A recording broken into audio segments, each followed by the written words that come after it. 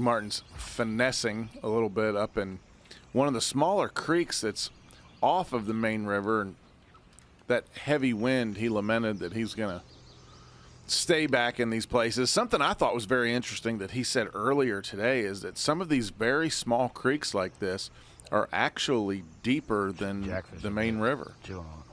Looks like he's on point.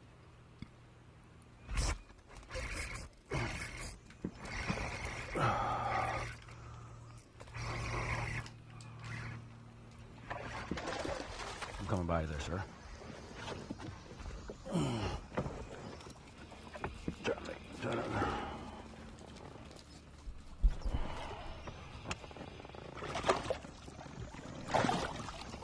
Now watch out, bull shark, take your hand from me.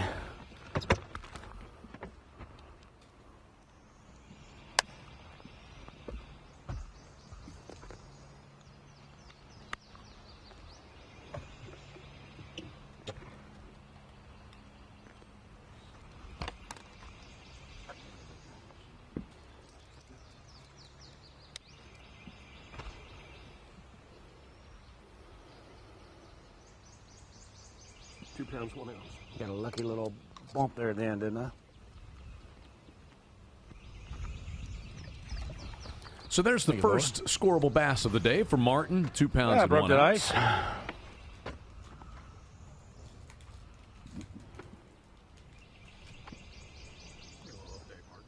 Yeah, we caught our first keeper, a little 2-pounder. We're going to try to 2-pound them to death. I'm just blessed that I got the bite and grateful not to be out there fighting. I imagine 20-foot waves out there. Got some shade.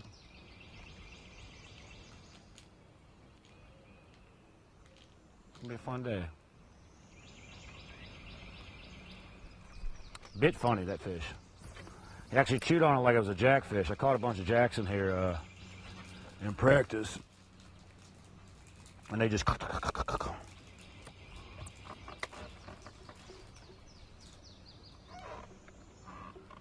Which kind of maybe, I don't know if how that's going to dictate the bite. Because earlier, in practice, they just, when they grab that thing, they get that thing. Just got to let the fish tell you what you need to hear.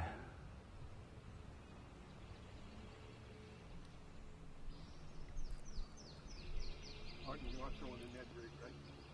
Huh? That's a Ned rig you're throwing? A wacky. Can't lie. Just had it on camera, right? That's one of them daredevils. Top water 6XD.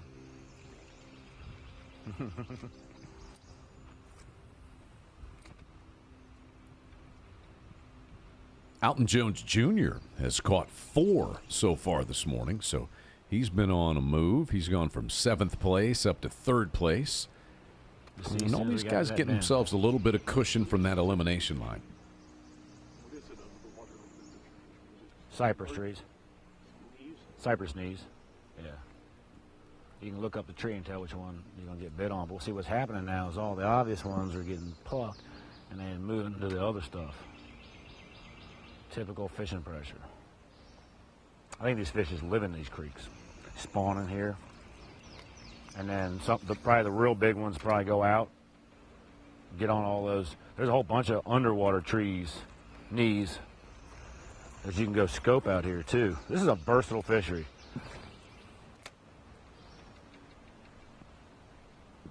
I mean, I fully understand why they cut us off. You know, if you have a 6-day tournament, there's no way you're going to be able to utilize that sound in the safely. 1-day derby, 2-day derby, you get lucky and don't get no wind. But I was down there yesterday and knocked 2 graphs off the boat. Couldn't imagine what it would be like today. You'd sink your boat.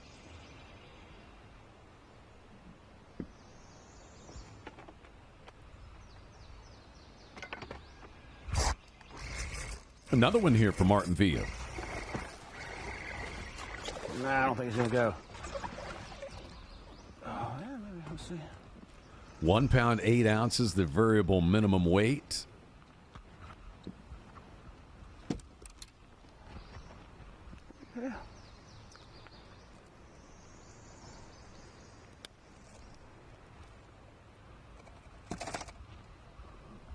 No way. 1 pound, 5 ounces. Really? Non-scorable.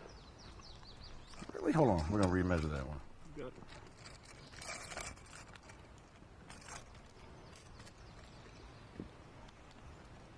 Is it good? Yep, got it.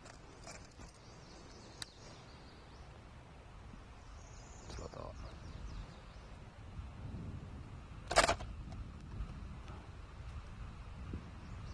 Something wrong with that scale. Take it off. Something's not working. You got another one with you? Yep. We're gonna have to use the Let's backup. let's reset that one more time. Yep.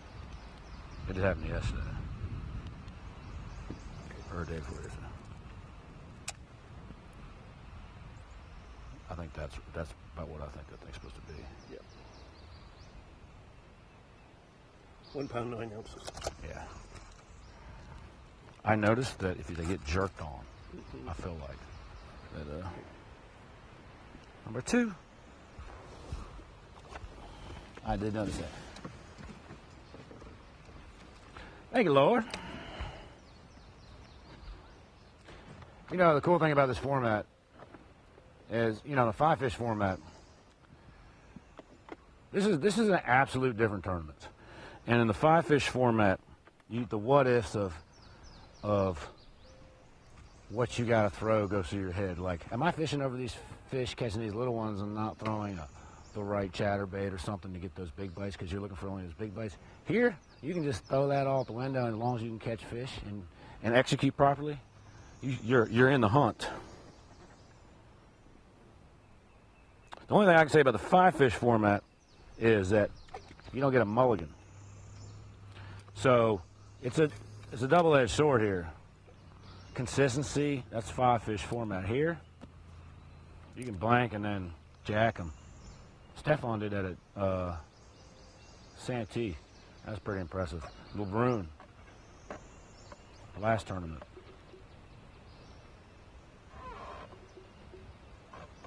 You're never I don't out really of know it. which. I'm here. I don't care what the rules are. Whatever the rules are, is what we do. I'm here just to compete. We still live? All y'all back home watching, you don't realize how pretty this thing is. I can't believe I live 3.5 hours away from here and did not know this thing existed. All y'all people that go down the Outer Banks. The Outer Banks is like the biggest tourist destination in the country. It's right here. Might as well come on over here. Look up Scooter Lilly. He's a guide on here. Take you out here and show you the land of the big bass. The whole sound's full of fish. It's so undertouched. It's unreal. It's like the last untouched bass fishery down here. And actually, the true giants in the fishery are up here in the Chowan. It's just because of the fresh water. They have a longer lifespan.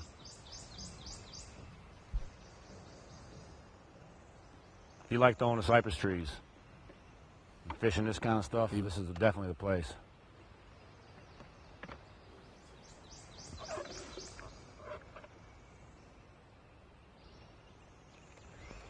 Actually, Scooter's one of the guys probably getting his butt kicked today out here on the waves, chasing camera boats. We're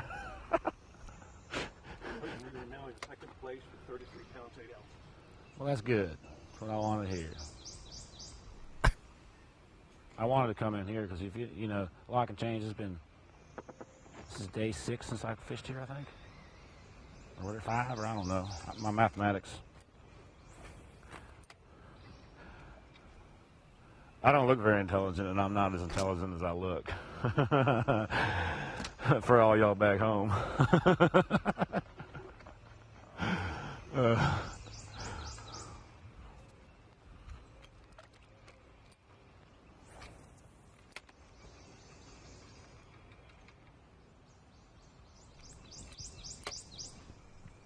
I feel like Martin, he's comfortable with who he is, though, JT. He just said he doesn't look that intelligent, and he's not as intelligent as he looks. He wears his own jeans well. Yes, he does. Let's check in on Fred Rambanis now.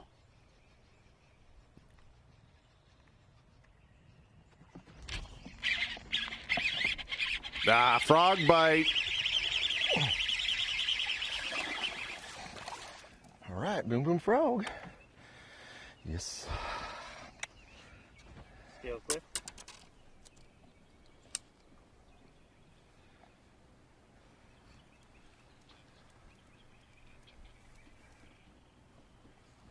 Take them off, please.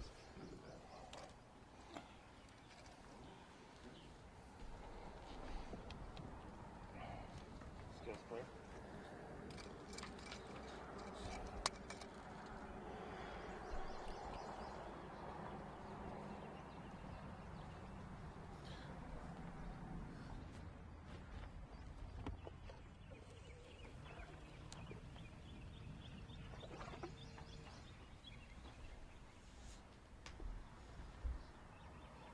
£1 12 ounces. Do you not agree with that? I agree with it. 112? Yeah. 1 pound 12 Absolutely, I agree with it. How about that? I knew I'd get one of this. You just know it. You just know when you're in the moment, and I'm in the moment. I'm just fishing, dude. I love this frog, man. This thing has been really, really good to me. I did catch 6.5 on it in practice, but hey, I'll take a 112 to start the day.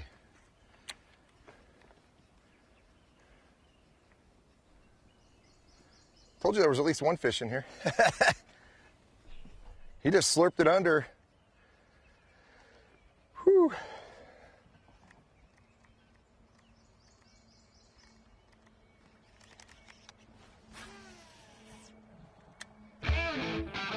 Fred Rambanis, good start to his morning. 2 scorable bass for 4 pounds 9 ounces. And he's worked himself into about 8.5 pounds of cushion above the elimination line. You could work yourself into this beautiful vehicle. Major League Fishing and Toyota partnering once again to bring you the MLF Tacoma TRD Off-Road and more sweepstakes. The grand prize is this 2024 Toyota Tacoma TRD Off-Road worth $47,000, JT.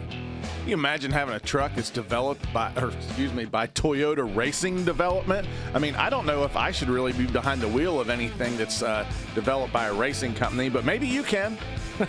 It is the all-new 2024 Tacoma, delivering trail-dominating power, legendary capability, and captivating style. In addition to the Tundra, we've got 4 great runner-up prize packages, each valued at over $1,200 from MLF's largest sponsors, Bubba, General Tire, Onyx, and Rapala, and 100 daily prizes from more of our sponsors, including coolers, gift cards, autographed jerseys, and great gear for fishing. But the grand prize is that Toyota Tacoma TRD Off-Road worth $47,000. You can enter daily by simply going to majorleaguefishing.com/promos until September 10th of 2024 for your chance to win.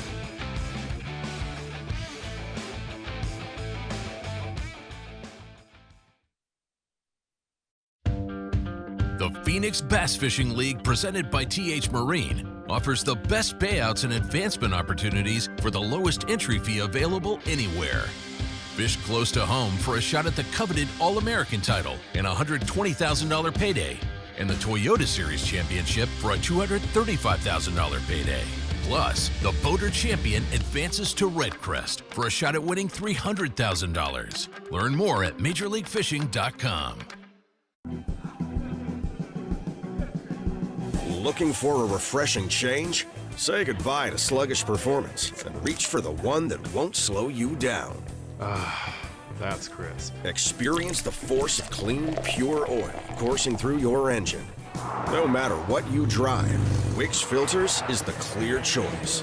Here's to filtration that works as hard as you do. Wix Premium Filters. Performance starts here. We all want the internet to make things easy. Easy pet supplies, easy rides, easy exercise. That's why PowerStop made it easy to treat your vehicle to a brake upgrade. With just a few clicks, our Easy Brake Finder matches your vehicle with the perfect brake kit for your ride. Your brake kit is delivered right to your door with the hardware you need to get the job done. We all deserve a little ease in our lives, so take the stress out of car maintenance with PowerStop brakes. PowerStop, brake upgrades, made easy. Need parts fast? We got fast. Need them now? We got now. No matter what you need, we have thousands of professional parts people doing their part to make sure you have it. We're O'Reilly Fast. Just one part that makes O'Reilly stand apart. The professional parts people. O'Reilly Auto Parts. Ever just want to start over? Take a mulligan in life? With a smooth, clean shave, every day is a clean slate. So who cares if you put all your money in crypto and called your boss an idiot? Start fresh with Barbasol. It's a can of can-do. I'll be your beast of burden. An ally in enemy territory. Overgrown, nasty, unkind. Throw me in and watch me swim. Mother Nature may be tough. I'm tougher. I'll take you where chaos is the cost of entry, where the fish are worth the fight. If you ask me, the bigger the question marks, the better the quest. In the relentless pursuit of domination on the water, one name stands above the rest. TH Marine's Atlas Jackplate. The power behind champions since 2007. The driving force that propels you to victory. More winners choose Atlas. For the fisherman who demands the best, Atlas delivers. Because every move counts. More winners choose Atlas.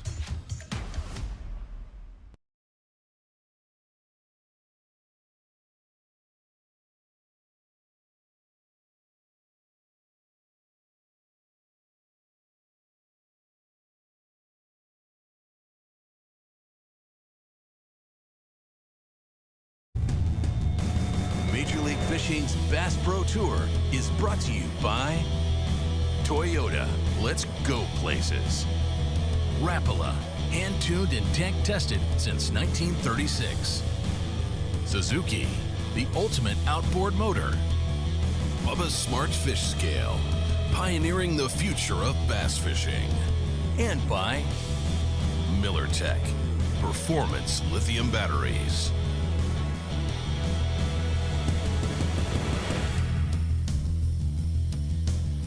You've caught Major League Fishing's Bass Pro Tour coming to you from the North Carolina-Virginia border this week for the U.S. Air Force Stage 5 Chowan River, presented by Wix Filters. Getting things revved up here on a breezy day along the Chowan River. First time that Major League Fishing has visited this venue, and it has met with very rave reviews from the anglers so far this week. Dustin Connell, the leader coming into the day. Now, Connell probably not going to set the hook much today. He hasn't yet. That's because he came into the day with a lead of more than 30 pounds above the elimination line. And so far today, the movers and shakers, Jacob Wall, he's got 7 for 12 pounds already, JT. And Justin Lucas has been able to slide up into the top 10. He's got 3 for 6 pounds and 14 ounces. Yeah, you can definitely see some of these guys. They're starting to put it together. A.J. Alton Jones Jr., he's got 4 for 8 pounds. That's got him up into third place. So some of the usual suspects at the top so far, but we're definitely seeing some guys starting to move around down here at the bottom as this wind seems to have adjusted this fishery a little bit, Chad. Yes. Got 3 anglers within 1 scorable bass of crossing into the top 10. Mark Davis, Nick LeBrun, and Nick Hatfield. Here's Dylan Hayes trying to maintain his spot above the elimination line. Hey, Dylan, we're live. How about an update? Oh, update is we are in an area that I practiced and caught, had 4 or 5 bites. And I wanted to come check it this morning. There was a lot of bait around here, and there was a little bit of schooling activity. And I want to make sure it wasn't nothing really, really good. And I did catch a pretty nice one, a 212. right off the bat, and I've caught 7 or 8 other ones. But we're about to probably get out of here. I just found a giant school of striper. I mean, there's so much shad right here. Really, about the only place I've seen this much shad. And I knew something had to be going down, and what's going down is about every striper from the ocean has swam up in here. And they're pretty fun to catch, but I mean, they really are pretty fun to catch. Throwing a old school Ed Chambers square bill right now. I caught a handful of them around some of these trees this week. Definitely not what I'm doing all the time. I'm just trying to see. I just wanted to sample it. I wanted to sample to see what was going on, and I thought it was going to be all right. We caught a, nearly 3-pounder right off the bat, and that was it as far as keepers go. We're confident. Actually, we're getting several bites. About to go back to the program here in just a second.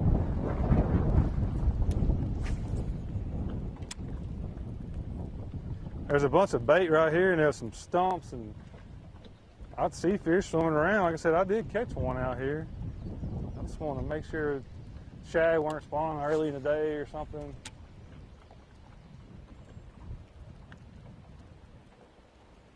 I don't think it's nothing. I probably won't come back. That's good. It gets it out of my system.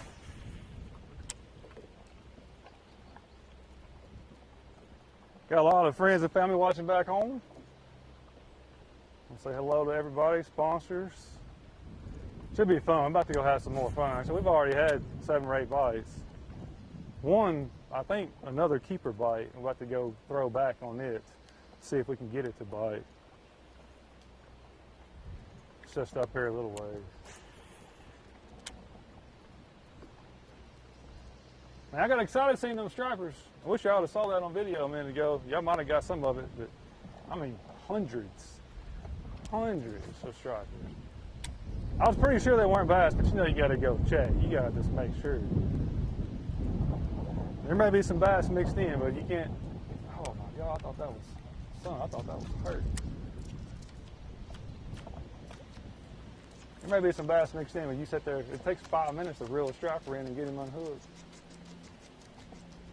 I thought one that got that. I thought that was a bass. I didn't see that stump right there. This thing don't get hung up very much.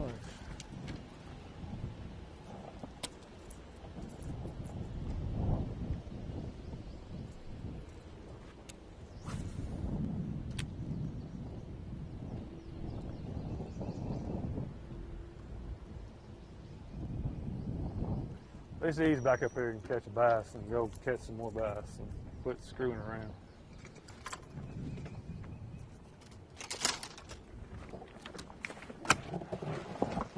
Not a terrible decision. We did catch one, but one ain't gonna do it. I'm gonna go back up here where I missed that fish this morning, and it's just like 100 yards up there. One scorable bass for Dylan Hayes so far today. He is in 5th place, which is where he started the day. 30 pounds and 4 ounces for Hayes. He's got 9 pounds of cushion. Hoping something special was going down here with all that shad. There he is. This ain't the right species. And how about those anglers who've been moving up? We've been talking about Jacob Wall, Justin Lucas, Alton Jones Jr. Well, we got to throw Nick Hatfield into that group as well. Nick Hatfield was 23rd to start the day, so he wasn't just below the 10th place cut line. He was below the 20th place money line. But he's been able to move up and do so quickly. He caught 5 for 10 pounds and 3 ounces on opening day. He's already caught 10 pounds, 3 ounces today, but he's only got 2 fish.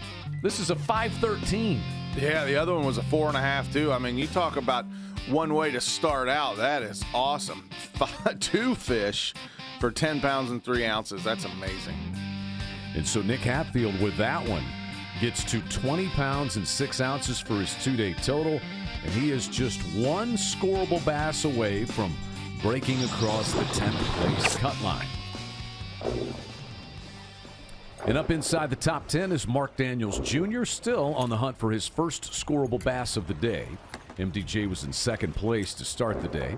and he has slipped back to 4th now. We can see that wind really starting to pick up.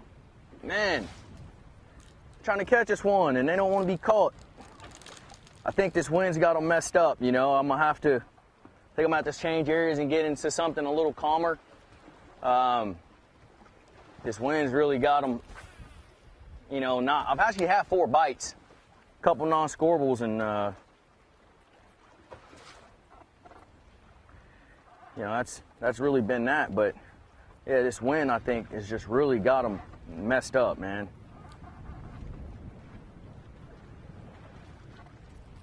And so we're just going to give this area a little bit more time, and then I'll be moving along.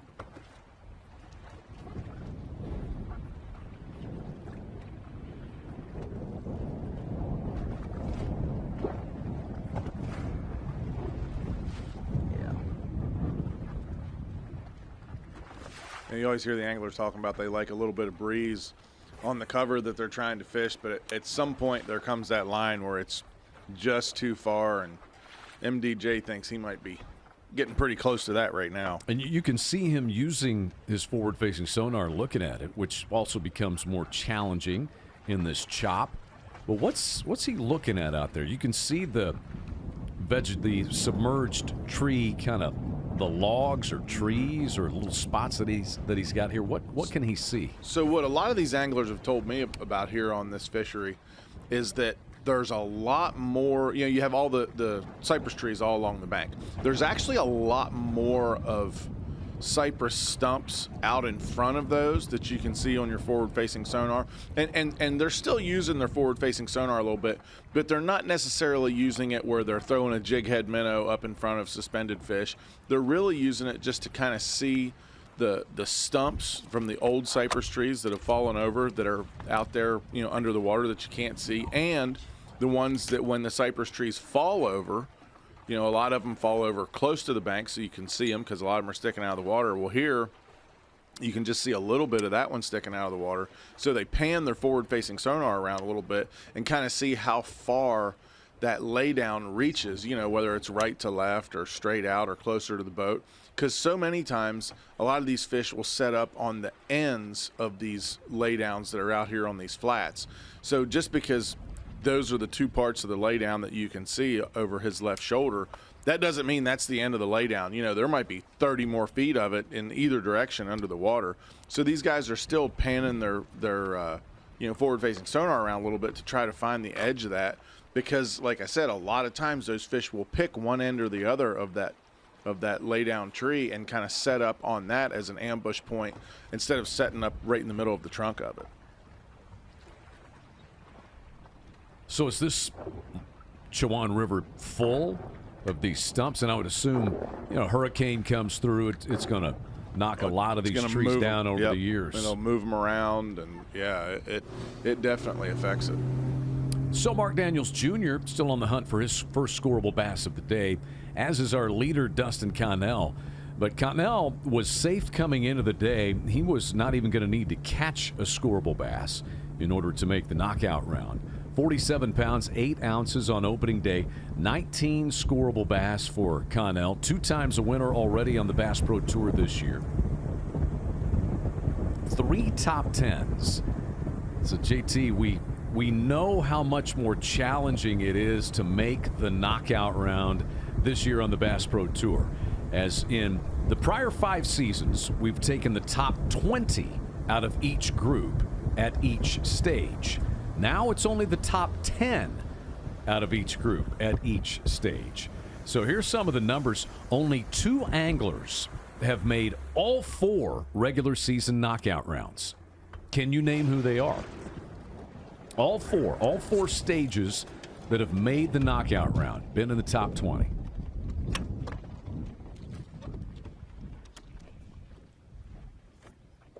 Without doing any research, Chad, you've got me in a little bit of a hucklebuck. I know, and I'm sorry to put you on the spot. No, I swim in awkward, friend. I automatically you would say Wheeler and Canal, but I don't think it is because, like I was saying earlier, you know, they didn't do that great at the last. What's weird one. about it is you can be the 1 answer mile in a out moment. of Let's zone listen on and be Connell. 1 mile into it. Like you can't.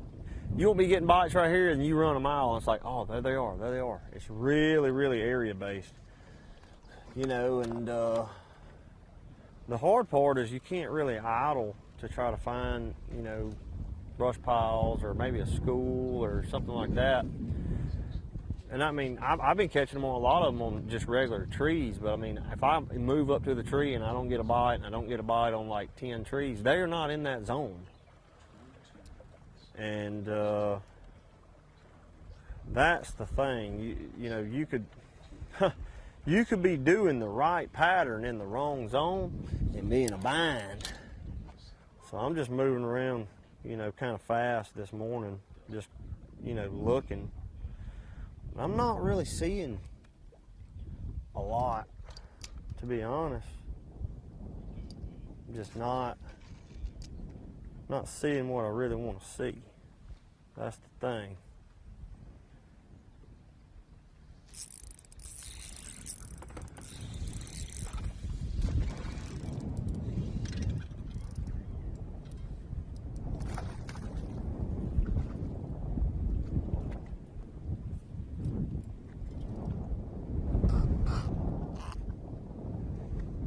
One pound, 8 ounces, the variable 6 minimum. ounces. Oh no, we got one, baby. We're locked at 1 pound 9 ounces. Biggin'. Scorable bass. Boom, baby. That's what they look like.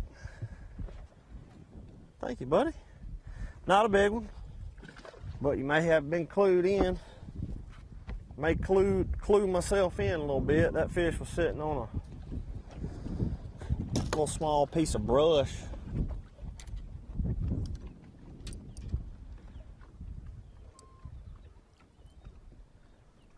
And you don't really, I mean, I've throwed a drop shot in there. I mean, I've thrown a crankbait. I mean, I've cranked around a DT6 a little bit, but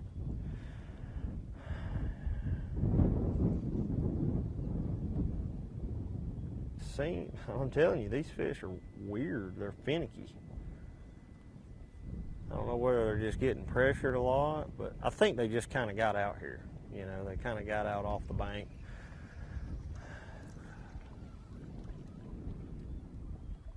I didn't even really waypoint that.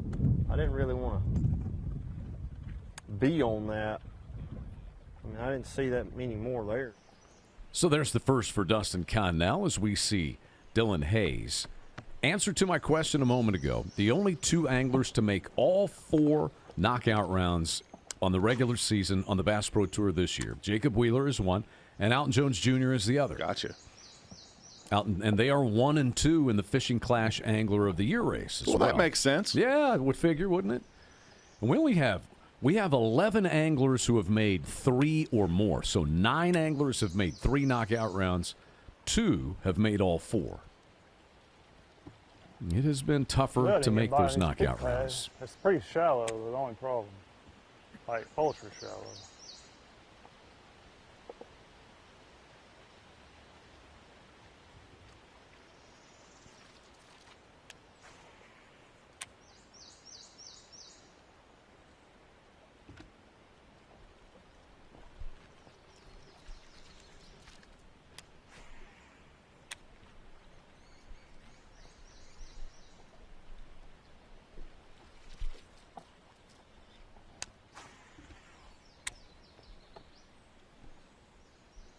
Hayes told me that he had a lot of bites on a buzzbait, and he kind of hinted to us a little bit earlier, but he was going to tell us about this new buzzbait that he was throwing, so maybe we'll get that out of him here in a little bit. Did he tell you what it is on condition of anonymity, that you have to keep it top secret? This is true, Chad, and now once again you've put me on the spot again to where I have to tell you that I know the information that the country wants to hear. Yes. And I just have to keep it to myself at this point. And not just when it comes to bait. You know the information that the country wants to hear in a lot of areas. Well, and now you're really placing me in a position that is very difficult for me, Chad. Honestly, I don't really appreciate it. May place you on some wanted lists, but then you're no stranger to those.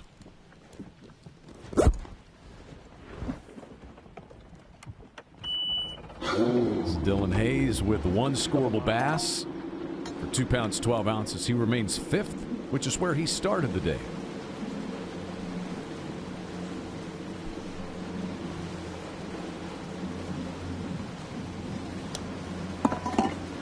Not many anglers have experience on the Chowan River. They're gaining it as we go, but one angler who does have experience struggled a little bit. David Dudley has had a house on the Chowan River, he said, for about 2 decades. He caught 6 for 10 pounds on opening day, so he is back down below the money line, just trying to get across the top 20. But he started his day with this one right here, a 3-1 for David Dudley. Solid fish, going to get him headed in the right direction, Chad. Dudley is one of 9 anglers to make 3 of the 4 knockout rounds this year on the Bass Pro Tour, so having a good year. But he is one who has some local knowledge here on the Chowan River, trying to make his way up that score tracker, qualifying day number 2 for Group A, Stage 5 on the Bass Pro Tour for 2024.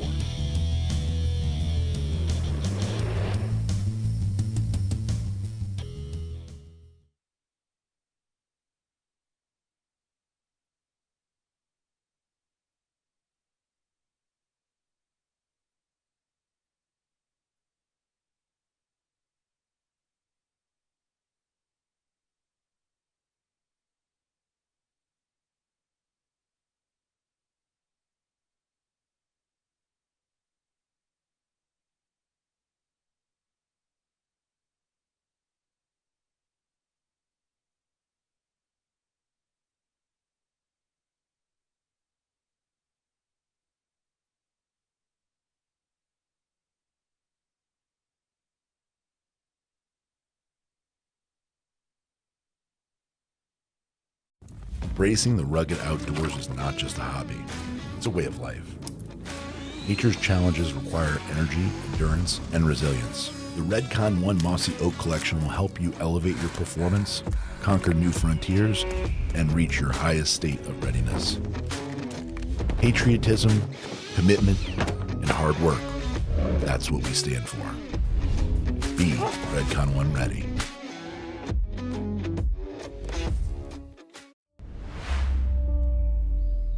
Was I reeling it a little bit slower?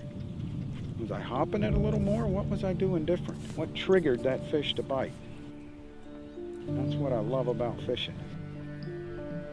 Every fish catch arises a new piece of the puzzle that you're trying to put together.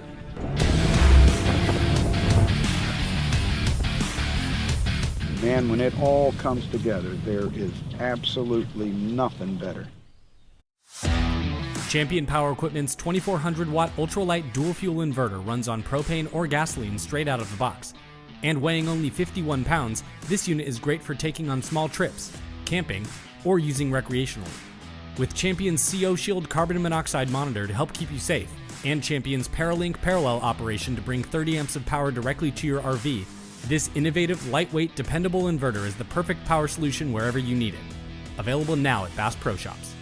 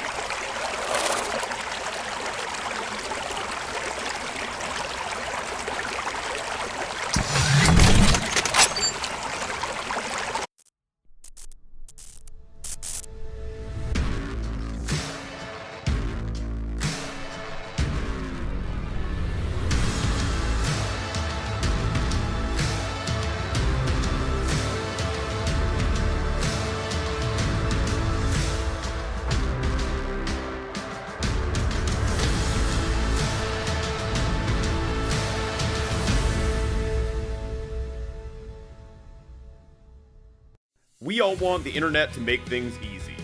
Easy pet supplies, easy rides, easy exercise. That's why PowerStop made it easy to treat your vehicle to a brake upgrade. With just a few clicks, our Easy Brake Finder matches your vehicle with the perfect brake kit for your ride. Your brake kit is delivered right to your door with the hardware you need to get the job done. We all deserve a little ease in our lives, so take the stress out of car maintenance with Power Stop brakes. Power Stop, brake upgrades made easy.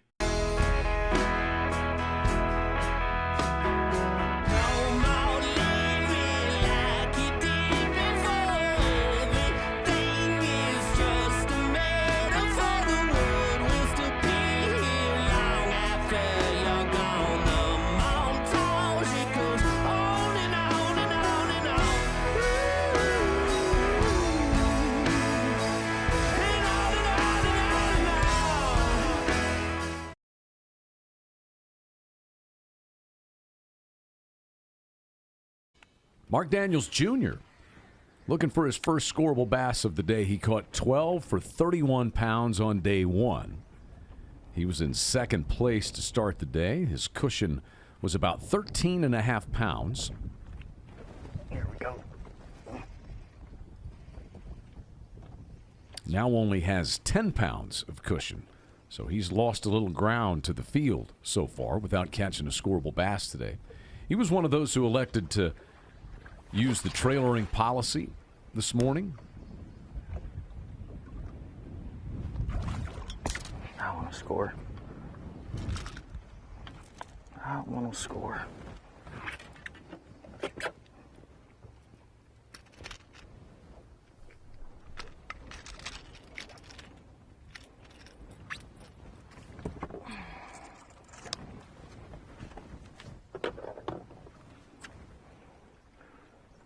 £1, 14 ounces. 114. All right, number one. Let's get this party going.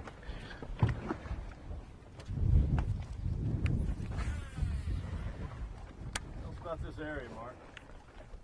It's a good area. You know, I had some bites here in practice, and oh, hang on. Oh, there's one.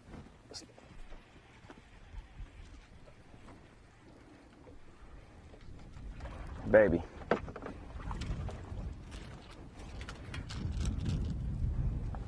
Hang on, guys. Sorry. Rudely interrupted by a fish. I'm gonna try this one though. Because sometimes they trick you.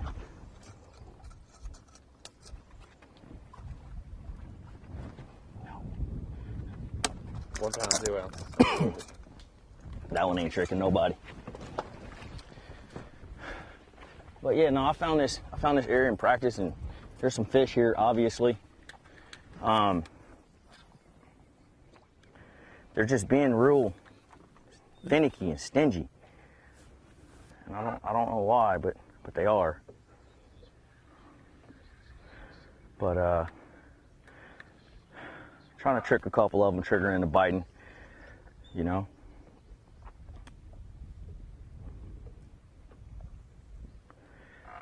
See what we can do here. Sucker's pretty smart too. When they don't want to bite drop shot, to me, they're pretty well educated.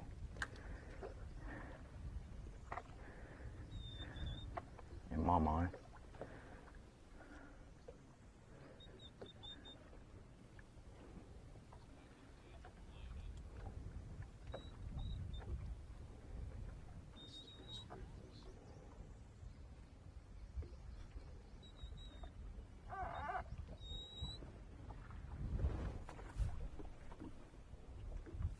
£33 and 1 ounce for Mark Daniels Jr., so he has 11.5 pounds of cushion above the elimination line. Nick Hatfield just crossed into the top 10. We told you about the two that he had caught, including a 513, and Nick Hatfield just caught a 111, so he is in the top 10 after starting the day all the way back in 23rd place. A good morning for Nick Hatfield.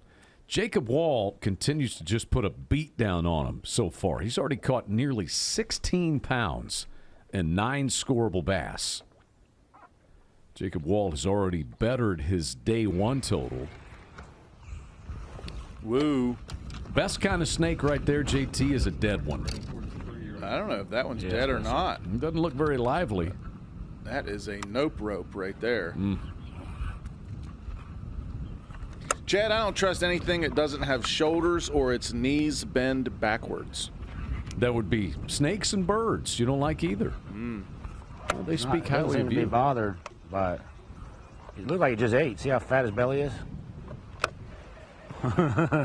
He just ate. That's what he's doing.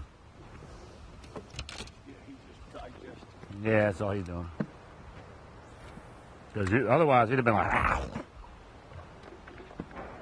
Yeah, he got something in his belly.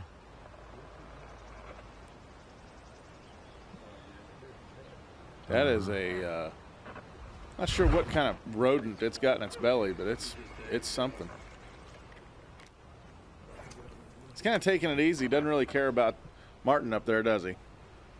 Yeah, they're a lot like me, lethargic when full. Yeah. He's moving a little bit. Let me out today. I didn't got nothing on that one I saw the other day. That's a female. The one I saw the other day was huge. Probably the second biggest one I've ever seen. That's pretty big to be a female. Pretty though. Or if it's pregnant, if that's what it is inside of it instead of a rodent. Could be a chupacabra in there, Chad. Could very well be. Answers to those questions are way above my pay grade. You might have to look to the Anunnaki for those answers, Chad. I have no idea what you're talking about. I'm just going to nod and smile.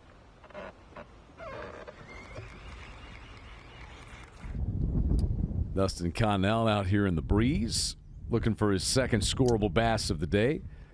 Leader coming into the day.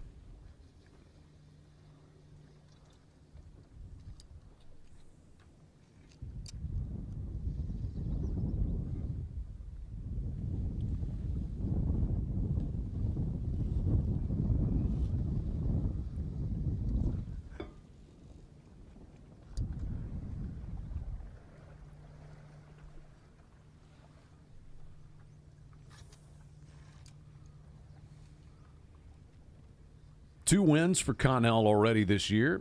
He was the winner of Stage 1 at Toledo Bend, and then he was our Red Crest winner at Lay Lake. Second time that he has won Red Crest.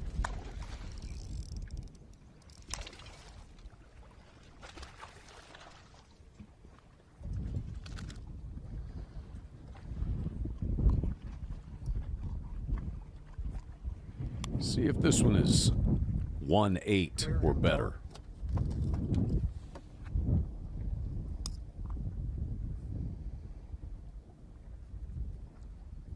1 pound, 12 ounces, scorable bass. Little fat boy. Little fat boy. There might have been a school of them right there, boys and girls. I don't know. I think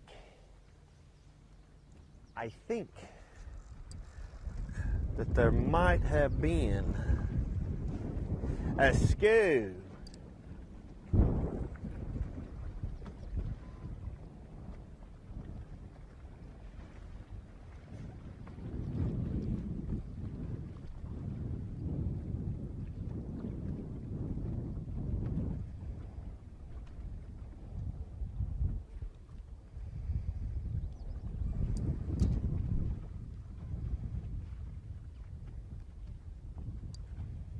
We'll see how much damage Connell wants to do today. Once again, 47 pounds, 8 ounces. Gave him plenty of cushion above the elimination line. He had a 30-pound cushion coming into the day.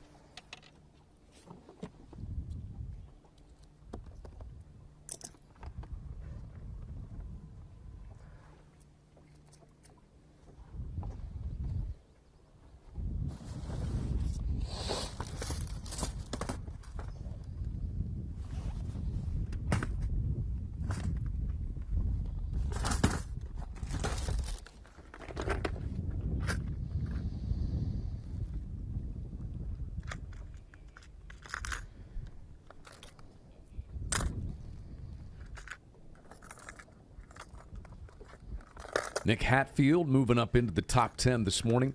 Then we've got 4 anglers. 11th, 12th, 13th, and 14th are just one scorable bass away from getting themselves in. James Elam has been bounced out, but he is back on the rise. Lucas, Mark Davis, Nick LeBrun, they are all four just sitting right below the 10th place cut. 20th place cut, the money line is 16 pounds and 7 ounces, and David Dudley is the last man in currently. Dudley just caught that 3.6 that we showed you headed to the last break. Yeah, it shows you how things can change. Stephen Browning, the only one in our top 10 that hasn't caught one yet today. And this is like quintessential Stephen Browning type water, you know, stained lily pads, shallow water fishery. He's throwing his beloved chatterbait. Said he was doing a little bit of flipping. You know, and that just goes to show you how things can change pretty quick. For better and for worse. And now Browning just needs the better part.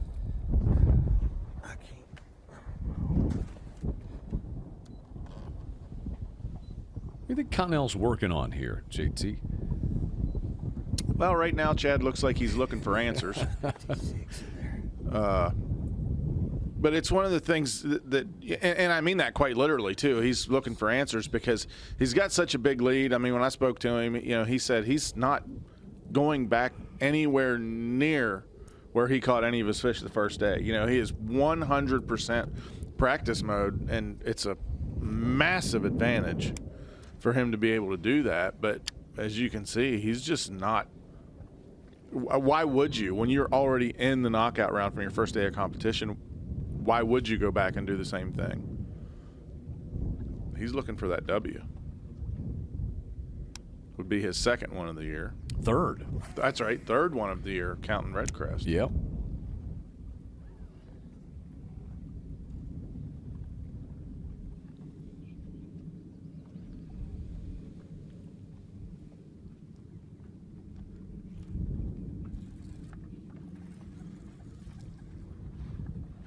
Connell is around him here.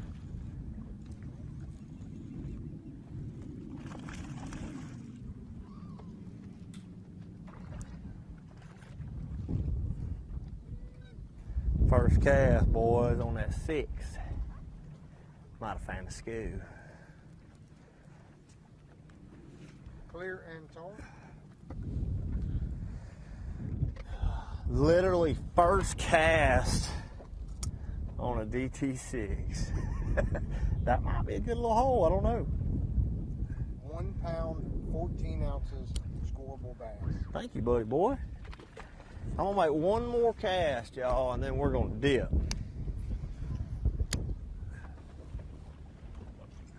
If that's them,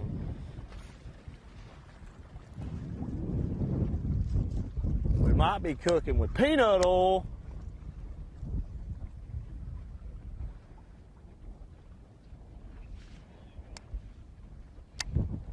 You a peanut oil guy, JT? At times, it all depends on what it is. Alligator's very good in peanut oil. I'm about positive. Drum, shoe pick is very good in peanut oil. About to find out.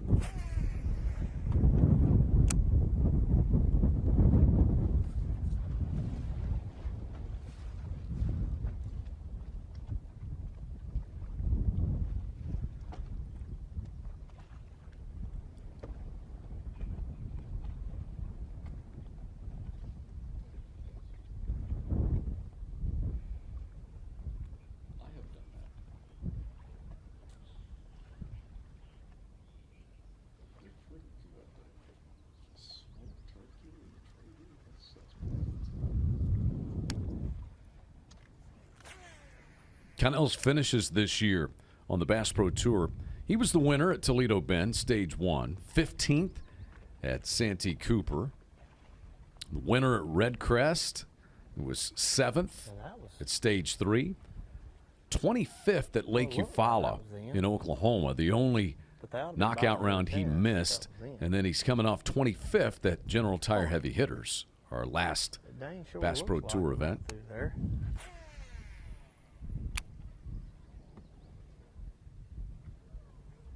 6 wins in Bass Pro Tour events. including the 2 this year. He also won 2 in 2022. Looks like them, boys and girls.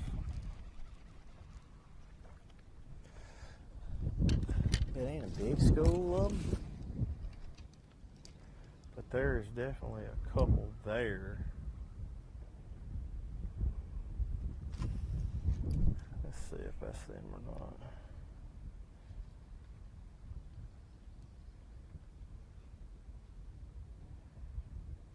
Acts like them.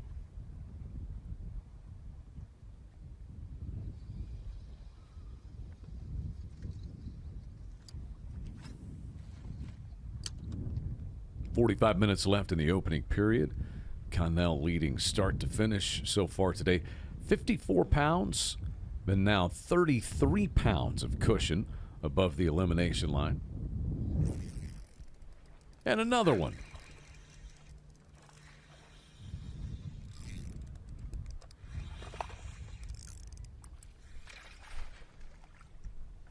Got him on a freeloader.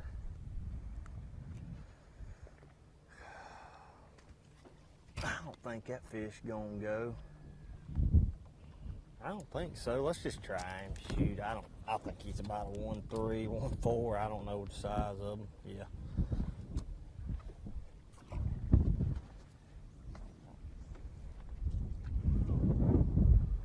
So that one a non-scorable.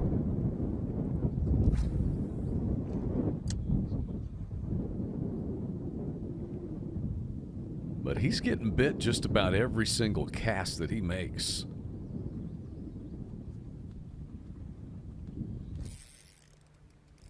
I would say so. That one might be a little bit better one there.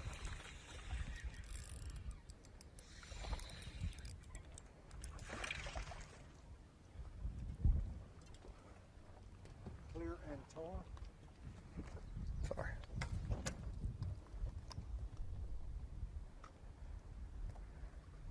I found a hoe. 1 pound, 10 ounce. There we go, baby. Scorable bass.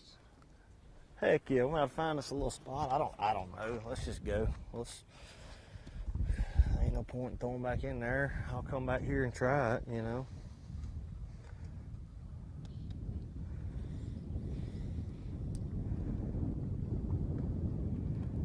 That was 3 scorable bass in a 9-minute span for Dustin Connell. One more cast.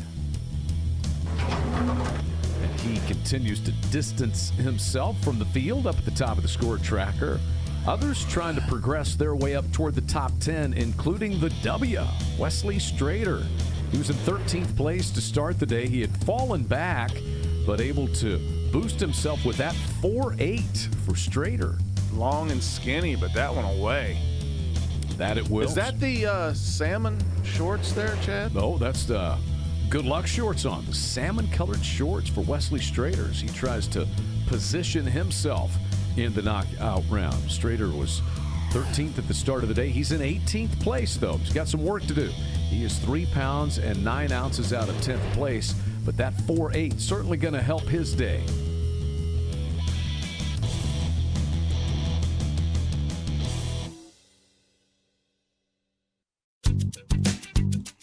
Need parts fast? We got fast. Need them now? We got now. No matter what you need, we have thousands of professional parts people doing their part to make sure you have it. We're O'Reilly Fast. Just one part that makes O'Reilly stand apart. The professional parts people. O'Reilly Auto Parts. Embracing the rugged outdoors is not just a hobby, it's a way of life. Nature's challenges require energy, endurance, and resilience. The Redcon 1 Mossy Oak Collection will help you elevate your performance, conquer new frontiers, and reach your highest state of readiness. Patriotism, commitment, and hard work. That's what we stand for. Be Redcon 1 ready.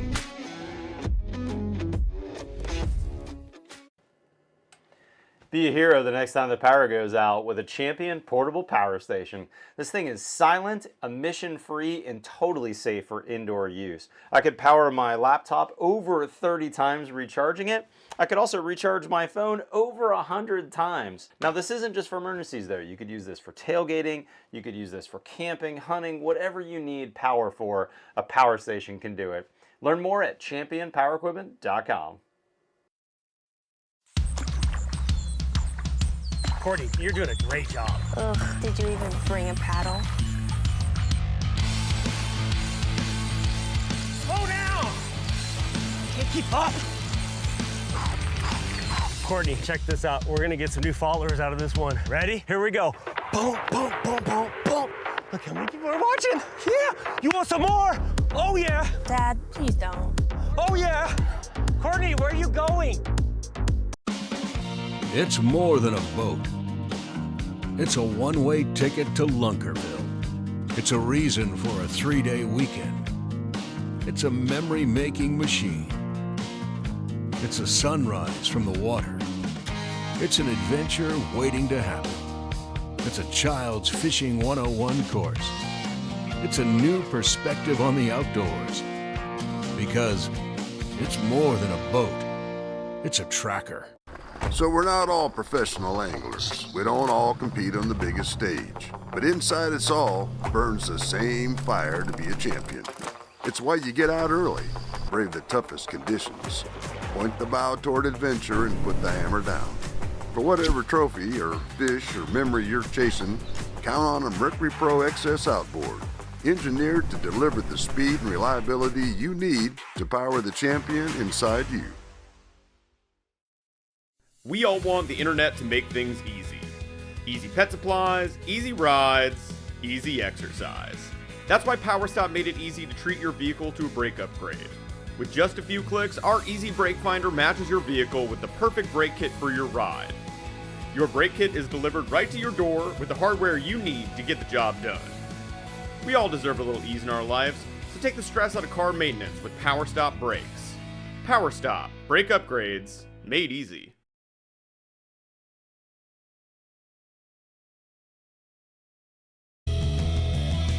Major League Fishing's Bass Pro Tour is brought to you by Minn Kota. Anywhere, anytime. Bass Pro Shops. Your adventure starts here. For all kinds of reasons, for all kinds of seasons, General Tire delivers. Humminbird. Simply, clearly, better. And by Fishing Clash. Angler's best game.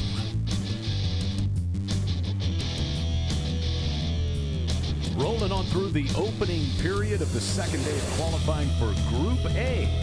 Major League Fishing's U.S. Air Force Stage 5 Chowan River, presented by Wix Filters. First time venue for us on the Bass Pro Tour. And in Major League Fishing, the Chowan River, we have the 39 anglers here in Group A out for their second day of qualifying, trying to make the top 10, move on to the knockout round coming up on Saturday.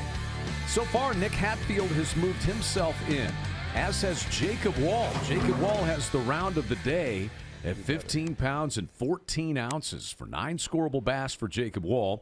He is up to 6th place, and this angler, Fred Rambanis, is in 7th.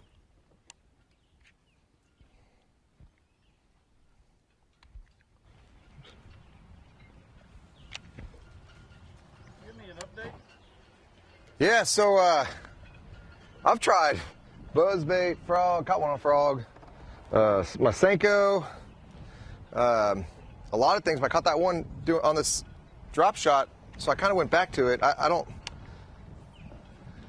know. I mean, I just need to catch a few fish. Like, I know if I can just get one. I mean, I'm really just junk fishing. I've tried chatterbait, square bill, 2 different square bills, my boom boom swim bait.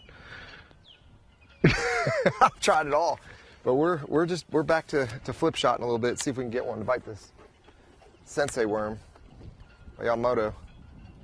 A lot of targets right here, so I mean, making pitch in front of one, the right one, I'll get a bite. Like right there, looks like a fish on. Well, I just dropped it. I don't know.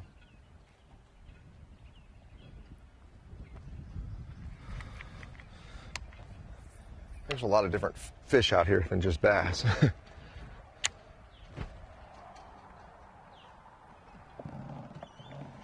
Kind of trying to make a decision if I want to stay or go. There's a little pocket back there. I kind of want to go explore back there with a frog a little bit. I think I got one right now. There it is. Well, that's a good one. That's, oh gosh.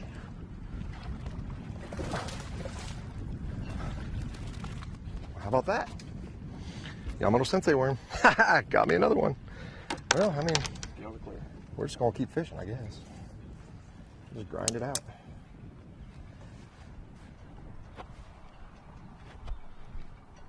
£2 4 ounces. 2-4. All right. Hey. There's a pretty fish. Real dark. That was cool.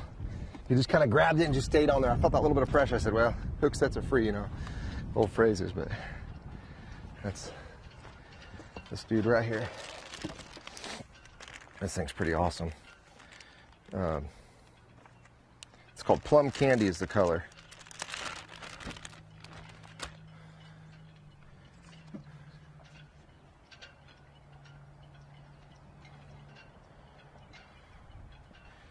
This is a new worm they just released a couple months back, and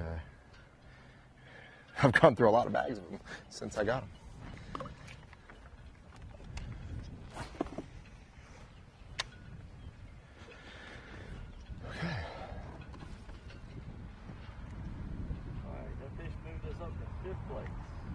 So Fred Urbanus now Yeah. with 3 for Ooh, nearly I'm 7 careful. pounds today.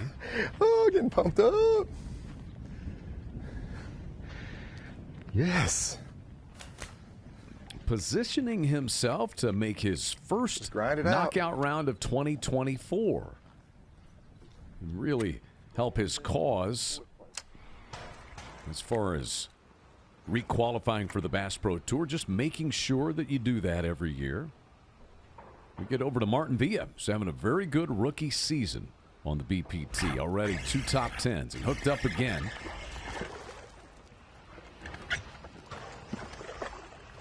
I don't know if he's going to go or not. It's going to be close. That was a nice one-handed a la Bobby Lane fish grab there by Martin Villa. Seems to be spreading.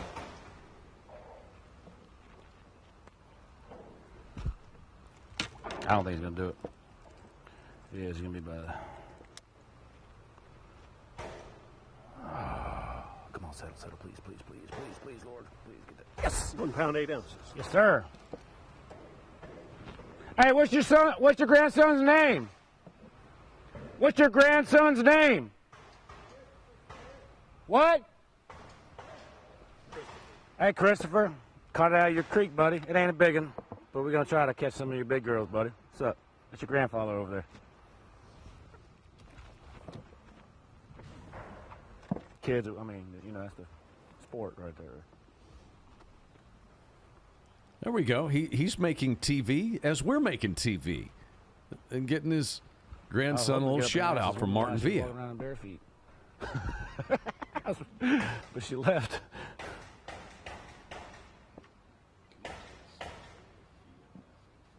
In this wind, and then Here's the drone camera looking at the hottest angler of the day, and that is Jacob Wall.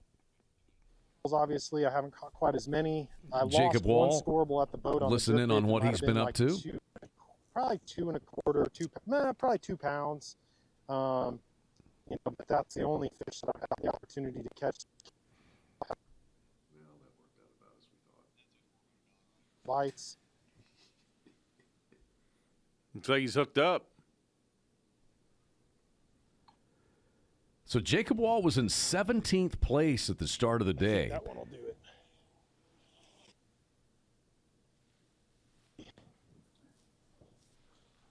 Oh, maybe not. Fighter, I don't think he's going to make it. I mean, let's just try it. I got him in the boat. Why not? I think he's about 1 pound 4. 1 pound even. I haven't caught one in like 10 minutes. I don't know what a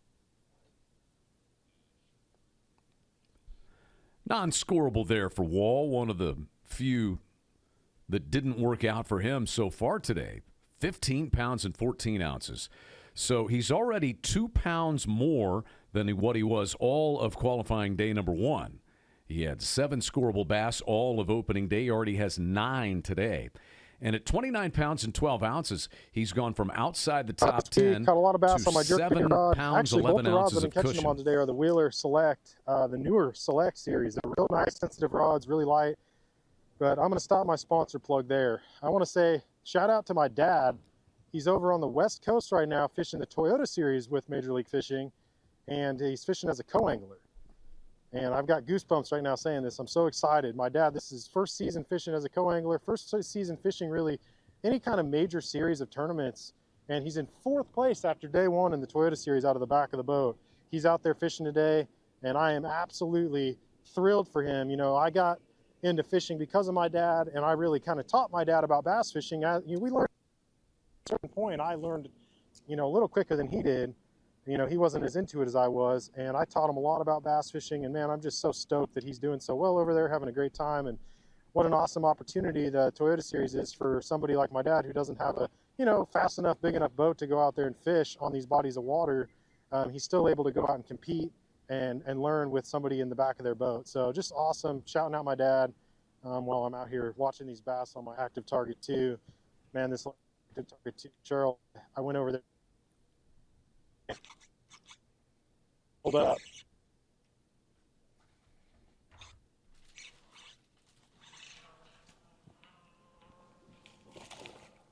That one might do. A lot of maybes and babies. I think he's another. Oh, come on. And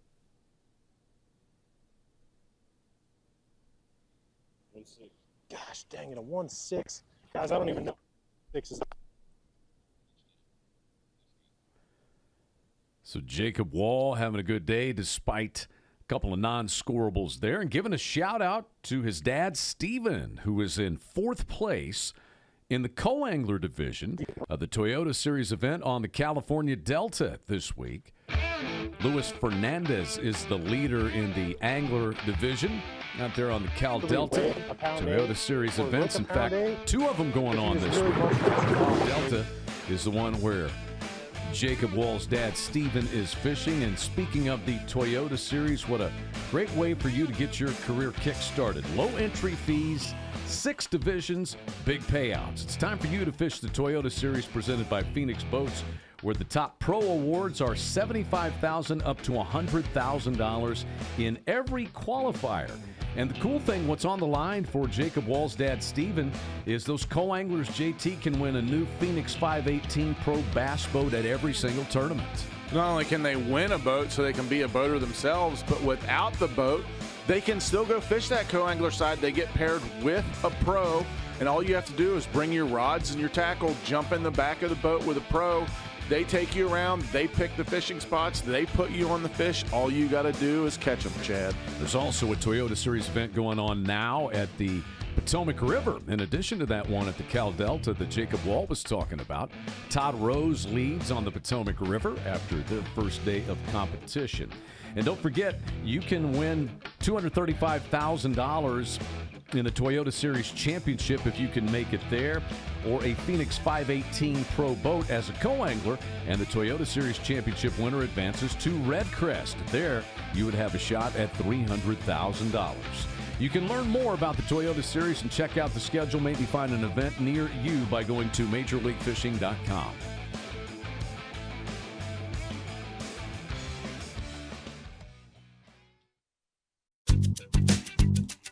Need parts fast? We got fast. Need them now? We got now. No matter what you need, we have thousands of professional parts people doing their part to make sure you have it. We're O'Reilly Fast. Just one part that makes O'Reilly stand apart. The professional parts people. O'Reilly Auto Embracing the rugged outdoors is not just a hobby, it's a way of life. Nature's challenges require energy, endurance, and resilience. The Redcon 1 Mossy Oak Collection will help you elevate your performance, conquer new frontiers, and reach your highest state of readiness. Patriotism, commitment, and hard work. That's what we stand for. Be Redcon 1 ready. We all want the internet to make things easy. Easy pet supplies, easy rides, easy exercise.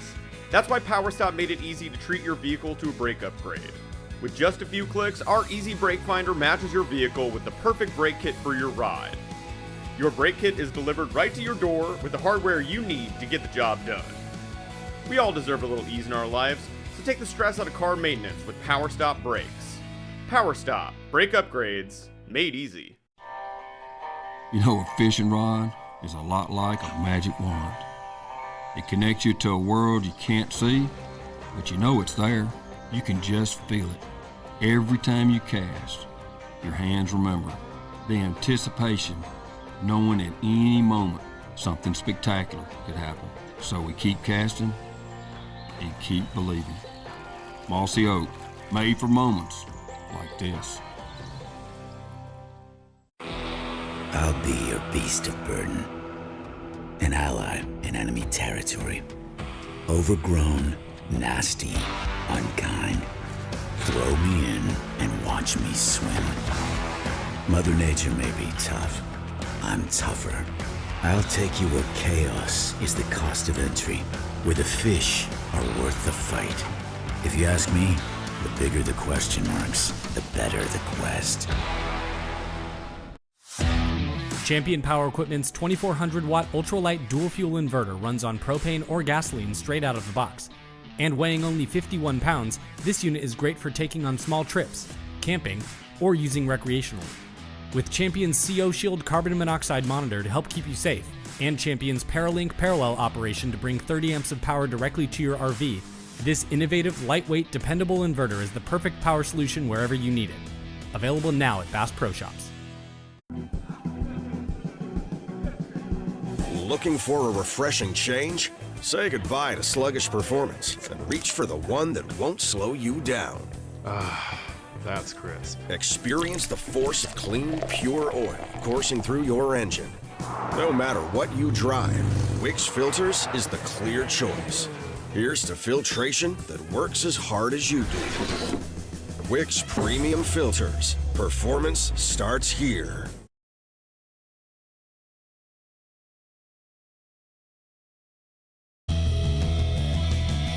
There's a beautiful look down on the Chowan River along the Virginia-North Carolina border, and we welcome you back into the U.S. Air Force Stage 5.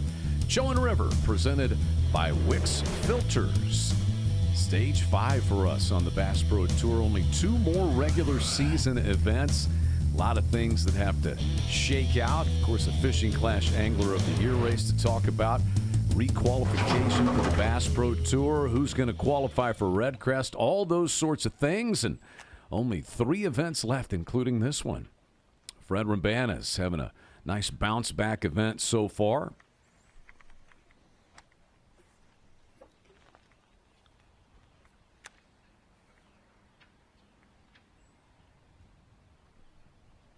There he is. Oh gosh, my back. Oh, my back. I had my back arched too far back. Okay.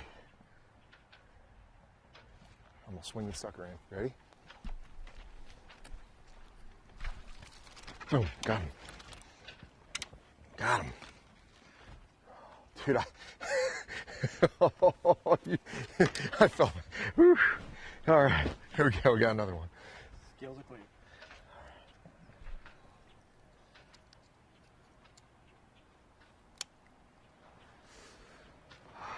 Dude. 1 pound, 13 ounces. Yes. Sensei worm strikes again.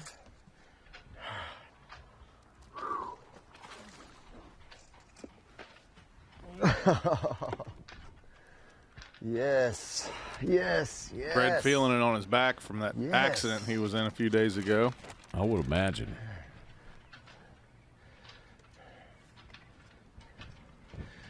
So, I'm actually sponsored by Phoenix Rods, but I bought this rod from Tackle Warehouse to try it out. It's a Maxim series, and it is absolutely perfect. The model number of this rod, I mean, let's see here. It's just a 7'3" medium heavy. Man, it's perfect for this. Dude, something big jumped over there.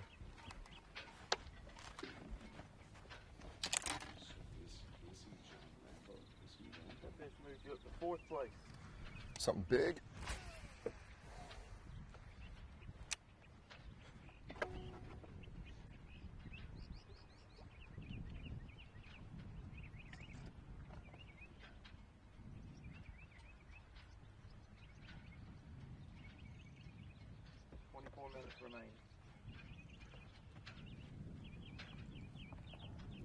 Ramban is 25 pounds 2 ounces on opening day. What's my total weight for today? So he's moved up 2 spots on the score tracker with 8 pounds 10 ounces today. 33.12 is his total. He's got 10 pounds and 6 ounces of cushion above the elimination line. So he's been able to boost his standing. Not the case for Stephen Browning so far today. He was in 4th at the beginning of the day, but he's without a scoreable bass and now 9th. The Puma caught 28.12 opening day, and that's where he sits. His cushion is 5 pounds and 6 ounces. Stephen, give us an update. What's going on? And this is it's not got started off very well. I know that. It's just I think it's a situation where that wind is blowing up here against the current, and I don't have that, like that ripping current that we had the first day. I've caught a handful of little ones, but nothing with any size, nothing even close to being a scoreable fish. So I'm just going to continue on. I mean, I know that there's some fish in this area right here. I tried to kind of make some things happen from a few areas that I've fished in practice and had a handful of bites, but I just never got anything going in those areas. And we're kind of back out here where I caught them on day one, and we just got to figure out what they're doing. Like I said, conditions have changed a bunch as far as water. The clarity's a little dingier, the water's a little higher, the current's not as strong. So it's about putting the puzzle together. So hopefully here, before this period's over with, we can get us a bite or two and kind of start to put the puzzle back together and kind of go from there. But it's been slow. It's been real slow, and I know that what I knew with the conditions, it probably wasn't going to be as good as it was the first day, but I didn't think it was going to be as bad as it has been this morning. So just got to stay positive and keep our head down. We'll get around a little old group of them. That's the thing about river fishing. I mean, they can move just a little bit, and then you collide with them up here in front of us someplace, and then we'll pick us off 2 or 3 real quick, and you may have to go another quarter of a mile before you find another little bunch. So it's about being patient, putting myself in the best areas that I know that have a few fish. We're gonna see if we can't grind us enough out today. So it's not easy. Crap, if it was easy, everybody'd be out here doing it, and I'd be 20 pounds behind. So luckily I'm staying in the game with it being as tough as it is. I just have to up my game here in the next little bit to get this thing going. I'm ready. Trust me. Locked and loaded and the hands on the trigger and the safety's off. I just need one of them to jump on this thing.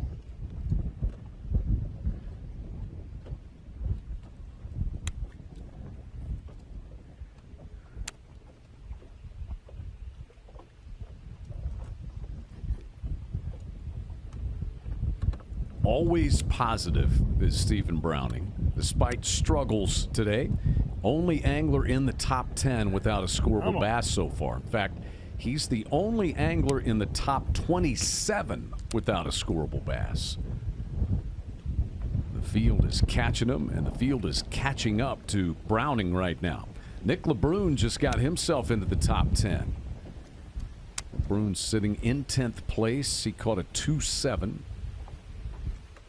So LeBrun was 11th at the start of the day, now 10th.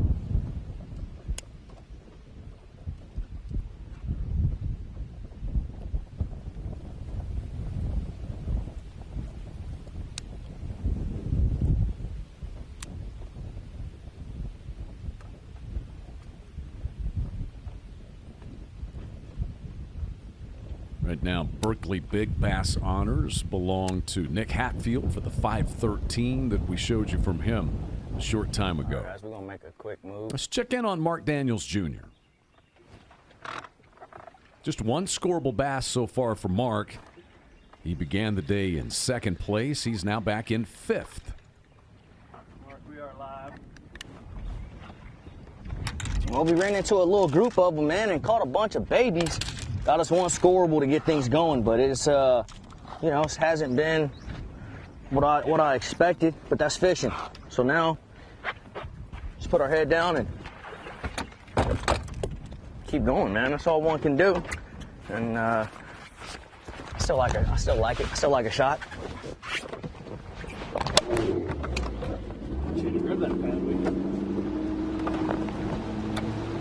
He had a 14-pound cushion over the elimination line to start the day, and that 14-pound cushion is now to just 10 pounds as we hit 15 minutes left in the opening period. So Mark Daniels Jr. has tumbled back from 2nd place to 5th place and work our way to Martin Villa, who is now in 2nd place.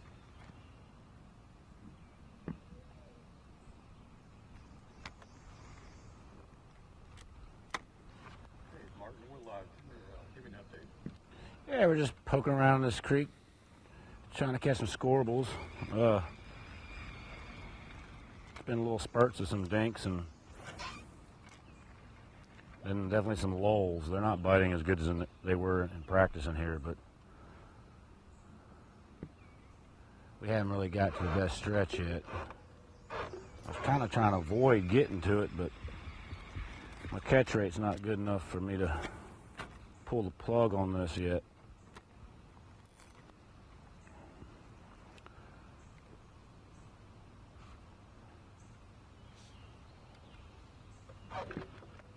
There was one definitely better stretch in here, and I'm not that far from it, but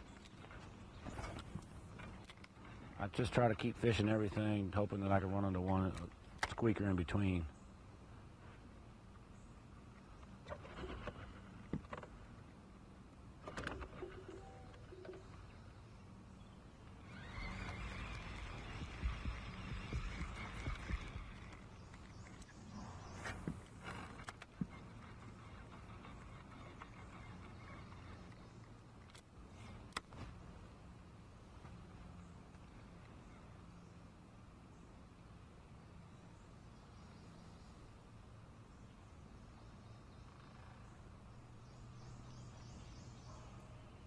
After 29 pounds, 14 ounces on day one, Villa has just 5 pounds, 2 ounces so far today. 3 scorable bass on the day, but he's moved from 3rd place up to 2nd place. And plenty of cushion for him right now. 11 pounds and 10 ounces of cushion above the elimination line and 11th place. Gary Klein has just moved up to 11th place. So Gary Klein is 1 scorable bass away from cracking the top 10. Klein started the day 16th.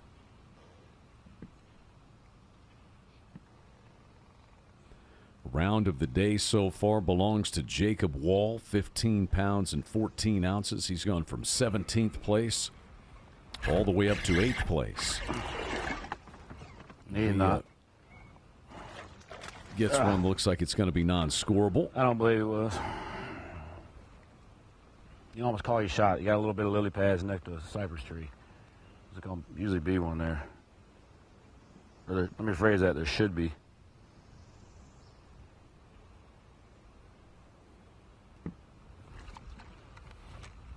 Like right there.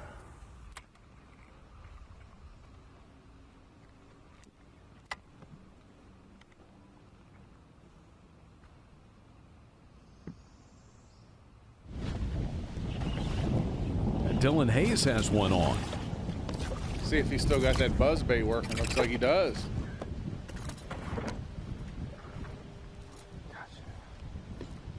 God, it took a long time.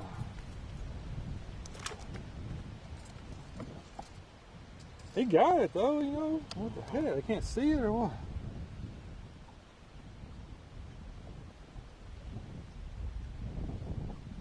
Who's 2 pounds, 6 ounces. Solid ones. Hey, pretty bass. Took forever and ever. Mwah. 2.6.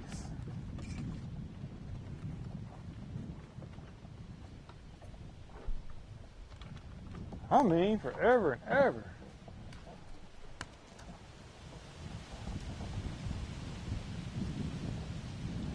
Two hours between scoreable bass, in fact, for Dylan Hayes.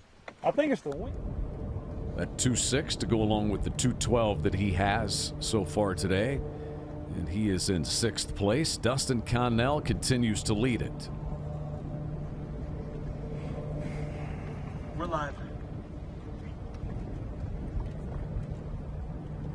All right, y'all, we're still looking around. I found that one little spot that had a group of them on it. I'm just trying to find some more schools. I know this is kind of unconventional, but I'm curious. Curious to know if they're doing this or not. Because this could be a way you can win the tournament right here. Just trying to find a school or two, you know. But it's very, very, very hard to find. Oh, it's hard to find. Like you look for a long time to try to find that.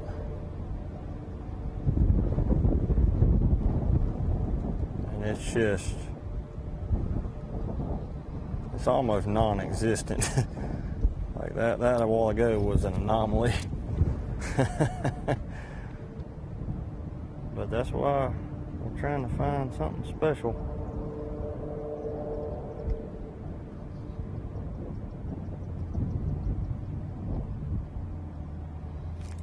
I don't know what that was. It may have been a crappie.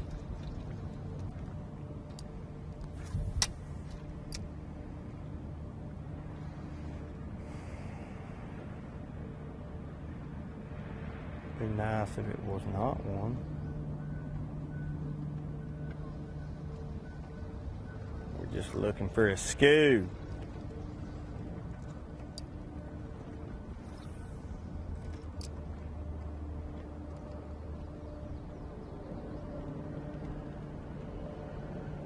Bunch of catfish in here too, buddy. I'm just telling you. There's a lot of cat daddies in this place. Ain't no telling what you catch. You get out here and float around some jugs. Good grief.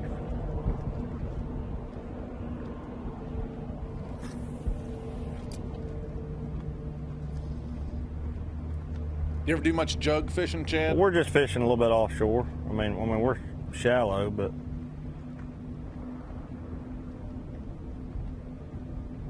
just trying to find something special. Not recently, JT. So much time to find. Ugh. You? You can get some tasty critters. Problem is, I can't idle, man. There's just so much stuff on the bottom. Stumps, stuff like that. I mean, it's just really, really tough to see.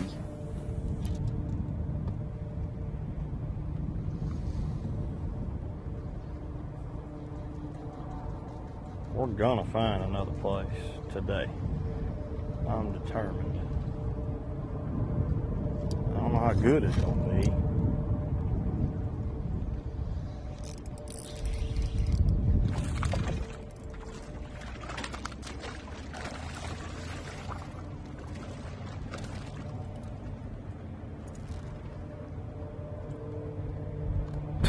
I was doing this the other day and I caught almost a 5-pounder. Clear and tar?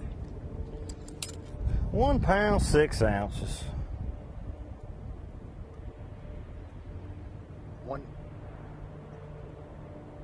Locked. 1 pound, 7 ounces.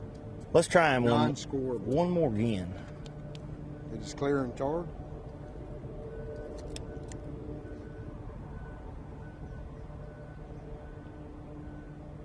It's locked. 1.8 ounces. Don't try it again. Did it. Scorable bass. He did do it. Thank you, baby. God almighty. Oh, boy. What a day. They wasn't but a couple right there. Just throw this crankbait in there.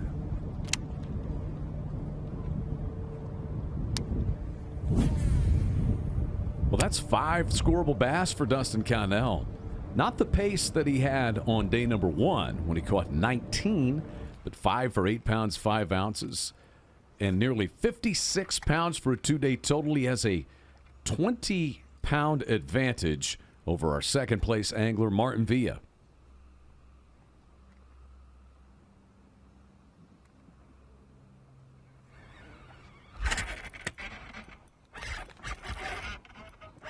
I hear some line screeching on that one. I was denied. Be close. Again. I don't know. Come on, baby. Be heavier in your look.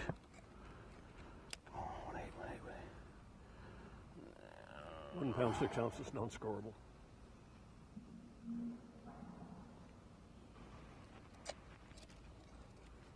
Wah.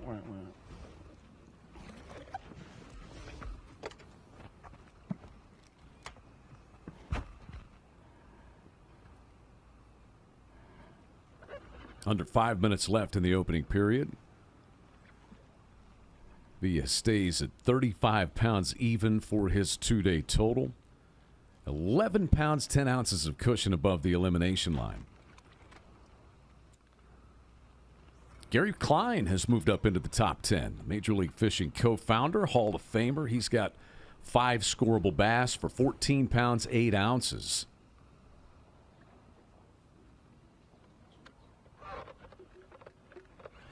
So Gary Klein, the latest to move up across the cut line. We've seen others bounce up and back down. Nick LeBrun, Nick Hatfield, they've all been in for a time. Justin Lucas was in.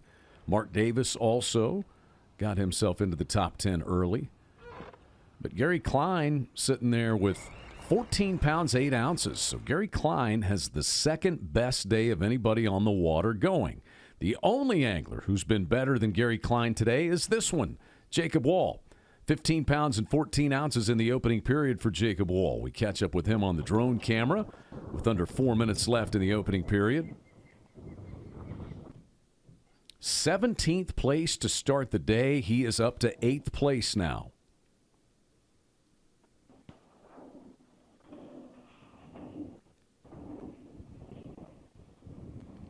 Not very big, Chad, but they're keepers, and it's getting him above that elimination line. Yeah, his biggest is only a 2.5, to your point. But 9 scorable bass for Wall.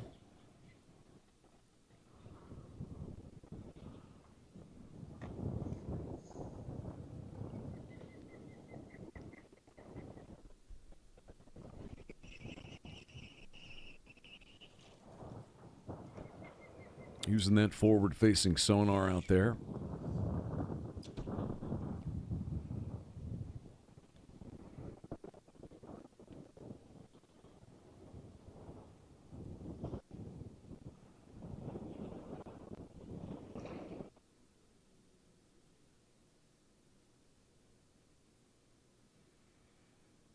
Second season on the Bass Pro Tour for Jacob Wall. Looking for his first knockout round of 2024.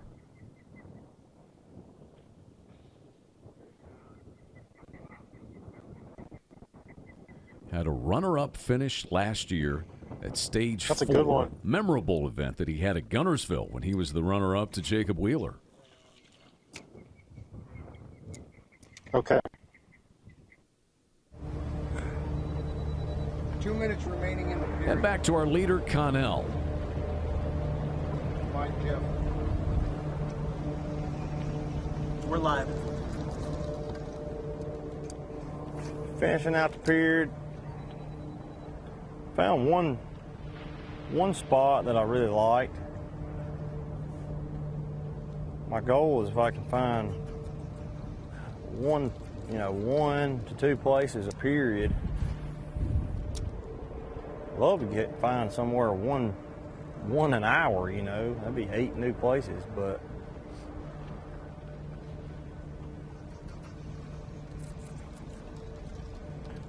it's all area based. You have to find the right area. It's just like Florida, I swear, it is. It's just like Florida.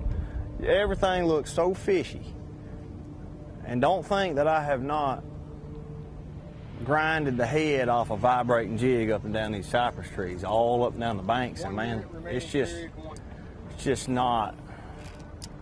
The water temp's 87. I mean, these suckers are starting to get in a summertime deal. It's June, so we're gonna keep easing around. 1 minute. Come on, 7-pounder.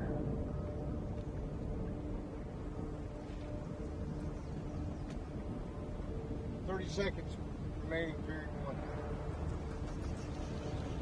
47 pounds, 8 ounces opening day for Dustin Connell. He's at 8 pounds and 5 ounces today. Comfortably through to the knockout round. His advantage over the elimination line is 32 pounds.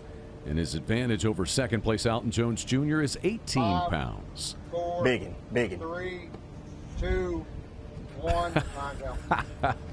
All right, y'all. Not a bad first period. Got to ease around a little bit and try to expand on some stuff. It's really, really windy right now, so I think that's going to kind of affect a lot of guys. But I hadn't seen anybody where we're at, so we're just going to keep expanding, try to figure something out special.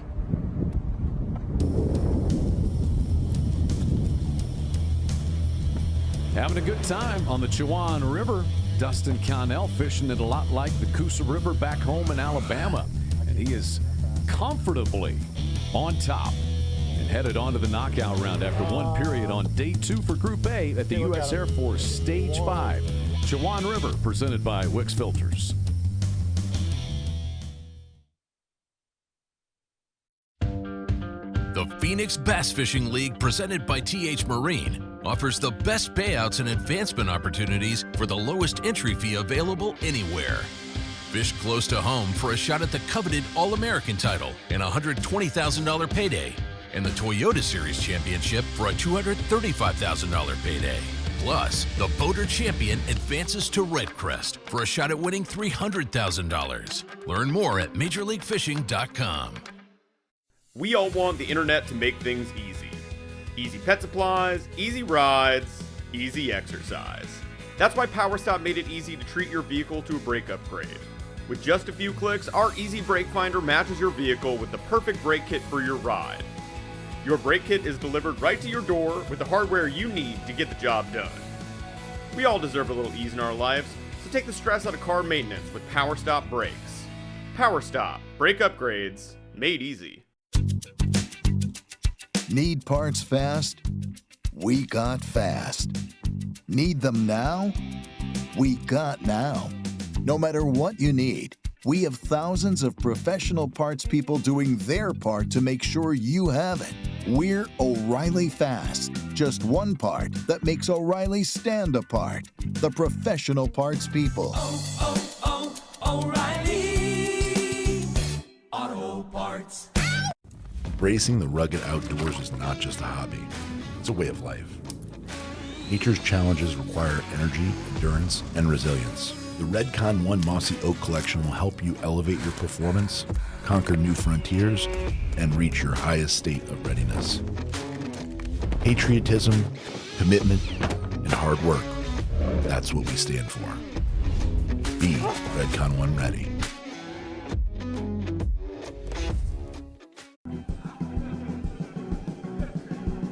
Looking for a refreshing change? Say goodbye to sluggish performance and reach for the one that won't slow you down. That's crisp. Experience the force of clean, pure oil coursing through your engine. No matter what you drive, Wix Filters is the clear choice. Here's to filtration that works as hard as you do. Wix Premium Filters. Performance starts here.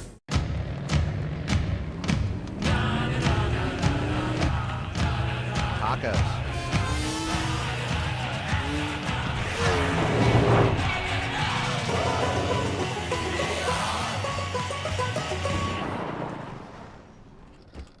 Can Billy come out to play? Yes! Woohoo! The all-new Tacoma.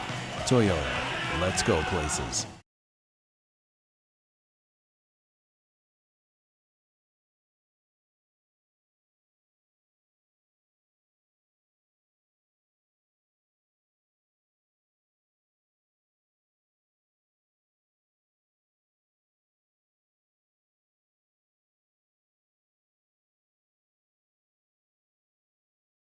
Looks second day of qualifying for Group A, navigating the Chowan River for the first time in Major League Fishing history.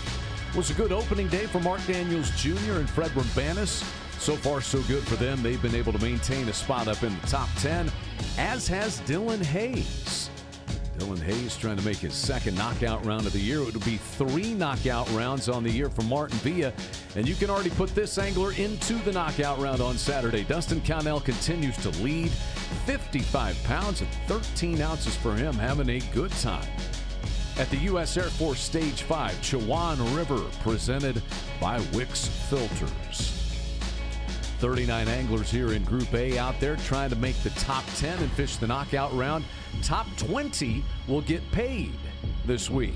And Gary Klein, Major League Fishing co-founder, he's got the second best day of anybody on the water, JT. That's a 5-3 for Gary. That's a solid fish right there.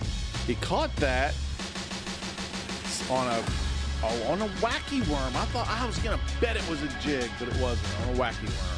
So Gary Klein up into the top 10. Jacob Wall has the best day on the water going. 15 pounds, 14 ounces so far for him. Stephen Browning still on the hunt for his first scorable bass of the day. Those are your changes up in the top 10. Alton Jones Jr. has moved up to second place now. Hatfield, Nick LeBrun, they were both briefly in the top 10, as were Lucas and Mark Davis. They've been bumped back out for now. There's that 20th place money line, as the top 20 will get paid. Right now, Marty Robinson just ahead of David Dudley. Chris Lane is 3 pounds off the money line, and these anglers have a lot of work to do as periods 2 and 3 unfold. Rolling you through some Redcon 1 highlights. We begin with Dylan Hayes. He went 2 hours in between scorable bass. He ended up with 2 for 5 pounds, 2 ounces in that period.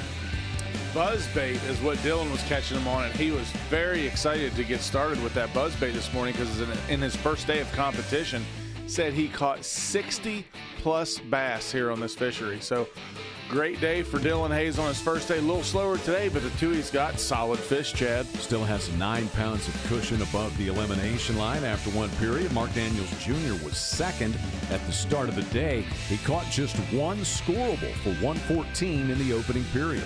We did see MJD catch a few fish, but just that 1 scorable, a solid one right here.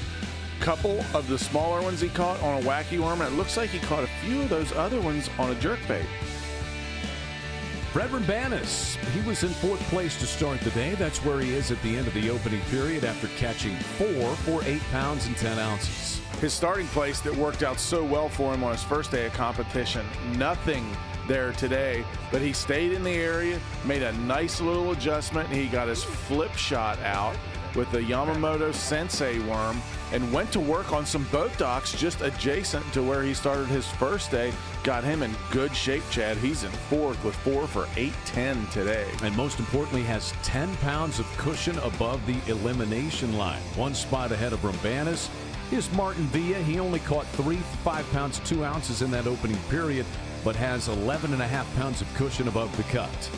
Been doing some Bobby Lane fish grabs and been throwing a wacky rig he's got himself up in a really small little tributary that flows into the Chowan River, but it's working out really well for him, just throwing up along the edge of the lily pads, and he is putting some fish in the boat, Chad. So Martin V is in third place. Alton Jones Jr. is second, and Dustin Connell continues to lead as he has basically a practice day on a very unfamiliar fishery to go kind of chart and find some new places. Straight up practice day for him. You know, he had a great day that first day, had 47.5 pounds. That affords him the ability to go out and just find more fish today, and that is exactly what he's done. Twice today, he already looked back at the camera with that smug smile and said, "Found a pod of them, boys." Maybe the kind of pod that can help him produce his third win of the season.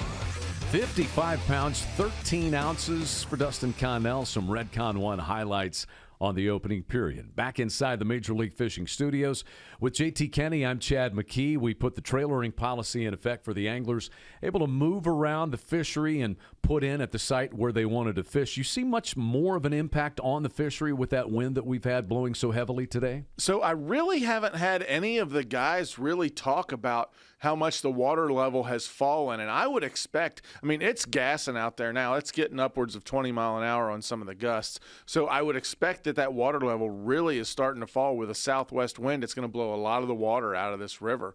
So, but I haven't heard any of the guys really complain about that yet. So maybe that's not really affecting as much as it could be. However, we got to look at Stephen Browning and see that he's still scoreless. He has caught 3 shorts that I got a report of, but he's still scoreless. So it's obviously affected him because he put a lot of fish on the score tracker the first day, doing what he loves to do. So, Chad, hopefully we'll see him be able to turn it around a little bit. Now, we will see if we have much volatility here in this second period because there's some separation between 10th and 11th place.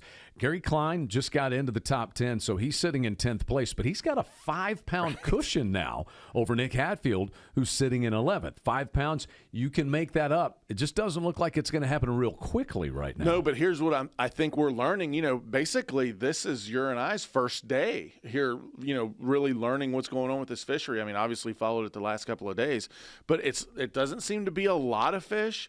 But there's definitely some big ones. You know, Martin Villa, we saw him catch a 7.5 pounder. Now Gary Klein throws in this 5.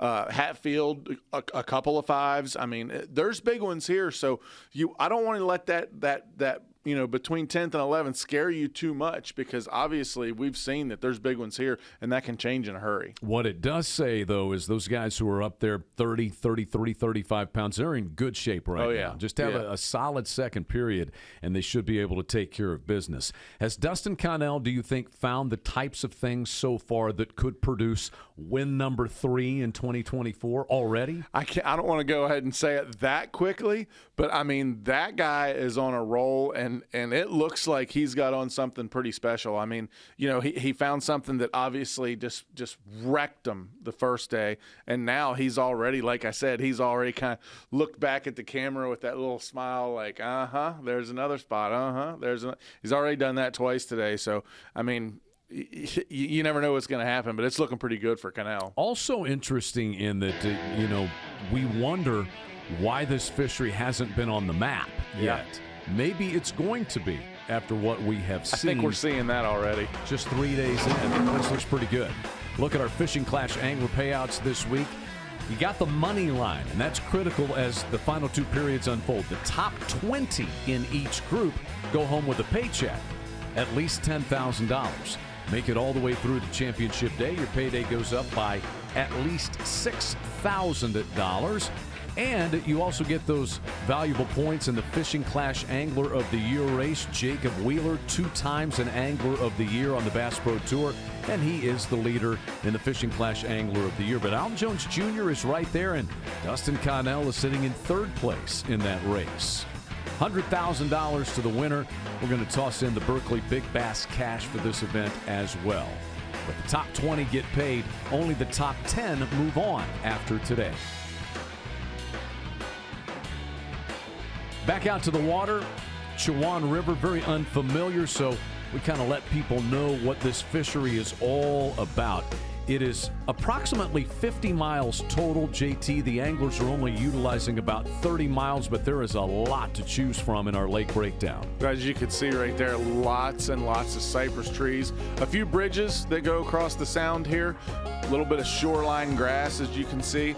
You know, even though this is connected to the ocean, there is not a lot of tidal ebb and flow in this place as you would expect from other mid-Atlantic tidal fisheries. What it does have, though, is big, wide water, as you can see right there, and that allows the wind to be able to move a lot of water. So anytime you have any wind at all, they can really move a lot of water on this river. But as today unfolds, we're seeing how much wind and a lot of southwest wind that we have today. So these guys are going to be dealing with a lot of current today on the Chowan River that they did not see in their previous days of competition. So it's going to be an adjustment period for everybody, but as you can see, there is some cypress trees and stuff out off the bank, just lots of stuff. And the anglers have been saying lots and lots of cypress trees and broken off cypress trees under the water out above the bank that you can't really see, but these guys are being able to find it with their forward-facing sonar. Stephen Browning had a scoreless opening period, so he's really looking to find some momentum as his cushion over the elimination line has been reduced to 5 pounds. 8 pounds, 10 ounces, a solid opening period for Fred Rambanis. He's in 4th place. His cushion is 10 pounds as we hit period 2. And Dylan Hayes, he's sitting in 6th. He caught only 2 scorable bass for a little over 5 pounds in period 1. His cushion is 9 pounds headed to period 2. And Mark Daniels Jr. had a slow period. Just 1 scorable bass. He's fallen from 2nd place to 5th place. As we hit a B&W trailer hitches, lines in. Period 2 for Group A on the Chowan River.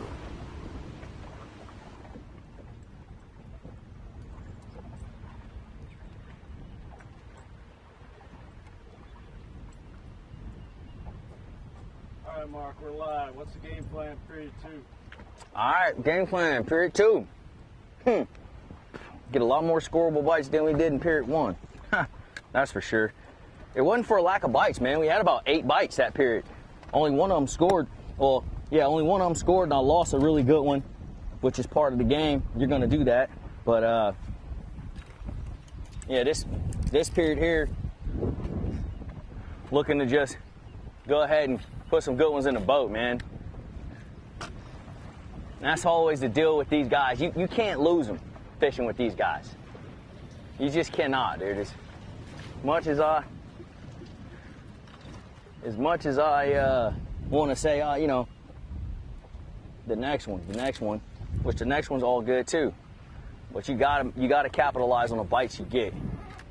And so that's part of the game plan in this period, is to capitalize.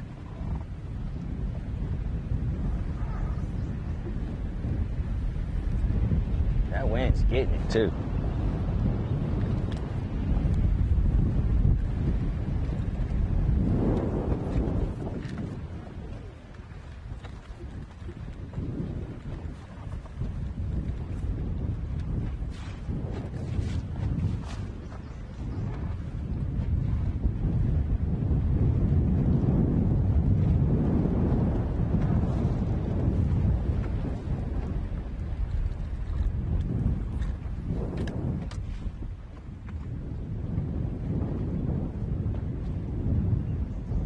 Well, feeling fairly comfortable with a 10-pound cushion over the elimination line. Certainly not safe yet, though, for Mark Daniels Jr. as we visit Stephen Browning on the hunt for that first scorable bass of the day.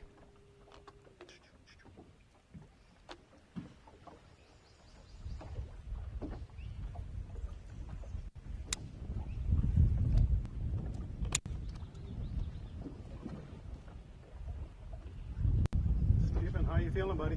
I'm feeling pretty sick, to be quite honest with you. Not feeling good. No, I'm feeling fine.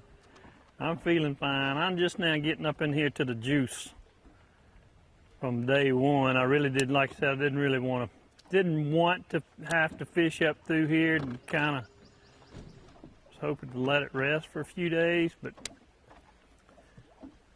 bite has just been off. Matter of fact, you know, the funny thing about it is I've caught like a half a dozen non-scorables. I caught very, very few non-scorables in practice and first day of the tournament. I don't really know what the crap's going on, to be honest with you, but I know that this stretch has some fish in it.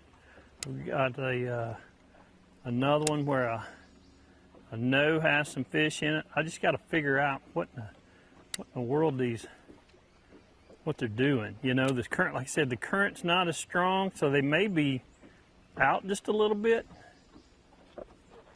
The water's, I can tell that the water's just now starting to fall, which is good because I feel like the water will fall, current will pick up a little bit, and they'll move out here right on the edge of this drop in this water willow and on the edge of some of these pads. So we're just going to be patient, man. Be patient. It's hard to be patient when you know you need one really, really, really bad. The best thing about it so far, I've not seen anybody, so you know, it's one of those deals. Hopefully, if you can just keep moving around, pick up a good one here in a minute, kind of get the day going. It's just, sometimes it doesn't. There he is. There he is, big and too. Woo, baby. Get up in her. Get up in her. It's been a long time, boys. I ain't gonna lie to you. Maybe they on the wood. Give him a big old bloody nose. Yes, sir, it is at 0. All right, let's see. Get on down there about 302, maybe 3 1/4. 3 pounds, 3 ounces. 3, boys. I think that's a long one coming, but like I said, man, I'm to where I need to be. I thought I could catch one back there behind us. It didn't happen. We're just gonna keep the old tube in our hands and slow down, flip. Like I said, maybe they've gotten on the wood. I had a bite right there the other day, so maybe they're on the wood. I don't know. It's just a matter of figuring it out. But that one's a good one. A good one that I needed really bad. We're just gonna keep it going. Got me a little rattle we're gonna shove up in this thing. Rattled me up with another one. Whew, I needed that one. Needed that one.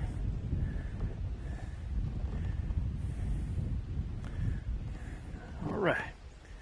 How to get us up, how to get us to 32, I think, maybe. You are in 7th place, 31 pounds, 15 ounces. 31.15, all right.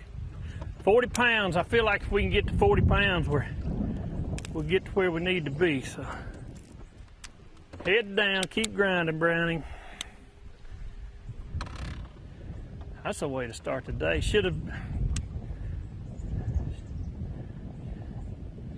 We're gonna get us another one.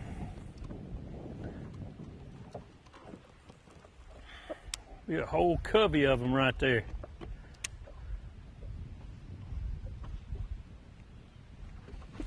Oh, look out, here we go.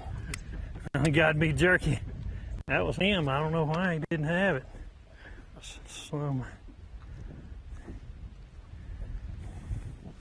That might have been a little one.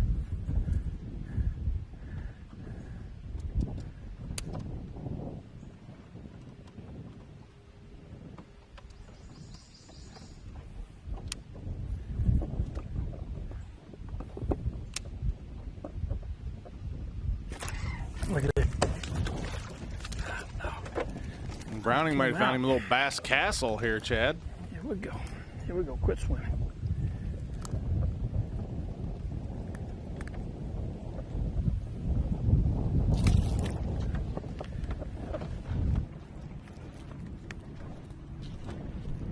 Big helper fish there for Stephen Browning, a 3-3. How about Mark Daniels Jr.? Can he find some momentum? Just one scorable bass in the opening period for 1 pound and 14 ounces.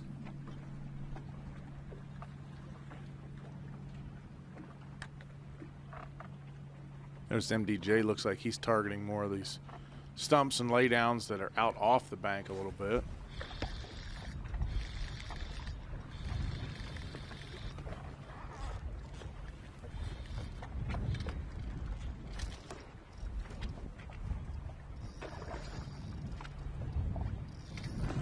Let me get right where you're at.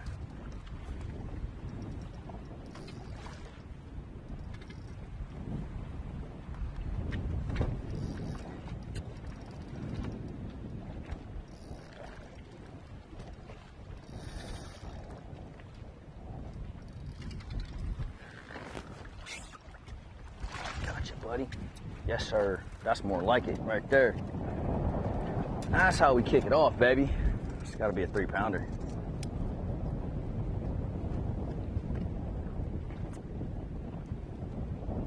2 pounds, 15 ounces. 215. Close enough. Yes, sir. Nice Chowan River. Healthy fish. Post spawn getting back right. Thank you, mama. Yes, sir. Had to get old finesse on him. Oh, dropper loop.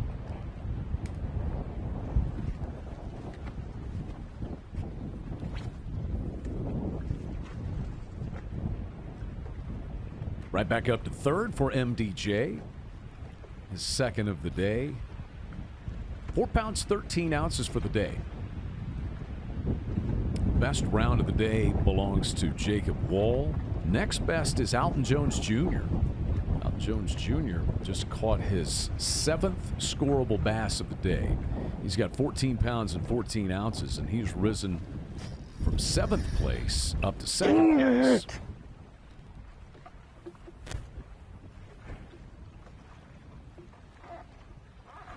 Man.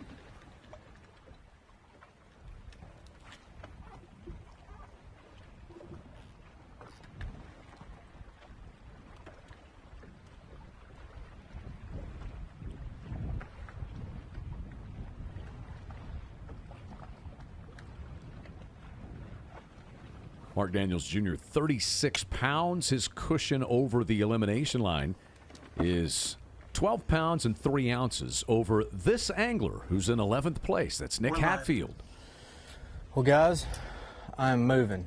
So, had a good morning. Better than the first day for sure. But we've got to keep catching them because we've only got about a quarter of what I feel like I'm going to have to get back in the top 10.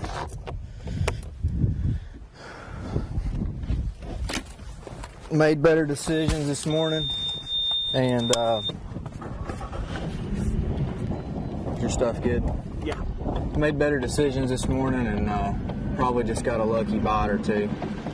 But I've kind of figured out a little bit of a pattern, and I was doing the same thing the first day, but I wasn't using the same baits or technique, and the first big one I caught this morning's really clued me into it, so I'm going to do my best to catch up.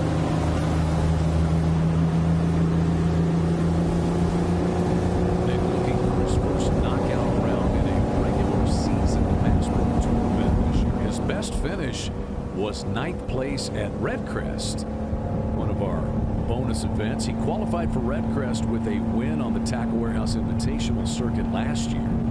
So Nick Hatfield, the Bass Pro Tour rookie, and he's having a good year on the Tackle Warehouse Invitationals circuit as well.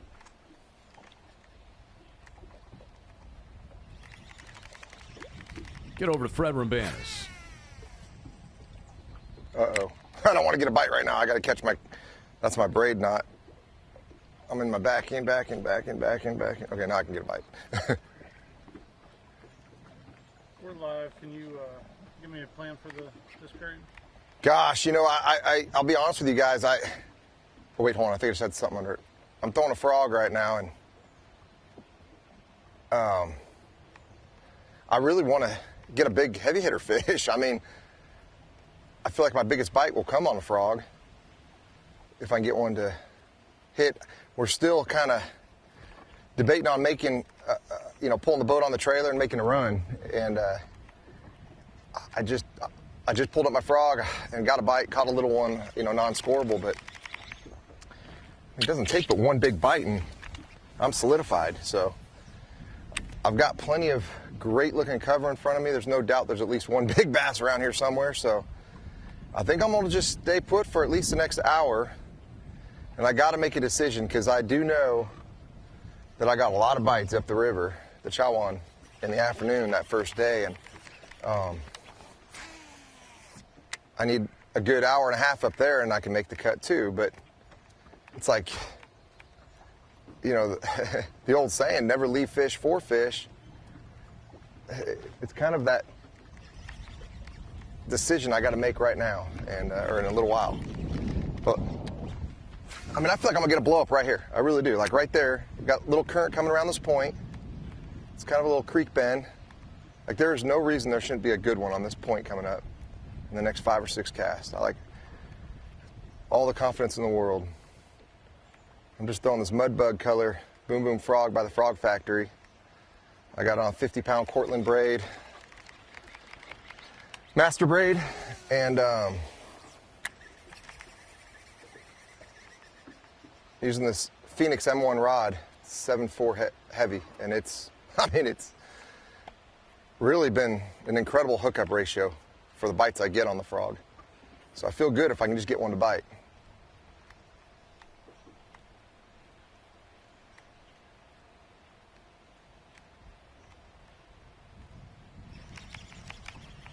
I'm really just kind of keen in on these pads. A lot of the outer sides, sometimes I'll go up in them a little bit, but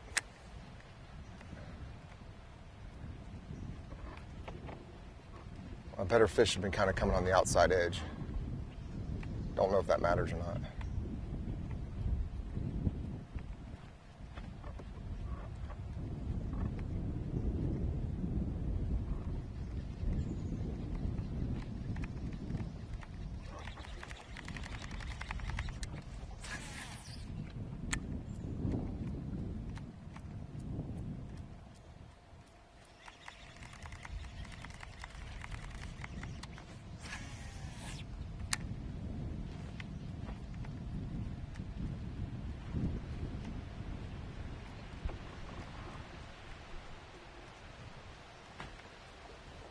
Got Luke Clausen making a move here in this second period. He's up to 11th place. He is now the first angler below the 10th place cut line.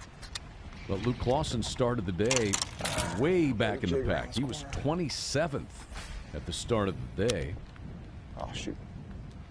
And Clausen now has the best round of anybody on the water today. 16 pounds and 2 ounces to get himself to 11th place.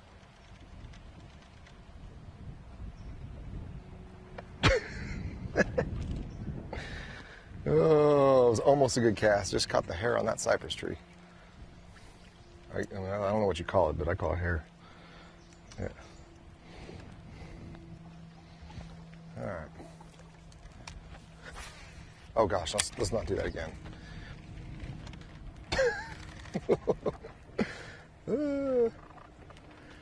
This water's really clear. I mean, almost too clear.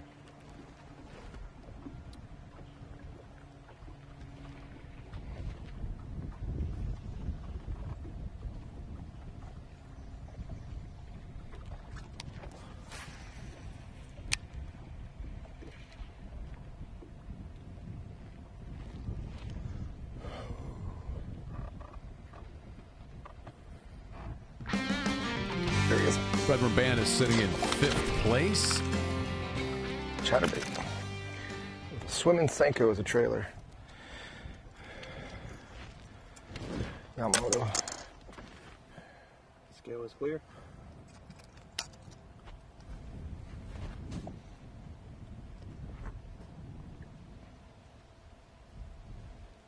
£1 7 ounces. Would you like a reweigh? Sure. 1.8, the variable minimum weight. That one says 1.7.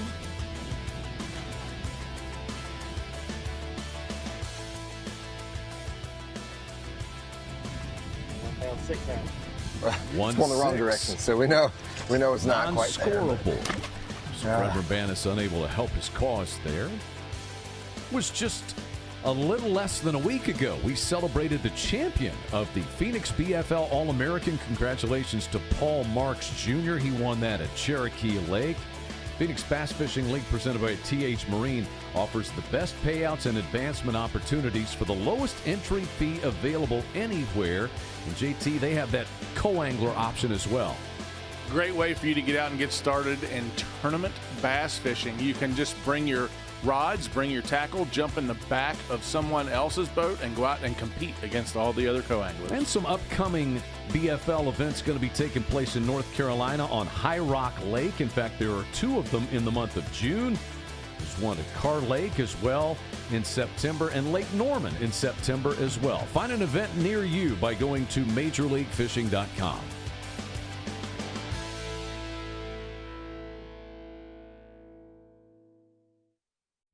Racing the rugged outdoors is not just a hobby, it's a way of life.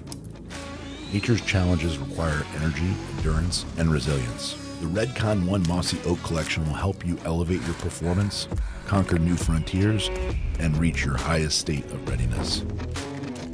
Patriotism, commitment, and hard work, that's what we stand for. Be Redcon 1 ready. We all want the internet to make things easy. Easy pet supplies, easy rides, easy exercise. That's why PowerStop made it easy to treat your vehicle to a brake upgrade. With just a few clicks, our Easy Brake Finder matches your vehicle with the perfect brake kit for your ride. Your brake kit is delivered right to your door with the hardware you need to get the job done. We all deserve a little ease in our lives, so take the stress out of car maintenance with PowerStop brakes. PowerStop, brake upgrades, made easy. Need parts fast? We got fast. Need them now? We got now.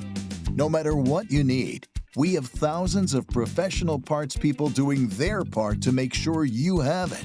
We're O'Reilly Fast. Just one part that makes O'Reilly stand apart. The professional parts people.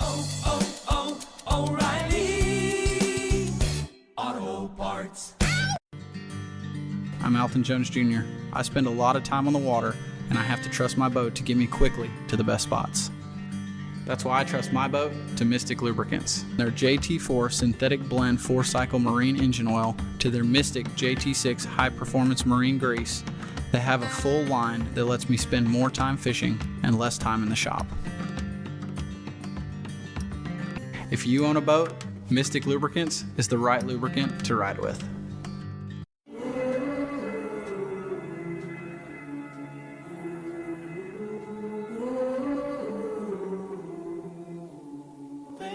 You let me see.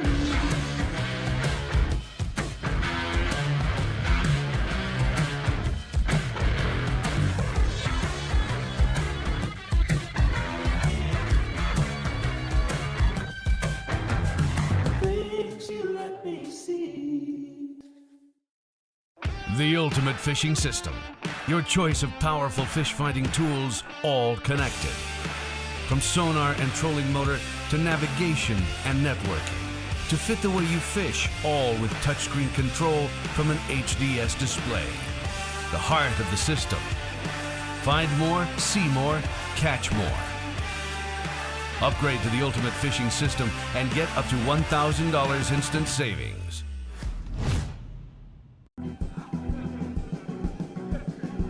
Looking for a refreshing change? Say goodbye to sluggish performance and reach for the one that won't slow you down. That's crisp. Experience the force of clean, pure oil coursing through your engine. No matter what you drive, Wix Filters is the clear choice. Here's to filtration that works as hard as you do. Wix Premium Filters. Performance starts here.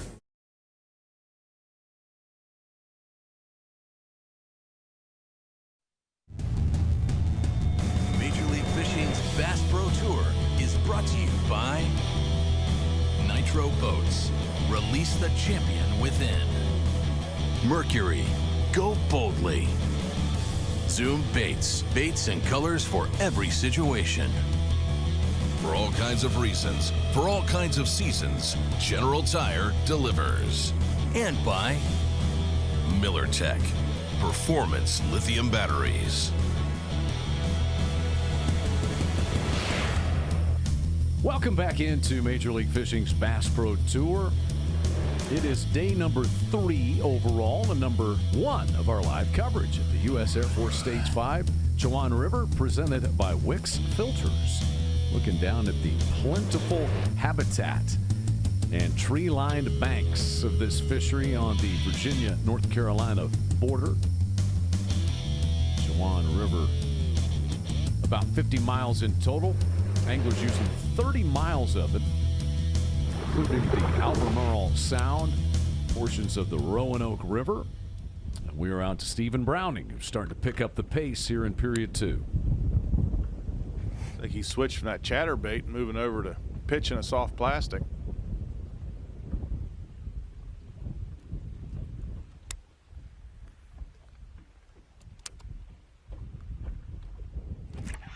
Oh shit, kicking. Get up in her, maybe. Maybe.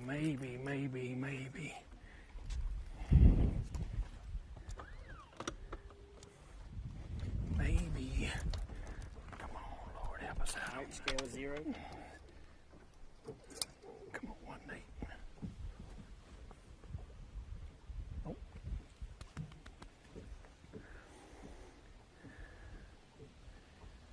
£1 pound, 12 ounces.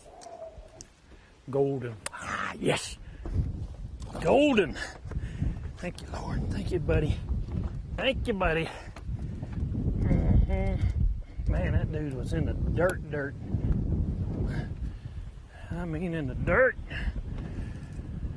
Here we go. Just dumb. Just dumb in the first one. I mean, dumb in the first period, guys. I gave myself a lot of credit because I thought I was really good on this river and I could catch them where they didn't live, you know. If they don't live there, you can't catch them. I don't care how good you are. You got to get to where they are, man.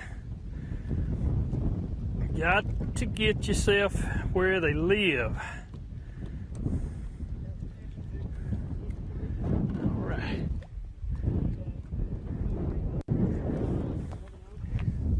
Closer. Wisdom 33, from what partner? the Puma there. If they don't live there, you can't 33 catch them. Here we go. Here we go. Oh, we're feeling it now. Nice.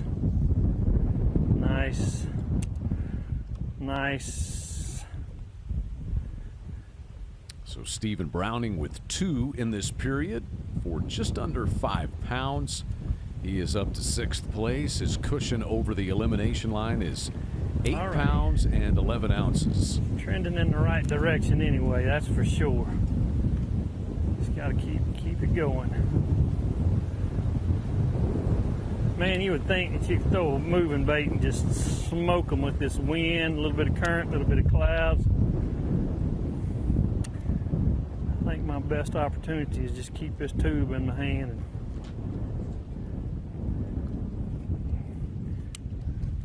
put it in a bunch of targets. Man, that fish, literally was in 10 inches of water. I could see the bottom. Elimination line moved over to 11 pounds in that first period. Bonus bass, we'll just call that in the bonus. So you can't get too comfortable just yet. We're getting the bonus. But Browning's certainly feeling a lot better, as he's been able to bounce from 9th back up to 6th place in this period and get that 8-pound cushion back. A little bit of separation, 10th and 11th right now, either side of the cut line, separated by 5 pounds. Nick Hatfield, who is in 12th, is 6 pounds back. And Nick LeBrun is in 13th place. He is 6 pounds and 7 ounces back.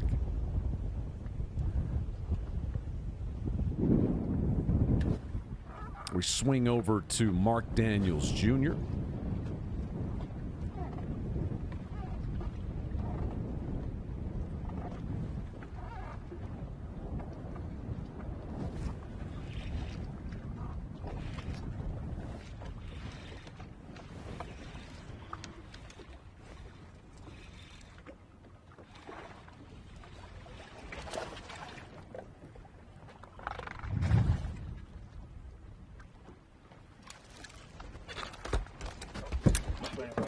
Uh-oh. God damn. Snap my damn rod. Hope they didn't get that on live. Sorry. Dang it, man. Snap my rod. 1 pound, 15 ounces. 115. Sure. All right, 115. Happy to have him. Hate what just happened. When you ain't paying attention, moving around real fast, and you step on your equipment. That's what happens right there. Bye-ow. Dang it. R.I.P., Rod. R.I.P., bro. Well, he did get a scorable bass, despite a broken rod, and 2 minutes in the penalty box. And things looking up for Mark Daniels Jr. Speaking of juniors, here is Alton Jones Jr., who has 16 pounds on the day. He's got the best round of anybody going on the water. He was already in good shape to start the day, as he was in 7th place. Caught 24 pounds, 7 ounces on day number 1, 9 scorable bass on opening day. And 30 minutes into period 2, here is Alton Jones Jr. up there in a familiar spot, up in the top 5 of yet another event. As we mentioned, we have had 4 previous Bass Pros Tour stages this year, 4 of them. And we've taken qualifications for the knockout round to only the top 10 in each group at each event. Alton Jones Jr. and Jacob Wheeler are the only 2 anglers to make all 4 prior knockout rounds. And I'm going to tell you what, Alton Jones Jr. has punched his ticket to a 5th with what he's done. And Jacob Wheeler probably has, because he leads Group B headed into day 2 tomorrow. But Alton Jones Jr., JT, having another excellent year. He is 2nd in the Fishing Clash Angler of the Year race coming into this event. He's just been the model of consistency as we've been moving throughout the past couple of seasons of the Bass Pro Tour. Really adapted to the forward-facing sonar, but yet he can do everything. It really is, and he just proves just to be an impressive angler week after week. That one was just scorable, 1 pound, 8 ounces at the variable minimum weight for this event. And Alton Jones Jr. at 40 pounds and 13 ounces. He now has nearly 16 pounds of cushion above that elimination line. I think we can pronounce him safe, do you think, yet? I'll swing the gavel, Chad. He's in. Okay, now, reminder that the elimination line went up 11 pounds in that period, in that first period. But I'm with you. He's in.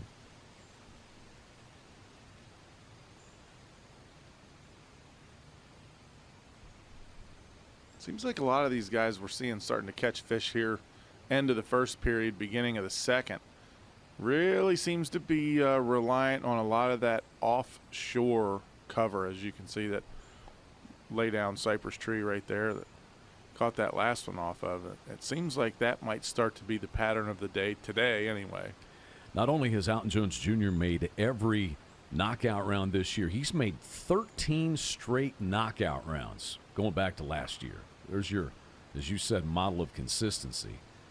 And this year has a top 10 stage 1 at Toledo Bend. He was runner-up to Dustin Connell at Red Crest. 5th place finish at stage 3. He was 11th, just missed out on a top 10 at stage 4 at Lake Eufaula in Oklahoma, where Zach Burge was the winner. And then had himself another top 10 at General Tire Heavy Hitters. He was the reigning champion of General Tire Heavy Hitters, and he had a 10th place finish there. 13 straight knockout rounds made for Alton Jones Jr. In the boat for the first time today with Nick LeBrun, battling to try to make it into the top 10. He was 11th at the start of the day. At the end of the first period, Nick was sitting in 12th place, and he's now 14th. Yeah, so we're just covering water. We've been fishing cypress trees and docks today. And this one little zone is really the only place I can get bit here lately. And, you know, you'll find a dock, and there'll either be out on the face of it or on the walkway. It's kind of the only two little deals that I can get bit on. But I think these are just post-spawn fish out here hanging out. I haven't caught any big ones today. I've got a couple of 2-pounders, and I've caught a couple of shorts.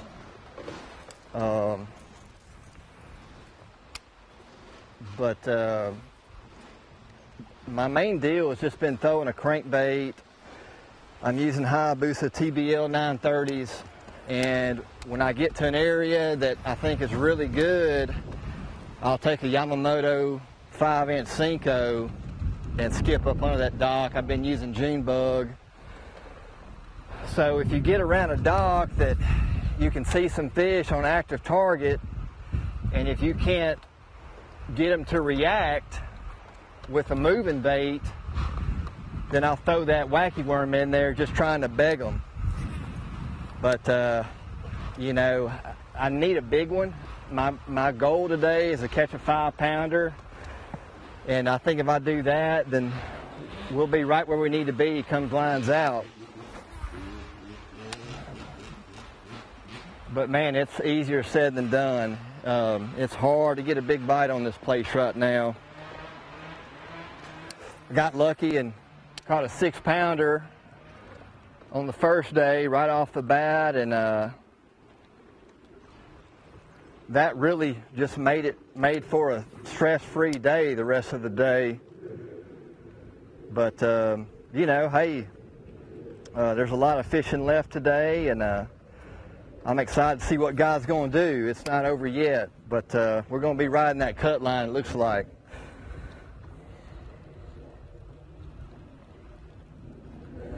See, I looked out on an active target there, and there's some fish by this little stump. They're just not wanting to bite, so I'm going to take this wacky worm and just try to beg them here for a second. I don't like begging them, but it's so hard to get bit right now. Sometimes you got to.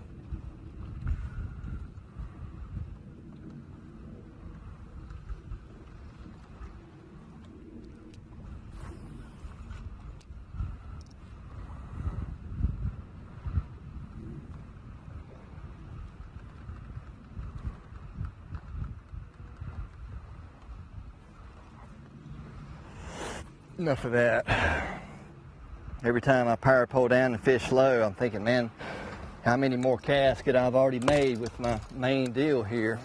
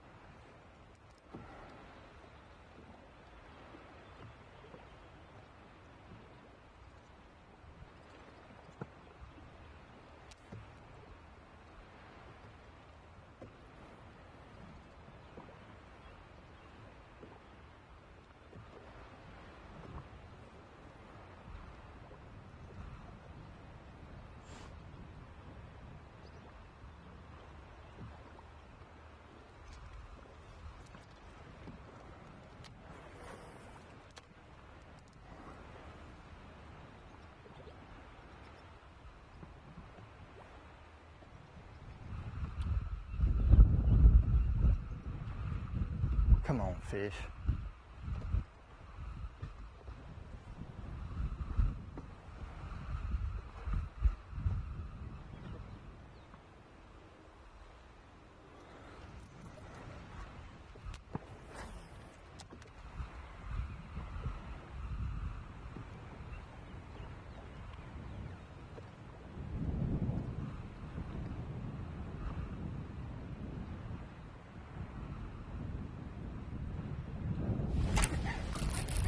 Well, Browning's Get really up in picked here. up the tempo here. Go! We'll take it. That's going to land him, and that'll slow his momentum. 2 minutes in the box. Slow down, Looks man. like it'll Slow be down. I get you scorable. right on back where you came from. 0. Yes, sir.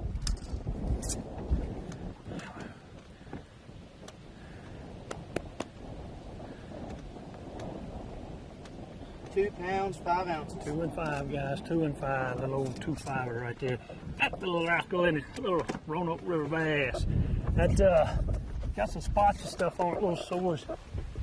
I think they're on the wood. They're not on the grass. They're on the wood. So, you know, it's going in the right direction. We're trending in the right direction. I just tried to make something happen a little bit this morning for some places that I just caught one here and one there during practice, and it once I moved up here and got into the river proper, I you know, things are starting to click. It's starting to click. So we're gonna keep our heads down. Hopefully we can get us, I don't know, 6 or 8 more pounds to, you know, feel comfortable with, and then we might have a chance to go practicing. So we're making a move. Keeping above that cut line, that is the main thing. Main thing. That fish moved you into 4th place. All right. You have 36 pounds even total. You are 11 pounds even above the elimination line. All right. How about that penalty, boss? Yes, sir. You have 1 minute remaining. All right. That's all I need to know. All I need to know. So we're 11 ahead of second. I mean 11th. Yes, sir. 11th place has 25 pounds even. Okay. We're good. I think we have an early Gotta get candidate to for 40, most gang. valuable Gotta get official to there, 40. JT. That was a very good update He for was. Stephen Browning. Junior with 40 pounds, 13 ounces. And what I had? 30. You're in 4th place with 36 pounds even. I mean, You he's got a chance. organized. Yep, he's He on knows it. what he's talking We got about. a chance for one more good solid fish. I figured 38 to 40 give a man a chance. You get over 40, you should be in good shape, especially the way the conditions are. But they caught him better yesterday than we did the first day. So, You have 20 seconds remaining. all right.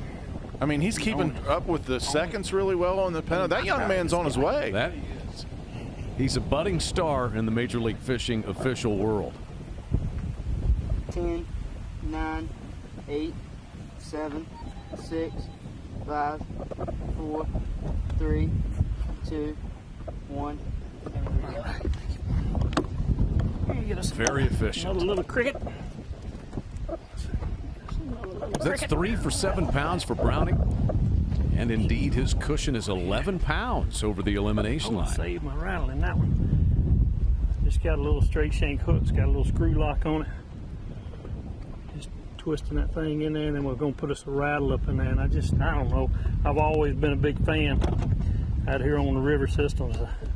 Throwing something with a little bit of rattle in it. Got a 5/16 ounce, maybe a 3/8 ounce weight on here because of the current. Probably could get away with 5/16 today, just simply because we don't have near the current that we had the first day due to the wind. So, but like I said earlier, I can tell that the water's starting to drop, and that'll push and hopefully pull them out here on this edge where they need to be. This was my 3rd period place on day 1, but I didn't want to run by it and not test the water, so to speak. So we're trending in the right way. Get us another one. Need one old big one. Need an old 5-pounder, man. Just old big old river 5-pound river bass. River monster. Come on.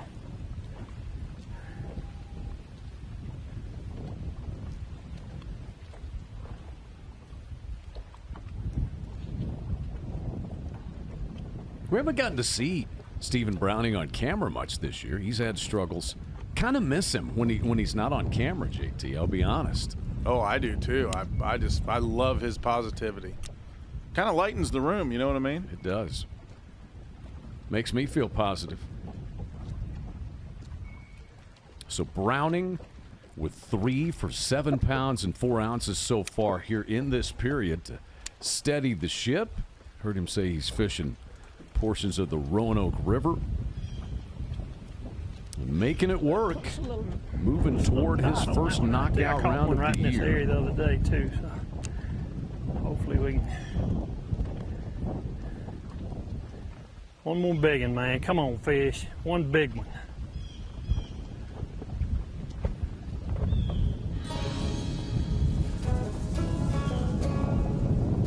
Stephen Browning, 11 pounds of cushion above the elimination line, just getting cranked up here with period 2, second day of qualifying for Group B. Many of you are watching this on My Outdoor TV. It is the place to stream all Major League Fishing shows and seasons right at home. Stream the entire Major League Fishing library on My Outdoor TV anytime. Catch up on every Major League Fishing event and watch the MLF channel on My Outdoor TV. All Major League Fishing, all day, every day. You get great shows. I believe you might even catch the fishing show with JT Kenny. There's 5 seasons of the fishing show with JT Kenny on My Outdoor TV. So as soon as you're done today watching our coverage on there as you're streaming, and you can check out my show, The Fishing Show with JT Kenny on MOTV. You can learn more or subscribe by visiting myoutdoortv.com.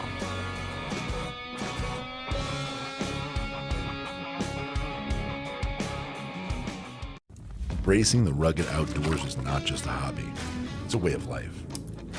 Nature's challenges require energy, endurance, and resilience. The Redcon 1 Mossy Oak Collection will help you elevate your performance, conquer new frontiers, and reach your highest state of readiness. Patriotism, commitment, and hard work. That's what we stand for. Be Redcon 1 ready.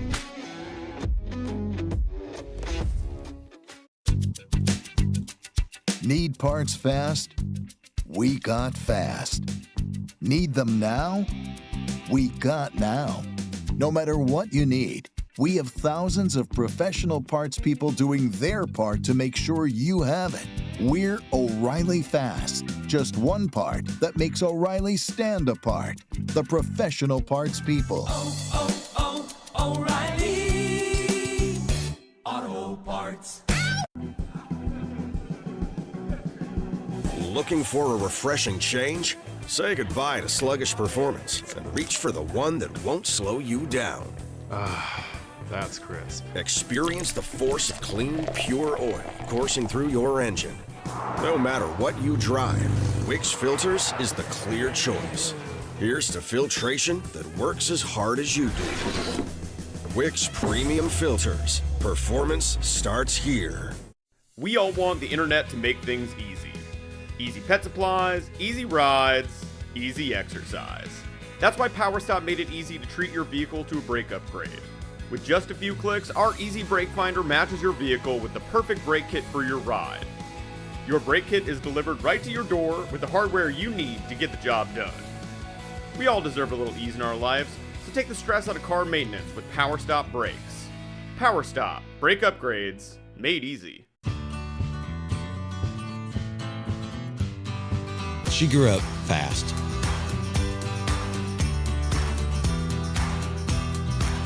Will she remember these times and continue the tradition? You better believe it. Tell a new fish story with Garmin.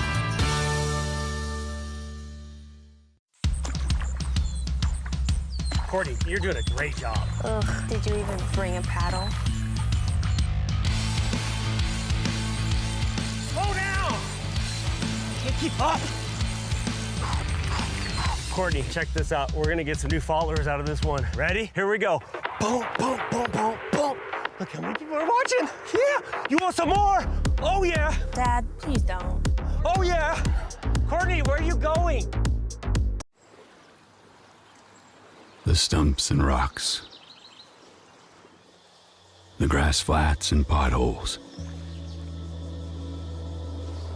the points, humps, and drop-offs, creek beds and old road beds. Hold it all in your hands and fish.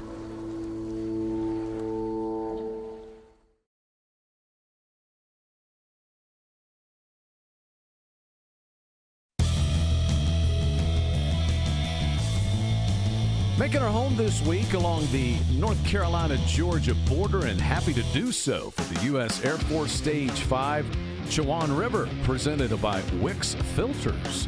We appreciate the town of Edenton, North Carolina, Chowan County Tourism Development Authority, Harper Town Cruises for making all this possible. Dustin Connell continues to lead just as he did at the beginning of the day. He's added 5 scorable bass so far today. He's comfortably going to be headed on to fish the knockout round.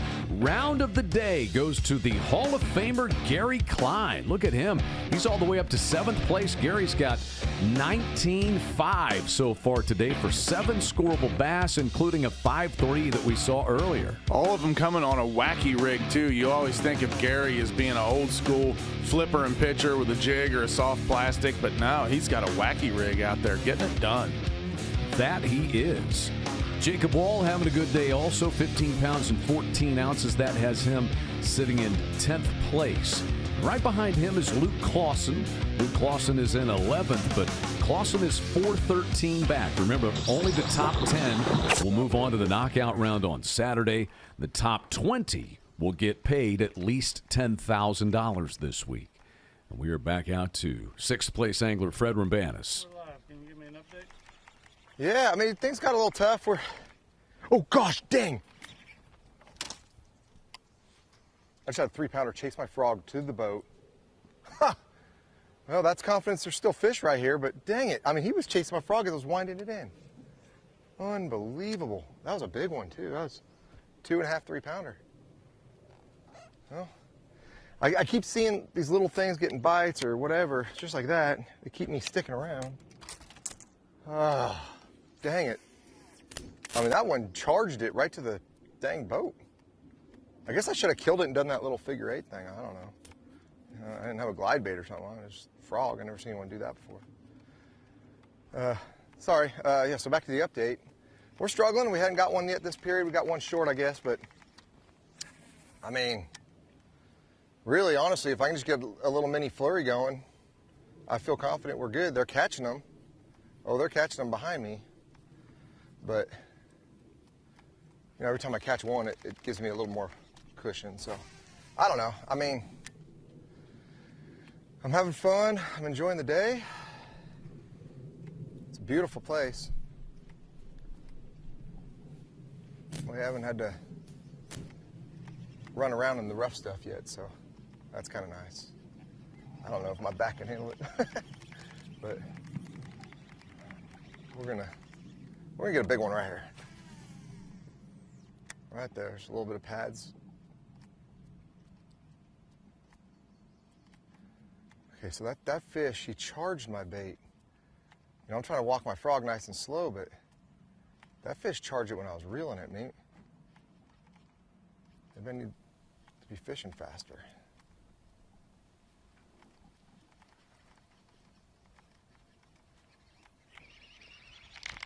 Dude, that might be him right there on live scope. Hold on a second.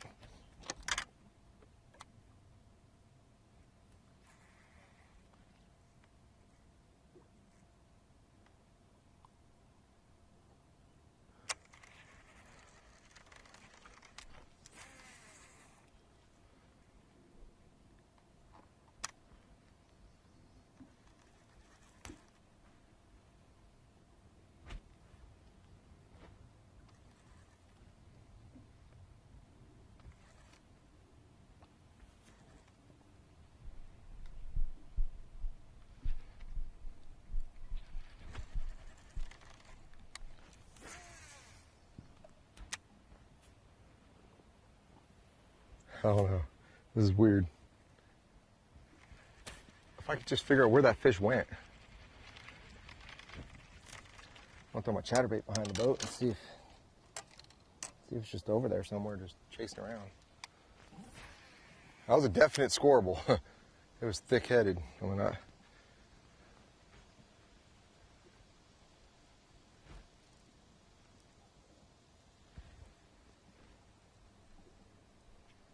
so wild.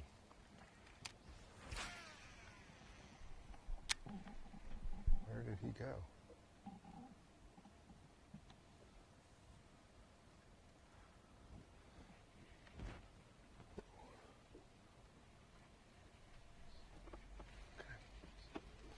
There's got to be a group of fish somewhere around here. About to check in on Nick Hatfield now. 6 pounds below the elimination line. He is in 13th place. We're live. Still out here trying to catch one. Trying to not get hung up. I was just telling them I'm not really on a whole lot, but I do think I figured a little something out. And if I can just keep moving around and find some more areas or some more structure similar, then I think I can get bit. It's just gonna be kind of, I'm gonna have to be patient and just see how it goes.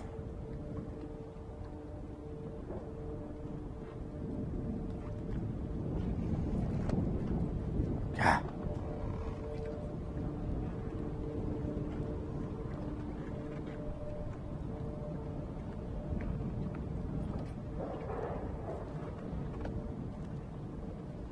Nick Hatfield came firing out of the gate quickly this stuff today. laying out here, and 8 to 12 feet, it's broke off. That's what I've caught all my fish on this morning.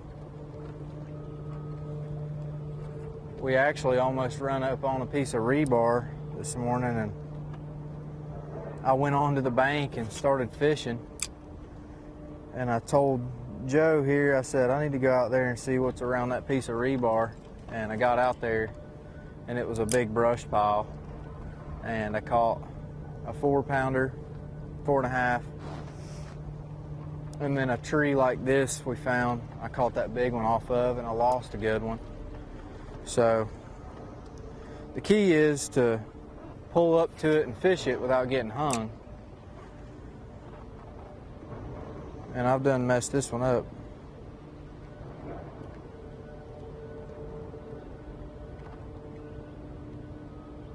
I really want to try a crankbait or something, because I've caught some on a jerkbait and some on, I've caught a couple doing this, some on a drop shot, but I'm having a ton of follows.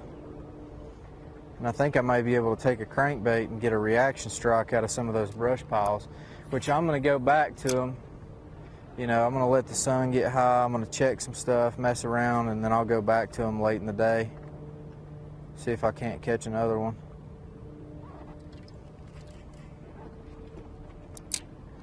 Hopefully we catch more than just another one.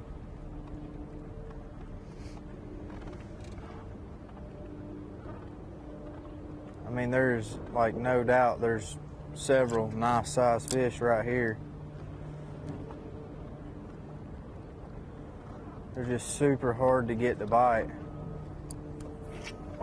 This morning, I don't know if I found maybe some fresh ones or if it was just early, but they bit really good, seemed like.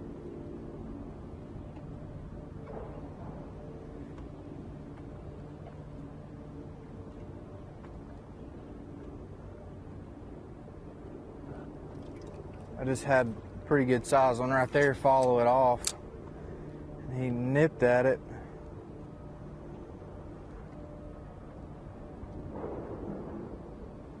They're on it again.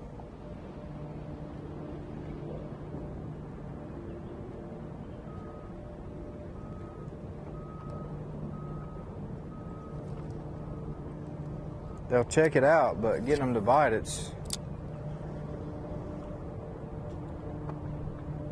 not easy.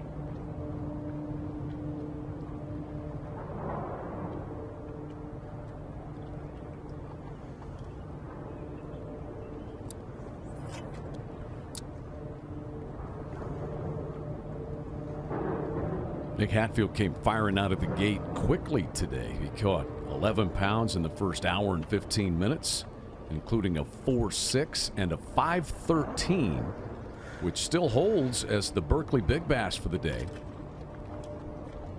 Since then, he's caught only the 112 about an hour ago. And so Nick Hatfield, who had gotten himself up to 11th place at the start of this period, he was the first man out. But he is now 14th, and he is 6 pounds back.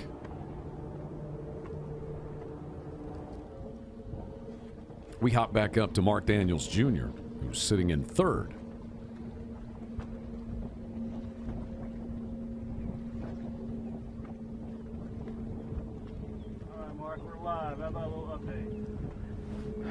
Yeah, man, we still trying to plug away, man. It's been slow. Missed a couple, and been fortunate enough to catch a couple too. And we've really had to finesse them today. It's been seemed like the only way I can get bit, man. And once again, just those opportunities, man. When they come around, you really got to take advantage of them. So that's all right. We'll have more opportunities, you know, but I don't like missing them either.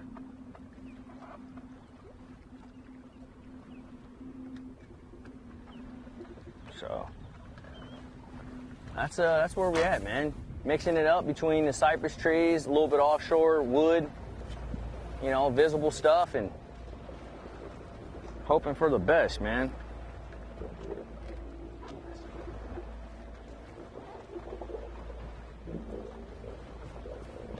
Like this, how glad are you that you're pretty high up in the top 10? Yeah, man. I mean, I knew today was going to be quite a challenge, you know, and I knew on that first day I needed to catch absolutely as much as I could, and that's what I did.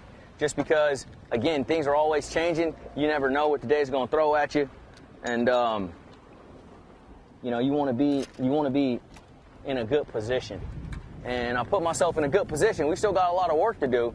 But we definitely put ourselves in position to catch some. I mean, to you know, if we caught whatever we caught, we can make it inside that top 10, which is what it's all about, moving on to that knockout round. So, very happy about that. And but man, I know we got a lot of work to do, man. These are marathon tournaments, you know,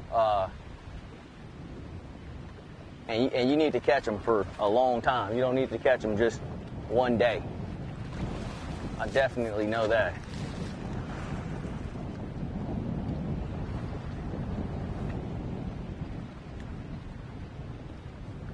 Somehow I lost my weight there, somehow.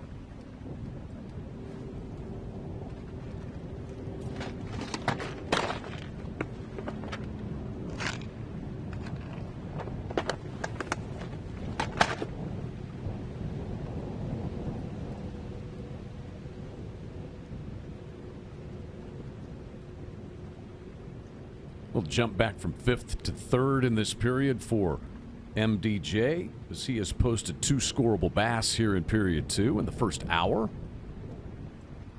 And the other angler who's made a little progress in this second period has been Stephen Browning. Didn't catch a scorable bass in period 1 today. He had tumbled back to 9th place, but he's got 3 scorables for over 7 pounds here in period 2. Retie.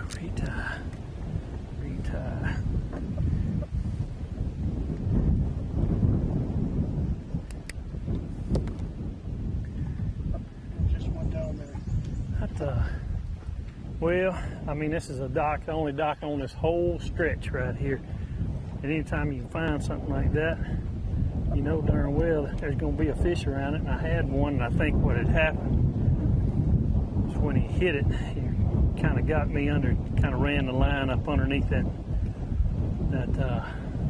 piece of that dock that had dilapidated off of it. Boogered me up.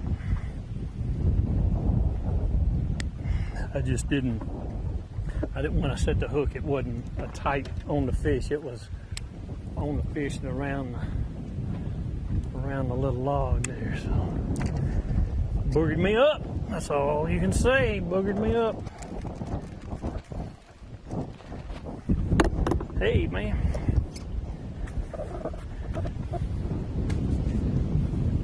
I knew there was gonna be one on there, or a bite on there. Had to be. Hey. Now we can get to them. Probably another bite. I really was kind of saw Wiggins come up here and stop, but I think he stopped up here on those lily pads. Right up here in front of us is another really good stretch.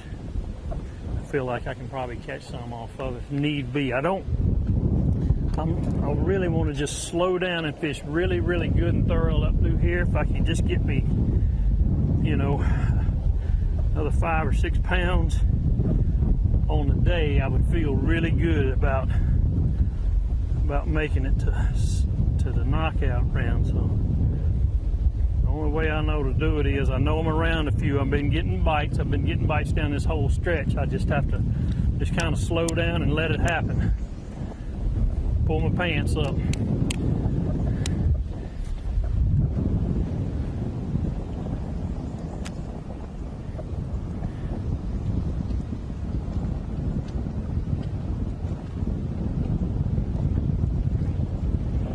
Pull my pants up and get me one. Well, one thing, you don't want to be caught with your pants down, Chad. Amen. Bye, guys.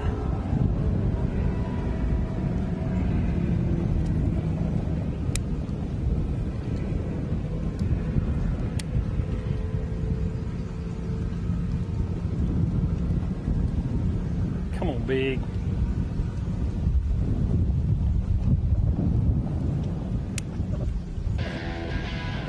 Well, Stephen Browning headed toward potentially his first knockout round of the year, well inside the top 20 at least to be in the money this week.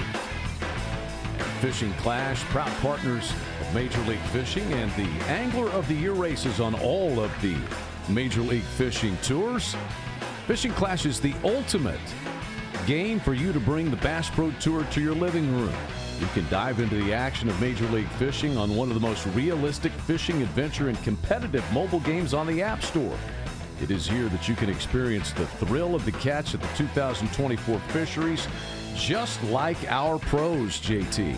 Talk about the thrill of the catch. You can also be thrilled to be able to download and fish some of the very same fisheries that we fish here on the Bass Pro Tour, so you can test your skills against some of the best anglers in the world. All you have to do is download it. Once you download it, you'll want to cash in on the exclusive offers by clicking on the menu in the top right corner, choose gift codes, enter MLF BPT, and grab your rewards. It's that easy. Don't miss out on this special opportunity. Download Fishing Clash and fish like a pro.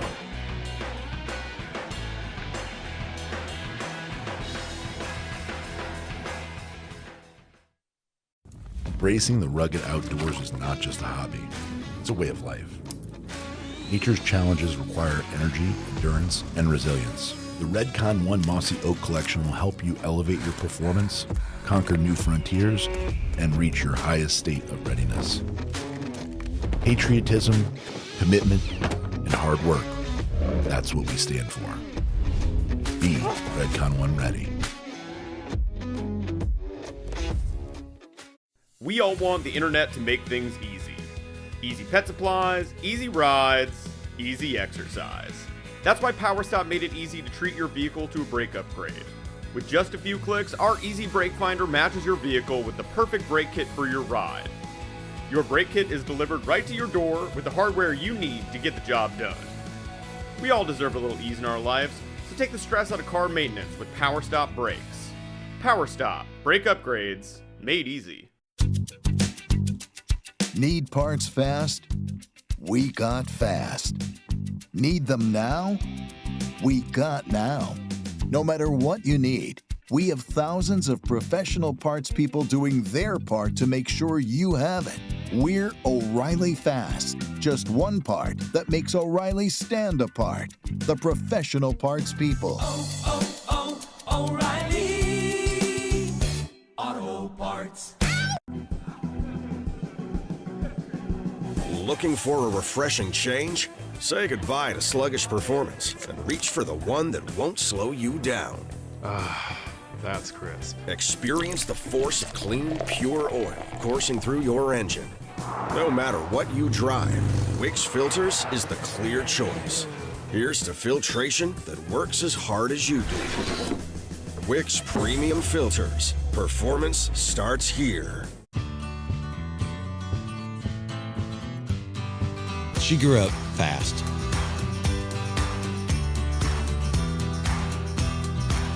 Will she remember these times and continue the tradition?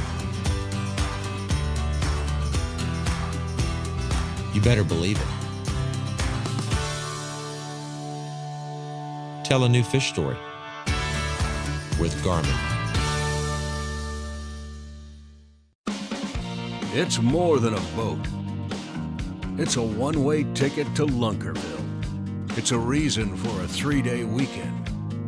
It's a memory-making machine. It's a sunrise from the water. It's an adventure waiting to happen.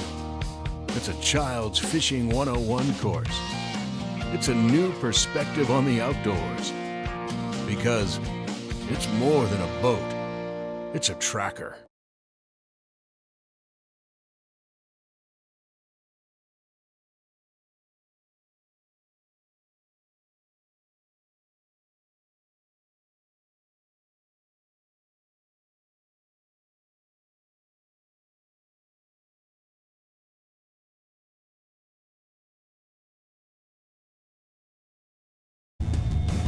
Major League Fishing's Bass Pro Tour is brought to you by United States Air Force. Aim high. Epic Baits. Be epic today. Ferguson. Proud to be a part of what you do. Yeti. Built for the wild. And by Fishing Clash. Angler's best game.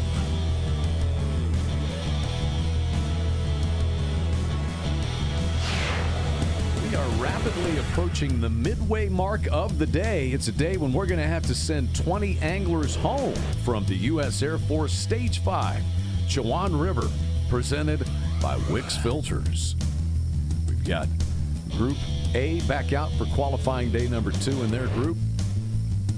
We'll look at our top 10. Not many changes here in period 2. Connell, Alton Jones Jr., Mark Daniels Jr., Martin Villa, Stephen Browning moving back up to number 5. And Gary Klein solidifying his status. He's got the best round of the day, 19 pounds and 5 ounces.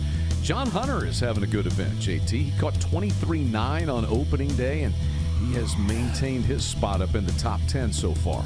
He's been catching them on a wacky rig too, the same as Gary Klein. So really seems like maybe as our first day of coverage here that a wacky rig might really be kind of coming to the top maybe, but everything's still 0 to 5 feet on most of these guys' score tracker things. So everybody catching them pretty shallow.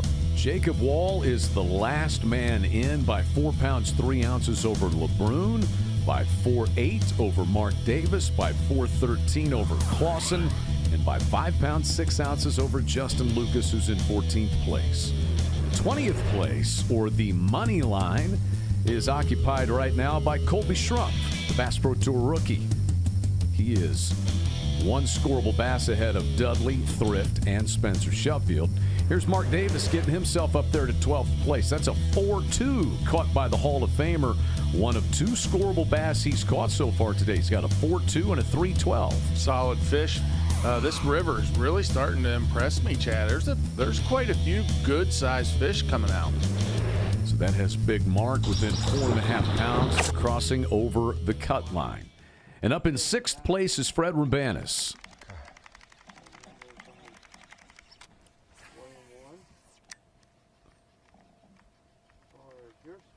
It's like some froggy-looking water boom booms easing up on. I was just about to say that.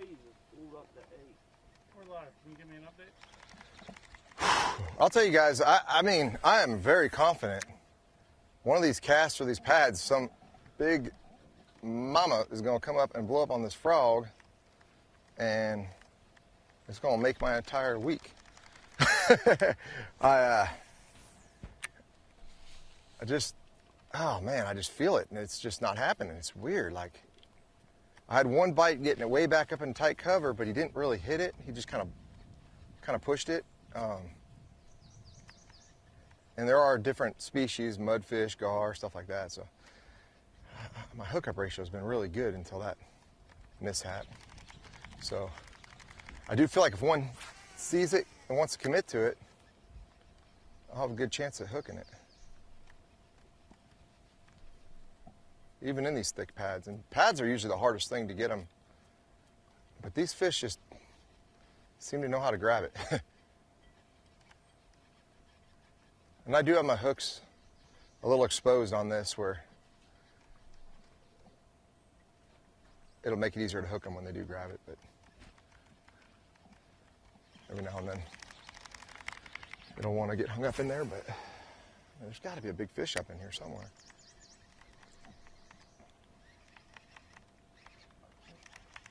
I don't like that cast.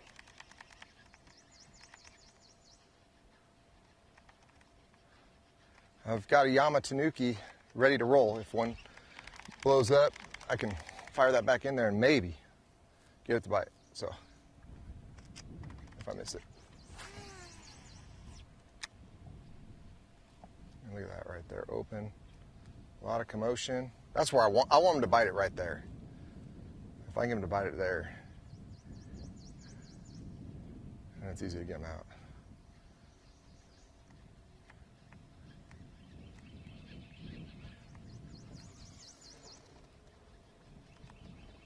Doesn't seem like there's any life back here, though. Looks good.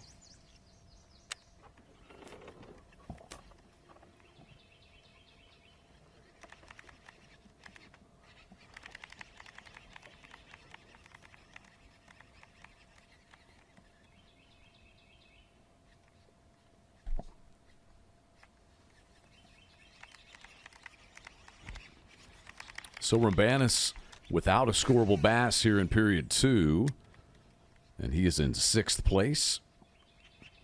Still has a little over 8 pounds of cushion above the elimination line.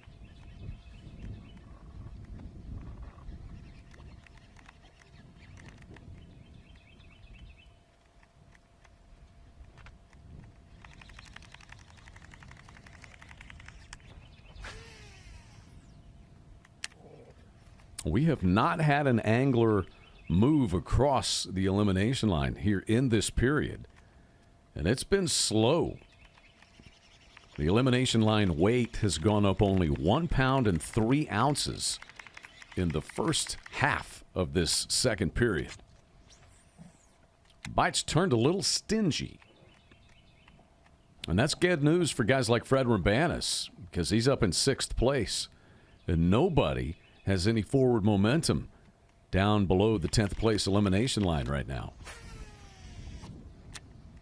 Just joining us, Fred was involved in an accident. He got hit by a drunk driver and his boat out of commission for this event. Fortunately, he is certainly a little banged up. We've heard him talk about his back a little bit bothering him, but Phoenix like Boat's every able cast I to make, help hook him up with a new rig this week. This is the fishiest body of water. Everything looks so good. Everything.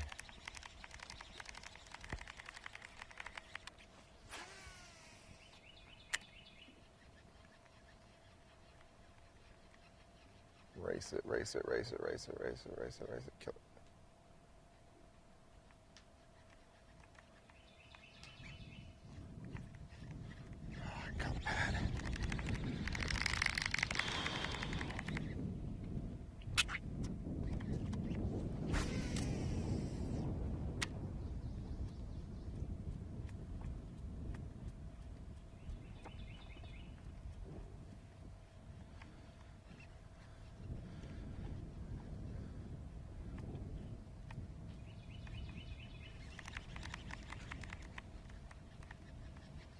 We just think at any second something's just going to blow that thing up.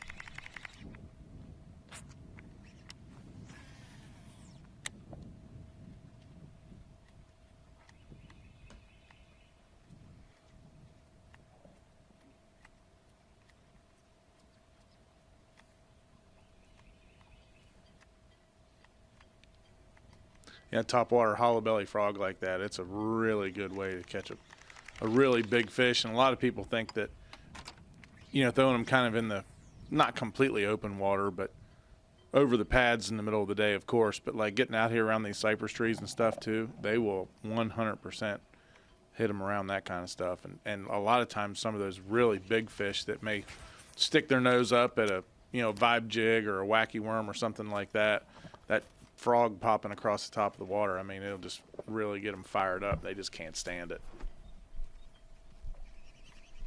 Pretty elementary idea-wise and technique-wise. Looks like it should work and would work, but hasn't yet so far. That much for Fred today. It's funny with that bite. They're either on it or they're not. It seems like there's no halfway with a frog bite. Like every fish in the river or in the lake's biting it, or none of them are.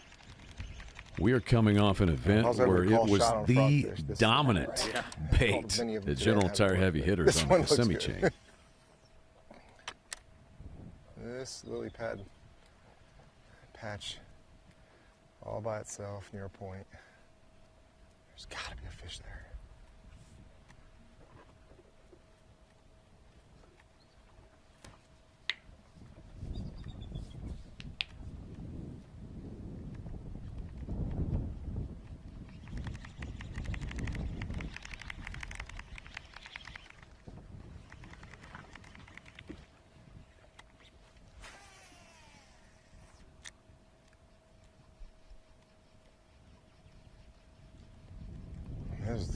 This is perfect. A little breeze on it. It's the right time of the day. Big fish should come up there. So nothing happening for Rabanus here in period 2, but he is still 8 pounds and 2 ounces clear of the elimination line. He is in 6th place, so he's got that 8 pounds over this angler here, Nick LeBrun, who is in 11th place. LeBrun was 12th at the beginning of this period. He's caught 1 scorable bass for 2.4. He's 4 pounds 3 ounces below the cut.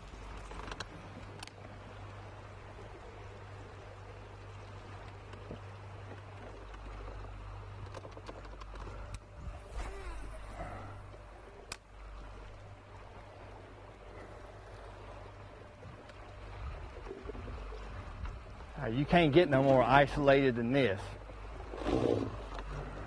Be a good place to catch a 7 right here.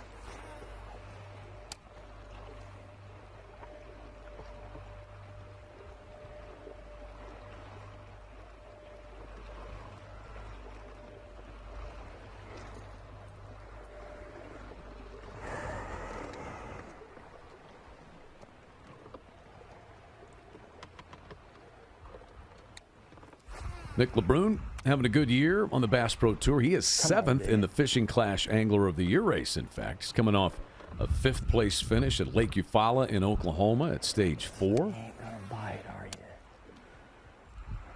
Also made the knockout round at Santee Cooper, stage 2. A little move.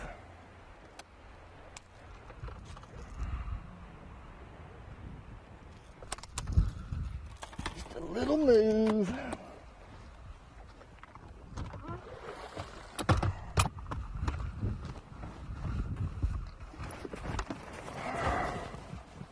So he will make a move, very adept at fishing around these cypress trees, as he's talked about. A lot of that back home in Louisiana. So LeBrun sits 11th, 4 pounds 3 ounces below the elimination line. Mark Davis is 12th, Luke Clausen is 13th, and here on the drone cam we catch up with our 14th place angler, and that is Justin Lucas. Lucas finds himself 5 pounds 6 ounces below the elimination line. He was in 14th to start the day. He was in 14th at the beginning of the period, and he is still in 14th place.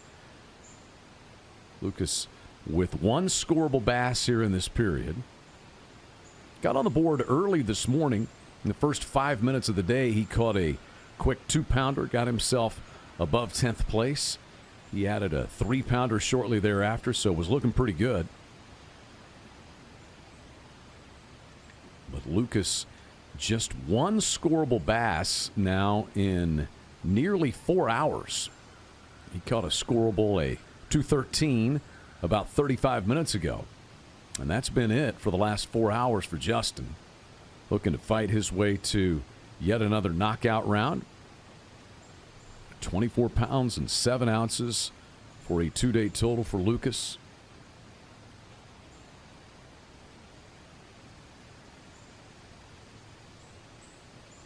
He's one of 24 anglers to make 2 knockout rounds or more this year in regular season Bass Pro Tour events, since we have gone to just 10 anglers from each group making the knockout round.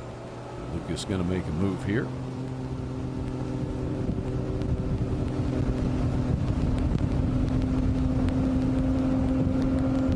Lucas's deficit is 5 pounds and 6 ounces.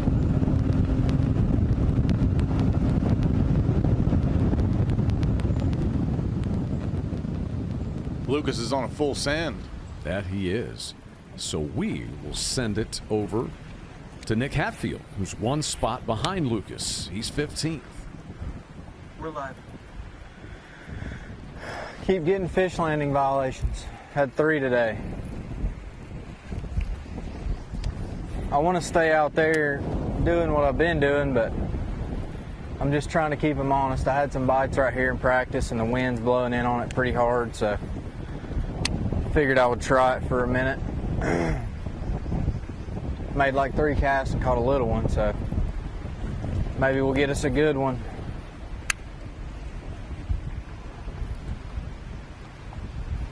I'm gonna have to get back out there and look more. But half of the river is really like not fishable right now. I mean, you can fish it, but it's just really hard.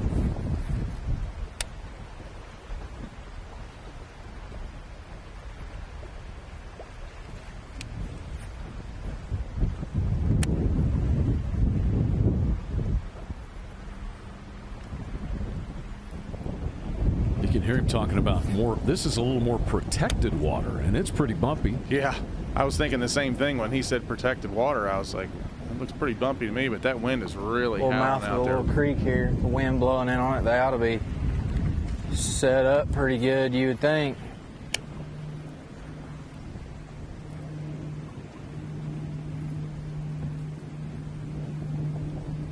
With the trailering policy in effect today, anglers were allowed to trailer to the put-in site closest to where they wanted to fish. It's just hard for me to get a bite.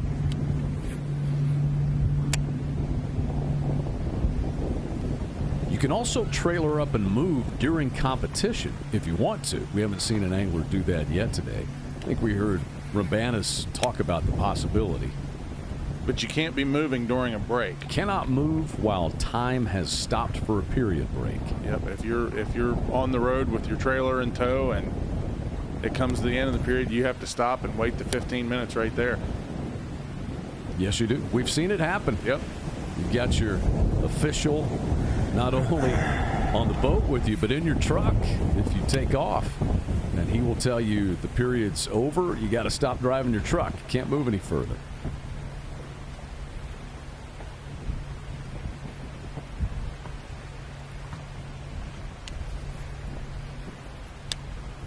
And that's all made possible by the fact that we do have the iPads and everybody on the same clock. Nobody gains a competitive advantage with that trailering policy. It's just meant to keep not just our anglers, but the officials and videographers on board, everybody safe from the bumpy waters. So Hatfield struggling here in period 2. We'll bounce up the score tracker a bit to Mark Daniels Jr. He is sitting in 3rd. God, what is? Oh, I think I got him, dude. I couldn't tell if that was a bass. Oh gosh, it is. It's a freaking big one.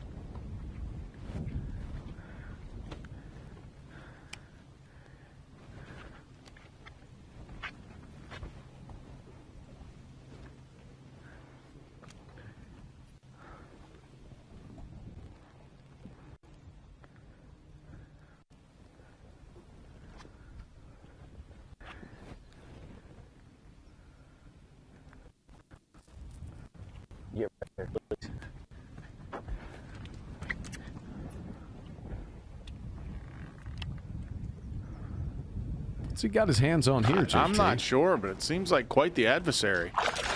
Oh, yeah. Got him. Yes, sir. Nice one. Yes, sir. Yes, sir. Good Chowan River chunk there for MDJ. That one right there might be the cut, boys, for sure.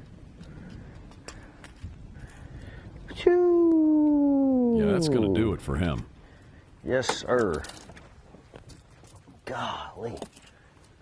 I think that's a 5-pounder. That's a Chowan River bass. That's the ones they've been telling me about. Those ones.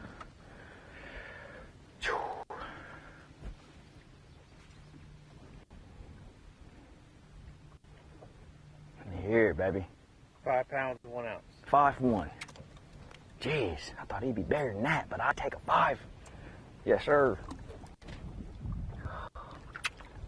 It's our third 5-pounder of the day, and I'm with what MDJ said. I think that gets him in to the knockout round. He's at 43 pounds even now with that 5-1. There's a few of them his right cushion there. is 17 pounds and 6 ounces. Whew, that felt good right there, boys. Like I said. So we'll swing over to LeBrun, who is 11th, 4 pounds and 3 ounces out of 10th.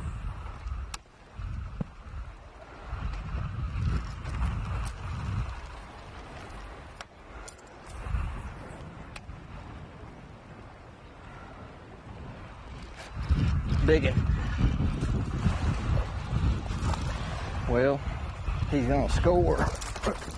He would have scored. I knew that fish was fixing to come off. That's why I was trying to hurry up and get him in. He would have been right there. He wasn't big, but he was. I would definitely love to put him on the scale. I think we just learned something, though. That last dock that I had several bites on, you had a big giant open stretch and then a dock, and that's exactly what we got right here. So we may have just learned a little something, even though we lost that fish.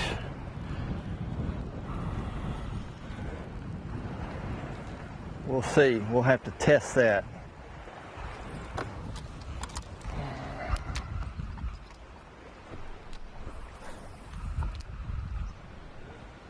Would have been close to a scorable there for LeBrun, and that would certainly have helped the cause. He is 4 pounds, 3 ounces below the elimination line.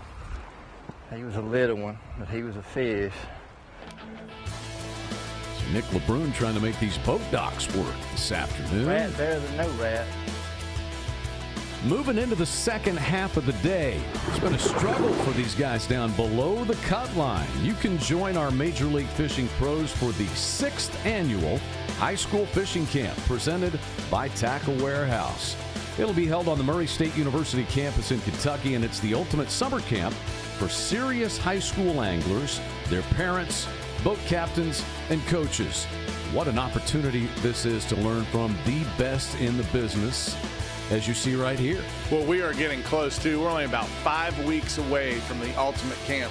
You know, you get to hang out with these guys for 3 days and learn all the tricks from everybody, and I'll tell you what, you'll have a good time, too. You can see Matt Becker, Heath, and Chris Jones there. Look at those smiles. That is hard to be able to do, but those 3 guys, they're having a good time, Chad. Yes, they are.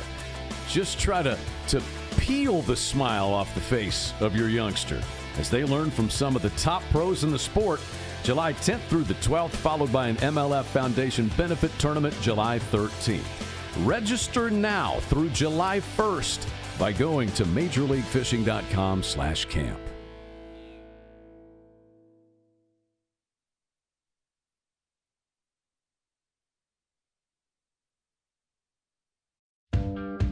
The Phoenix Bass Fishing League, presented by TH Marine, offers the best payouts and advancement opportunities for the lowest entry fee available anywhere. Fish close to home for a shot at the coveted All-American title and a $120,000 payday, and the Toyota Series Championship for a $235,000 payday. Plus, the Boater Champion advances to Red Crest for a shot at winning $300,000. Learn more at MajorLeagueFishing.com. Need parts fast? We got fast. Need them now? We got now. No matter what you need, we have thousands of professional parts people doing their part to make sure you have it. We're O'Reilly Fast. Just one part that makes O'Reilly stand apart. The professional parts people. O'Reilly Auto Parts. We all want the internet to make things easy. Easy pet supplies, easy rides, easy exercise. That's why PowerStop made it easy to treat your vehicle to a brake upgrade. With just a few clicks, our Easy Brake Finder matches your vehicle with the perfect brake kit for your ride. Your brake kit is delivered right to your door with the hardware you need to get the job done. We all deserve a little ease in our lives, so take the stress out of car maintenance with PowerStop brakes. PowerStop, brake upgrades, made easy. Embracing the rugged outdoors is not just a hobby, it's a way of life. Nature's challenges require energy, endurance, and resilience. The Redcon 1 Mossy Oak Collection will help you elevate your performance, conquer new frontiers, and reach your highest state of readiness. Patriotism, commitment, and hard work. That's what we stand for. Be Redcon 1 ready.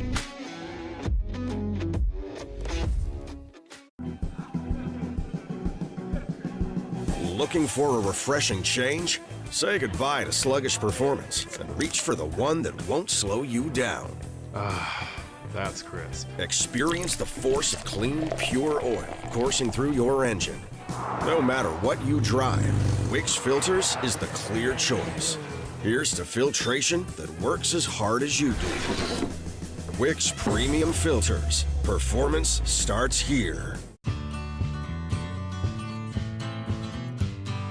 She grew up fast.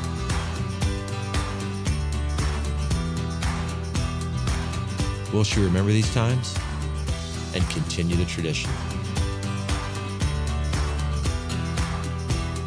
You better believe it. Tell a new fish story with Garmin.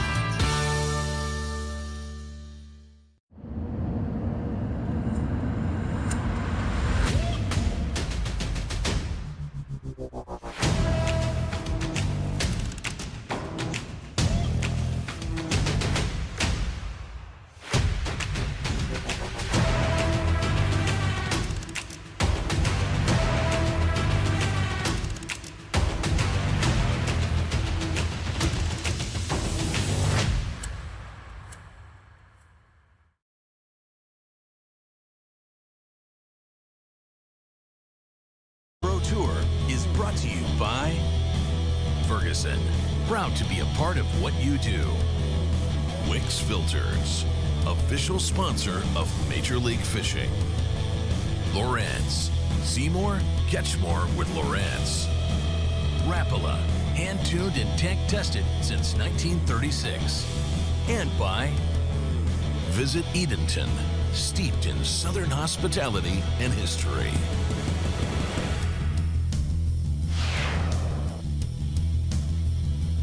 Looking down on the Chowan River, runs southeast through North Carolina, site of the U.S. Air Force Stage 5.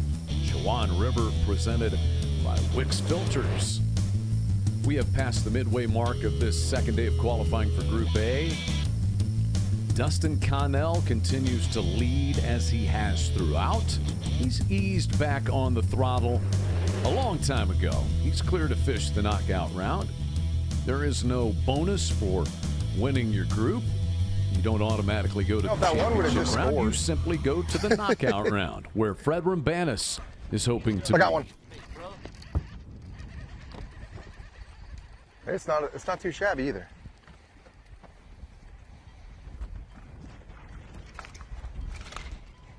That'll score. Shoot.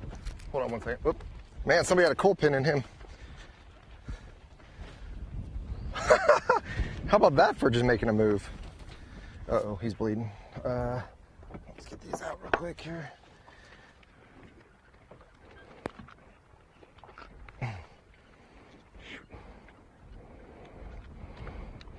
Not too pretty. Let me wash them off real quick. Okay. Scale is clear. Clear?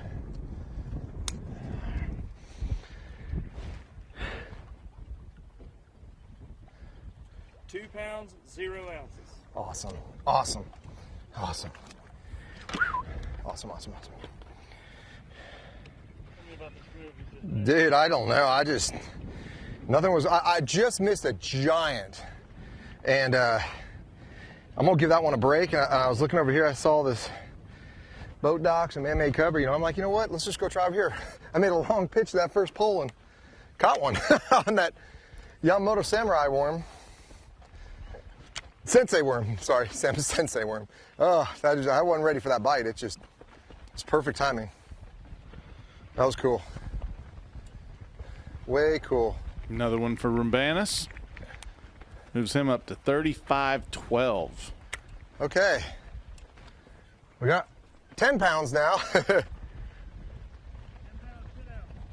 We're getting closer, guys. We're getting closer.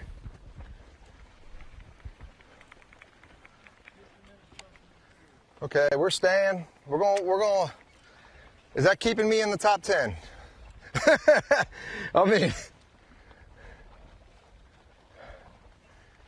I don't know if I just got lucky and just pulled up to the one spot that's got one, or if there's a bunch around here. Gotta believe there's more. I gotta believe it. Okay. That's right where we started today, so.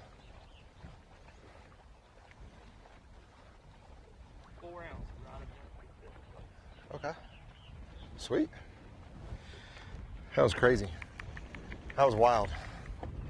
Okay. This weather, I feel like maybe.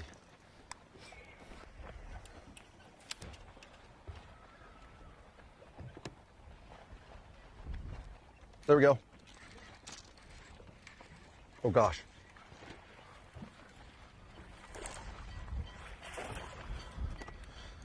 I don't think he's going to do it, but still fish. Scale is clear.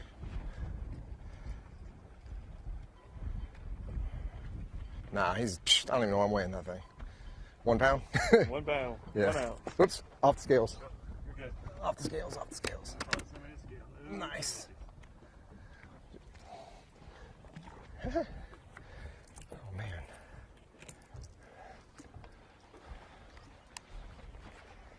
Looks like Rumbanis has found himself a little honey hole here. Let's see if he can get another scorable off of it.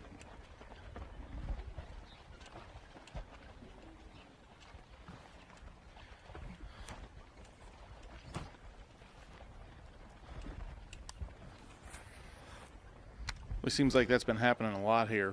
These guys are going for extended periods of time without a bite, and then all of a sudden getting into a little flurry. This wind's blowing right on all this stuff. I think that's what's got them a little bit fired up.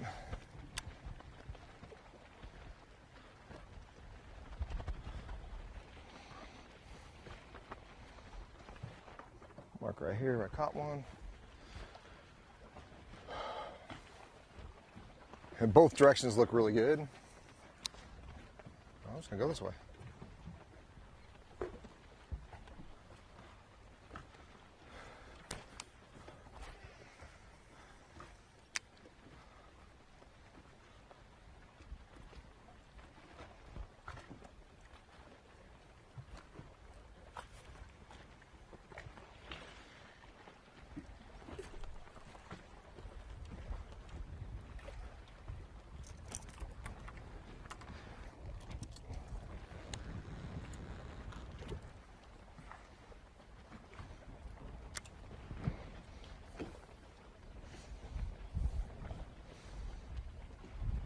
It's crazy.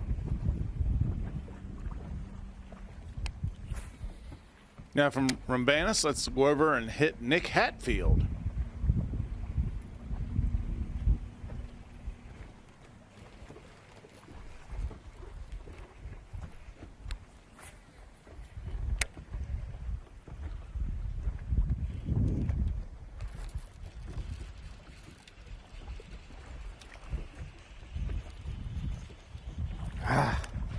Thought it felt funny. Uh-oh. Non-game fish.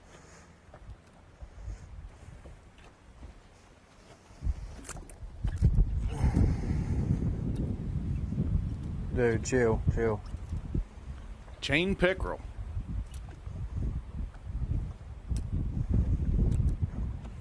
locally referred to as a jackfish. About to grab him. He would throw it right there at the end.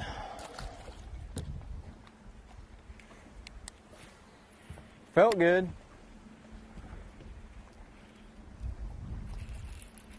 Be a bass. Yes.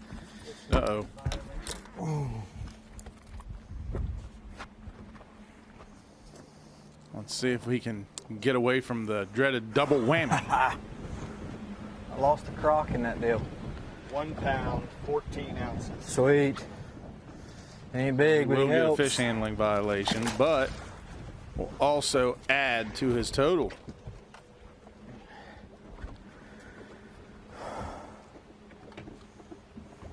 Sucker flipped out of my hand.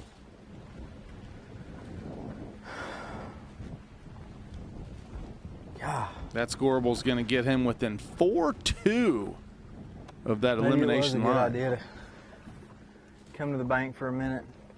I may try to run some more stuff on the windy side. I've had a couple bites.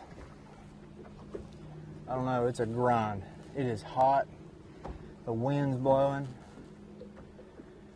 There's some big ones out here, some great big ones.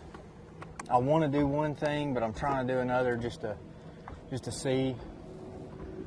I probably need to get back out there and really try to look for what I found this morning. I think if I can find another area that's got them, I could catch me 4 or 5 more hopefully, and then maybe go back to where I caught some this morning and catch some more there. You know, I'm not catching many, but if I can catch some keepers here and there, some scorables here and there, and then mix in a few more big ones, just 3 to 5 pounders, or maybe get lucky and catch a 7 or 8, then I might have a chance to get back in it. Much better day today than the first day. Much better.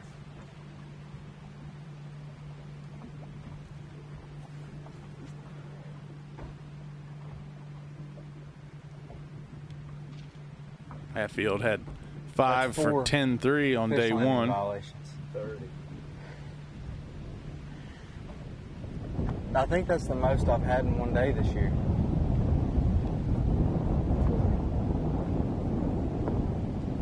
Said 5 for 10 pounds on day 1, but day 2 is definitely a better day. 5 for 15.8. It's got him at 25.11. 8, 7, 6, 5, 4, 3, 2, 1. Line 10.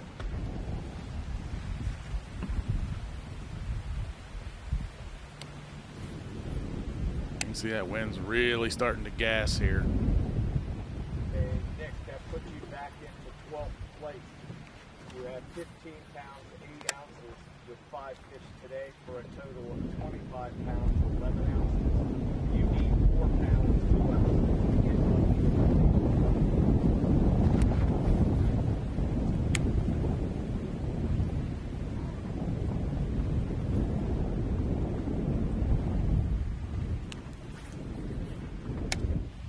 Let's change rivers and anglers. Let's jump over to the Roanoke River, check on Stephen Browning.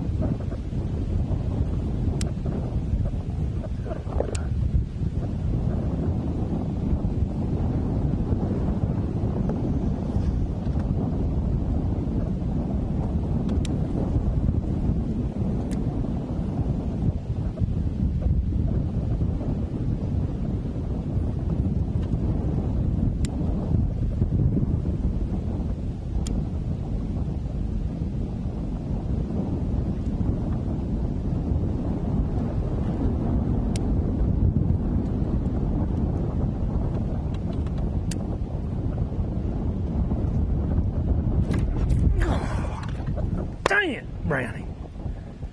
Son of a gun. Man, that dude was swimming out in the middle with it.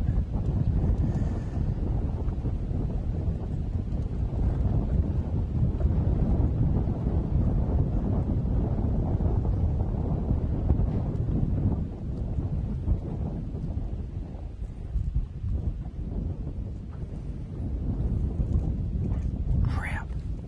That's probably a good one.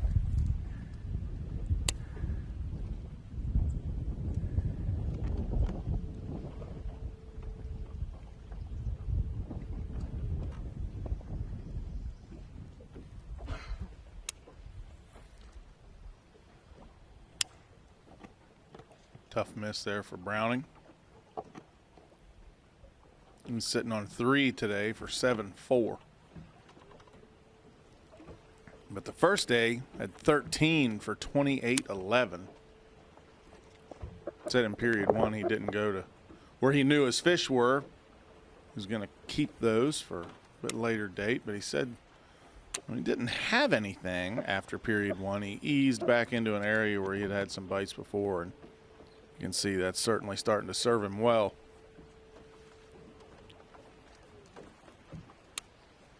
Along with those shoes, too, they definitely are serving his feet well. Not sure if they're Pumas or not.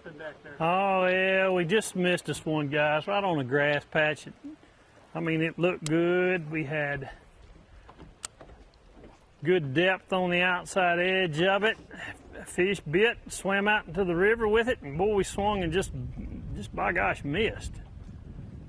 They're not aggressive. I mean, I never felt the bite. There's one right there, I think. No, I never felt the bite. You just pick up and they're moving with it, you know, and it's hard to you know, figure out what in the crap they're doing. I just don't know. I'm on a pretty good little stretch. You can kind of see where this water's mixing. This water's finally starting to fall out, and it's pulling some of that swamp water out here, and hopefully going to pull some of these crawfish out of that backwater with it, and hopefully these fish out here on the main river are setting up, getting ready to munch.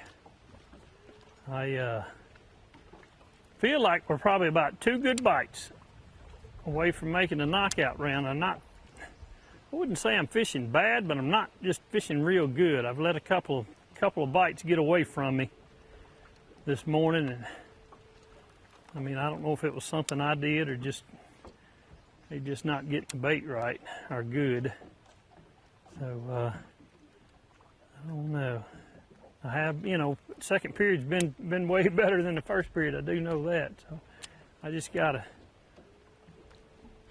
keep going, keep plugging away. It's not. I mean, I don't know. After yesterday, I thought it was going to be better. You know, I mean, those guys yesterday caught them really, really good. God, bum. Caught them really good, and I thought it was going to start trending up a little bit, but thus far today has not been trending very good for us at all.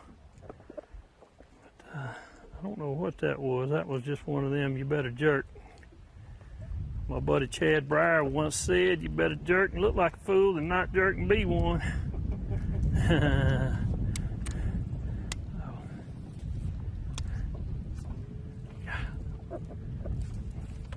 I'm playing in the bushes. Get down.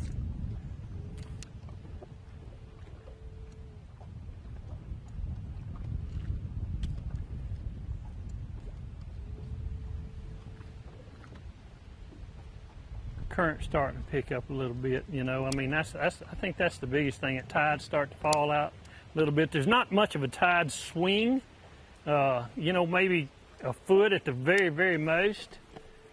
But when it's pulling out, it you know, it just creates current around all these little old points of stuff, grass or tree or whatever it may be, and these fish will set up on it. So I'm hoping we can get us a couple of quick bites before the period's over with and start moving around a little bit. I've got some more areas that I need to stick my nose into, but I can't do that until I get to where I need to be. And I need to be about probably 13, 14 pounds ahead of that cut line before I start straying. Ought to be one. Man, there ought to be one right there. Ought to be. No, ought to be. Right there. Come on.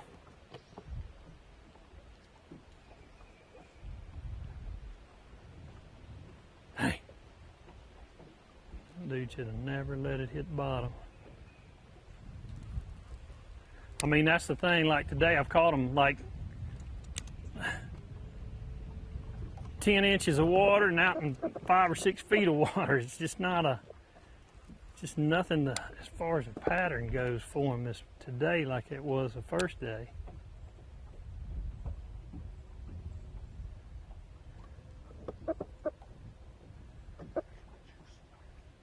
And everything changes, you know. Everything's changing. Tidal water. Nothing's the same every 2 days in a row, or normally for me it's not.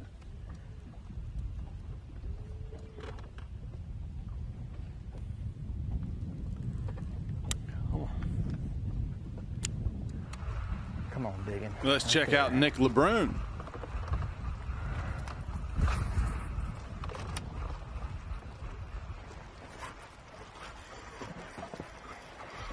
Barely hooked.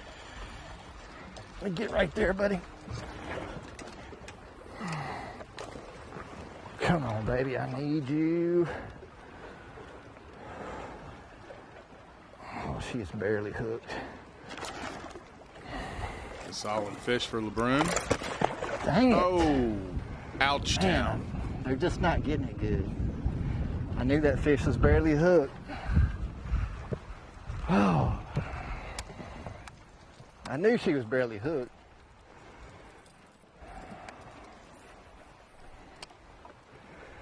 Oh, well, thank you, Lord. We're getting bites.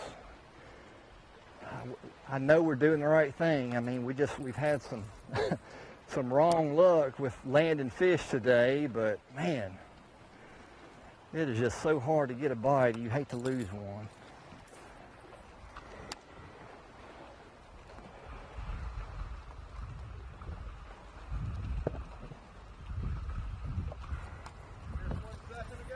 Yeah, I lost one. I'm gonna try to make up for it. It was probably 2, but I'd like to have had it, you know. But hey, you win some, you lose some, you know, it's all good. Just part of it.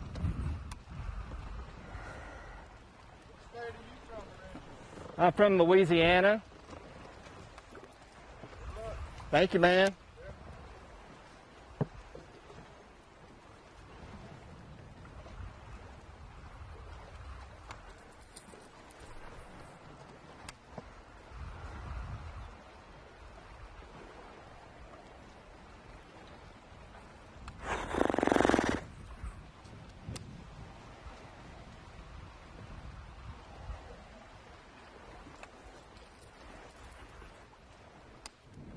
Well, from one Nick to another, let's slip back over to Hatfield.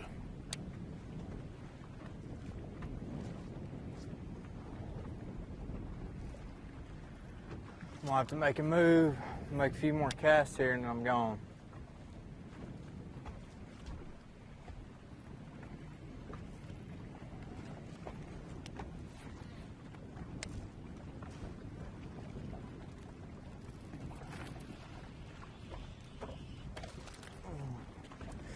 Don't come off.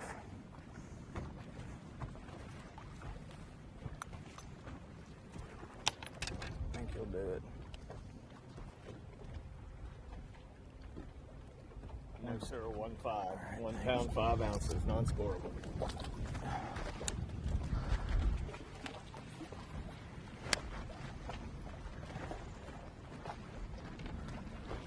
Sucker was up in there.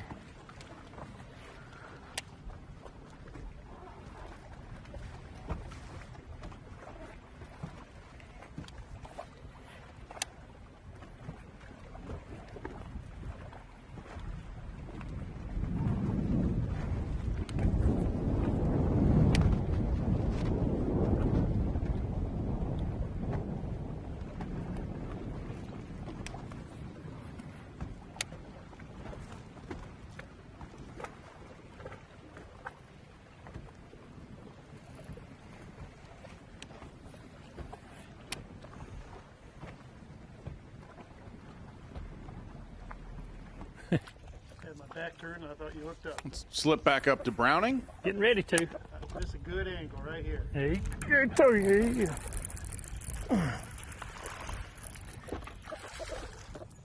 I don't know if he's gonna be scorable or not. Oh, maybe. You fat little booger. Maybe. Need a little luck. Maybe we get lucky on that one. I believe we could. Yes, sir. Scale 0. Look at that dog. Yes. 1 pound, 9 ounces. Yeah, buddy. Yeah, buddy. How about that one, guys? Little fat. Look at that little belly on that thing, man. That dude been eating. Sometimes when you smell the breath, you can tell what they've been eating. You know what he been eating? Chatterbaits. Get him, Jack. All right. I Needed argue that one, if guys. that's true or not. Needed that one. That's the Never little really smelled a bass's Chatterbait breath Elite before. Evo that Steve-O will help put a little thought into. You like it when you catch fish on the bait you help design. Man, that thing barely turned the reel handle and he's on it. I like it. I like it. Get us another one.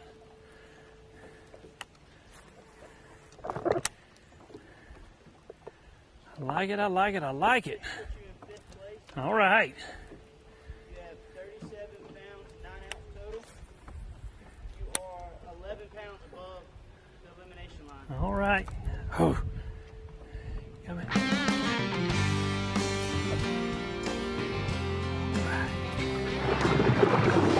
Well, if you want more tips like smelling a bass's breath to figure out what they've been eating, boy, do I have the thing for you. The best bass fishing magazine in the world, written for all bass anglers, the MLF Bass Fishing Magazine. Now listen to this. You can get 6 issues, that's all year long, 6 issues of MLF Bass Fishing Magazine for only a $10 subscriber membership. On the way to mailboxes right now is Dustin Connell's Red Crest Redo. All you need to know about how Dustin won Red Crest 2024 on Lay Lake. Also, small baits equal big rewards. The how and why of scaled down baits and how they can pay off for you. This is essential reading for any bass angler and your family. All the tips that you'll need to be a better bass angler you can get right now by subscribing at majorleaguefishing.com/join.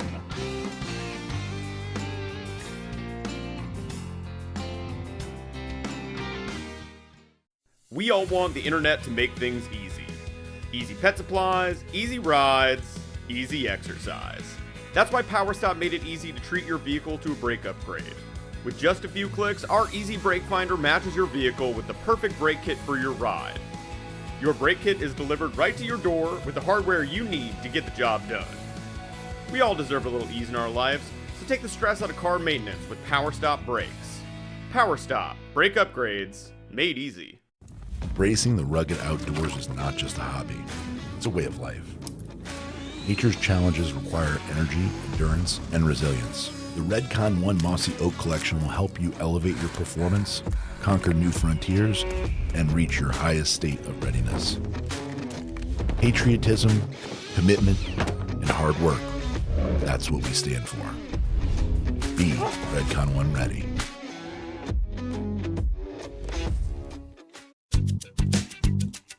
Need parts fast?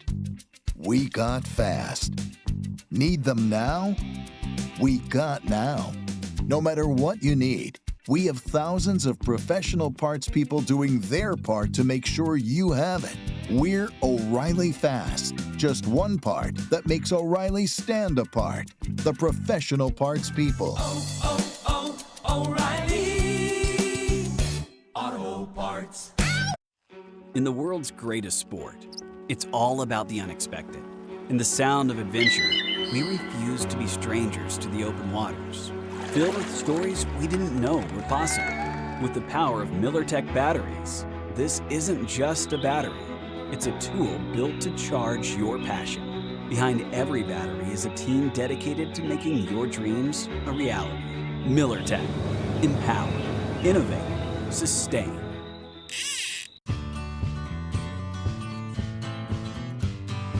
She grew up fast.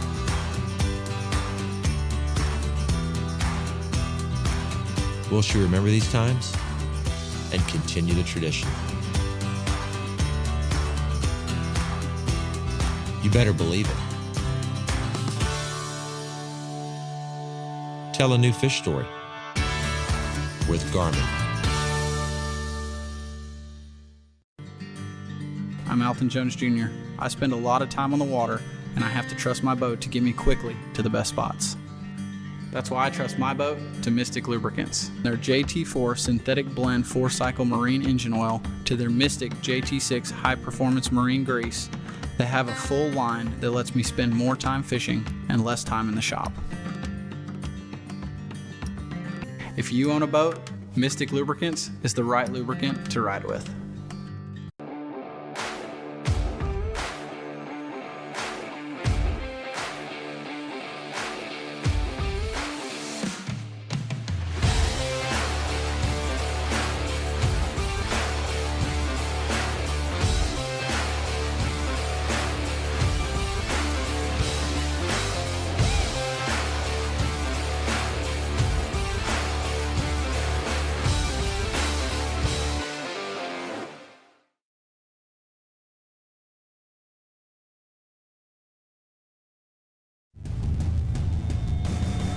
Major League Fishing's Bass Pro Tour is brought to you by Epic Baits. Be epic today. Bass Pro Shops. Your adventure starts here. B&W Trailer Hitches. The last hitch you'll need. Abu Garcia. Fish to win. And by United States Air Force. Aim high.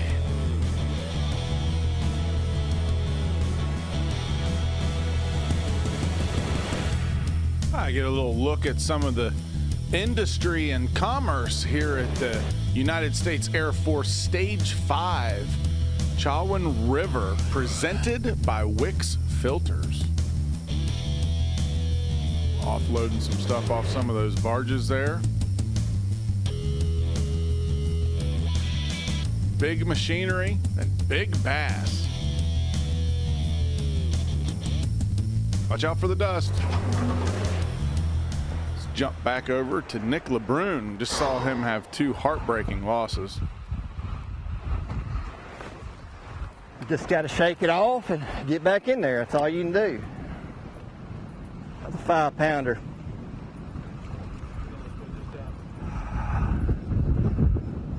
Yeah, we pulled up on another windy dock, and 5-pounder, she just come off. You know, I haven't been losing them all week, but it's been a weird day. Something's weird with the bite. I don't know. Not sure what's going on, but just like those other ones, if they come up and jump one time, they're done. And I don't understand it, but God's good. He's got a plan, and He's in control. And I'm just trusting in Him today. I'm definitely not going to trust in my ability to catch one or to land one without losing him, but oh man, that fish, that was the one.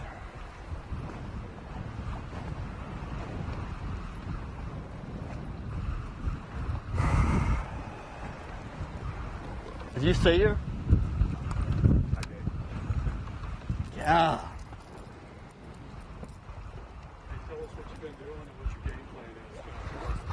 Are we live? Yeah, so we've been throwing reaction baits around these docks. You know, I haven't been losing fish, but today it has plagued me. That was a 5-pounder right there. It's so windy, it's hard to throw that wacky worm effectively. But you know, God's good. I'm trusting in Him. I'm not trusting my own ability today, and He's got a plan, and it's good. I just don't know why we're losing fish, but we are. Man, that was a good fish. There's a little brush pile or something on that dock right on the corner, and she came out and absolutely smoked it. I just don't know why she come off. I can't explain it, but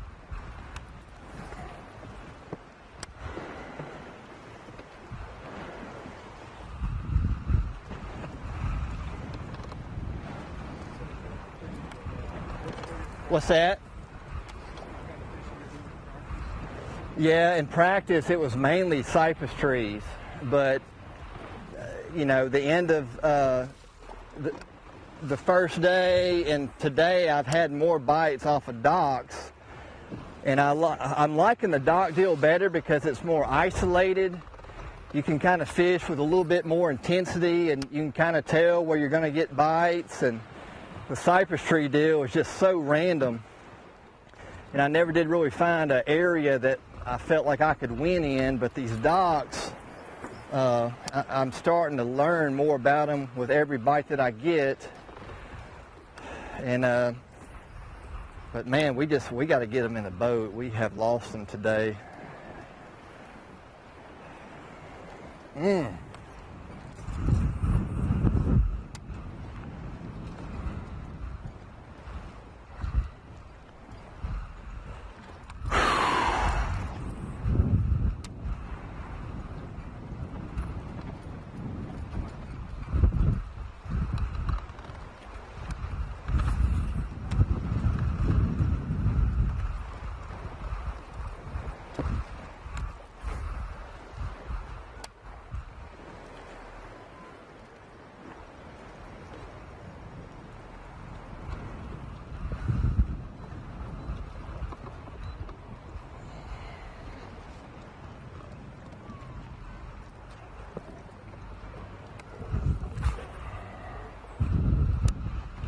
That's a 5 or 6 pounder.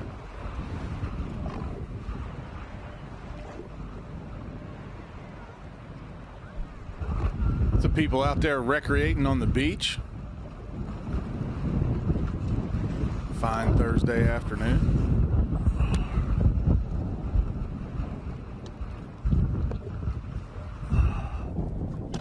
Now back over to Hatfield.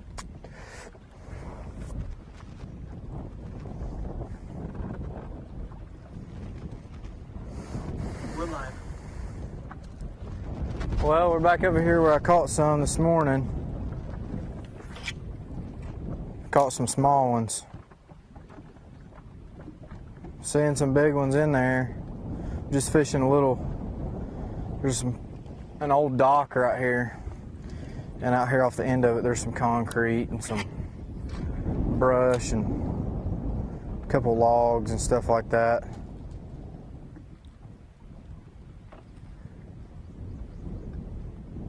I got a big one on it right now. Just eat it. Eat it. I can't talk them into it. You'd think, I mean, I wouldn't think many people do this type of stuff out here. You'd think every one of them would bite, but it's not the case. If I could catch what I'm seeing, I could put up some weight. I'm gonna have to leave these places alone that I've been fishing, and I'm gonna have to go find some new stuff because this just ain't working.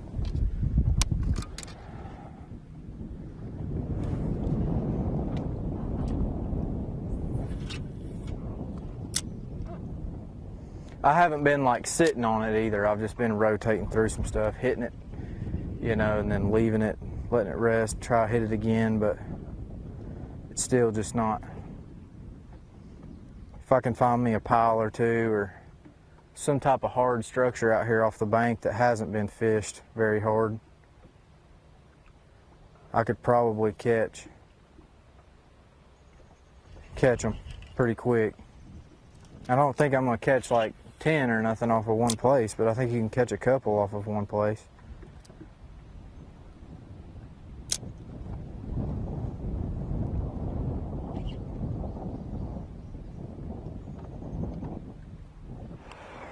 Back over to LeBrun.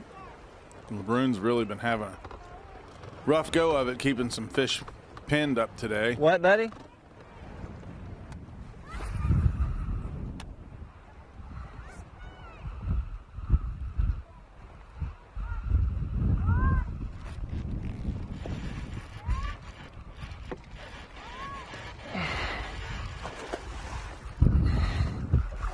Yes! Here we go. There we go. It's not over yet. I just got done telling y'all we're going to make an epic move this last period. Oh, thank you. Now see, my 4-year-old daughter could have reeled that one in and he wouldn't have come off. I don't know what the deal was with those other ones, but oh, yes, thank you, Jesus. 2 pounds, 13 ounces.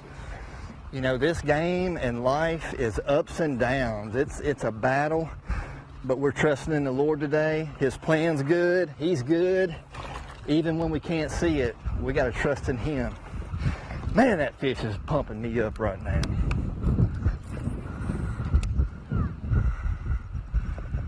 Come on, give me another one, Lord. Whew. I was so worried that little boy was going to do a cannonball off that dock.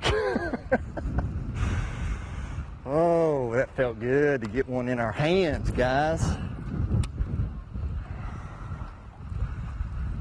Now, everybody at home saying, well, what did he do different there? I didn't do anything. I did the same hook set, same retrieve, everything. You know, you got to be consistent when fishing like this. And like your grandpa says, I guess I just wasn't holding my mouth right on them last ones, but we got that one in. How big was that fish?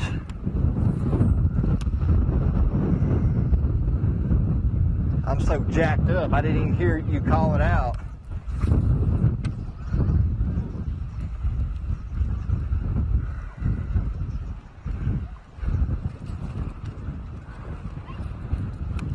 Maybe LeBrun's troubles are over, and we'll slip up to Jacob Wall for the first time today.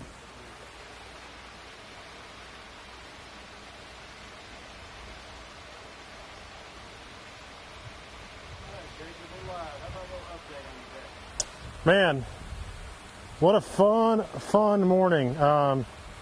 If you guys obviously got to see me a little bit on the drone earlier, you kind of know what I'm talking about. I was fishing offshore, throwing my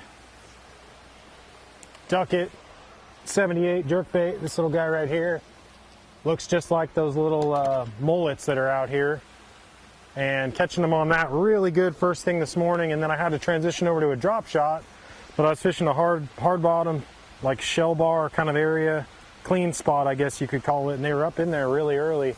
Just like the first day, when 10 o'clock rolled around, they vanished. It's not like they stopped biting. They just flat out were gone. I don't know where they went. I really don't know where those fish go. It's almost like that area just goes from being the most insane productive area of the entire river system, because I've 2 days in a row have had the best start out of anybody. So it's clearly really, really good. It goes from that to being just like a dead zone. I can't get bit in there. So I've totally changed what I'm doing. I'm up here fishing kind of there's a water inflow area. There's a mill pond back there, and I'm just fishing out in front of it right here. There's some deeper water and some current, and I just caught like a 2.5 on a jerkbait right here, and then I had like a 1.9 pound on the Neko rig or Neko rig, however you want to say it. If you're from Japan, you call it a Neko rig. If you're from the States, you call it a Neko rig. I'm just messing with you, but I always have called it a Neko rig. I think it's actually a Neko rig, but that thing. And so we got 2 scorables in here that really, it's good. The other day, you know, my plan today was to have a productive morning again, which we did that, checked that off the list, and then not to lose pace throughout the day, because the other day I lost pace. You know, you guys saw I had a good morning the other day. First period was hot, just like it was today, but then the second and third period were very, very, very slow. I only caught 1 bass in both periods. So we're already ahead of schedule as far as that goes. I've caught 2 now in the second period. So I'd love to end the period here with another scorable somewhere in this little zone. And then the third period, I think I'm going to get out of here. I may fish some totally brand new water, and I kind of got a little area in mind that I might want to go check out. And then probably going to come back here and hit this again in about an hour and a half, 2 hours once it's given some time to kind of reload and rest, because I had a number of fish that I could see on active target following my jerkbait in there, and they just wouldn't bite it. So I'm going to let it rest, maybe come back, try to pluck 1 more out of here. But I feel like with looking at Score Tracker, I could be wrong, but I feel like if I catch 3 more scorables, you know, between 1.5 pounds and 2.5, maybe, you know, if I could catch a big one, it may not take 3 or 4, but if it, you know, if I'm on the same caliber that I've been catching, I think if I catch 3 or 4 more, I'll slide inside that top 10 to end the day. So, you know, guys, it doesn't really matter if you go out and, you know, 1st or 10th in this deal. You just got to make it there. So I'm doing everything I can to scratch and claw and stay inside the top 10. You know, these guys are catching them behind me, and I got to keep doing my job and reeling a few more bass, and hopefully I'll stay inside that cut. But man, I'm just throwing a wacky rig right now, the old standby, up around some of these little overhanging areas. It's a great way just to get a bite, you know, and right now that's what we're looking for. We're just looking to get a bite. I'm not looking to, you know, do anything crazy except just reel a couple more bass in. You know, it's been kind of slow. We've tried a number of different things. I think poles are acting up again. Come on, guys. I will say, this morning it was extremely windy out there where I was fishing, and it's still really windy. We're just in a very protected area. If I didn't have those power poles, there is absolutely no way I would be able to have caught any of those bass. Maybe a couple of them that I caught this morning, but man, I attest every bass I reeled in to having power poles on this boat.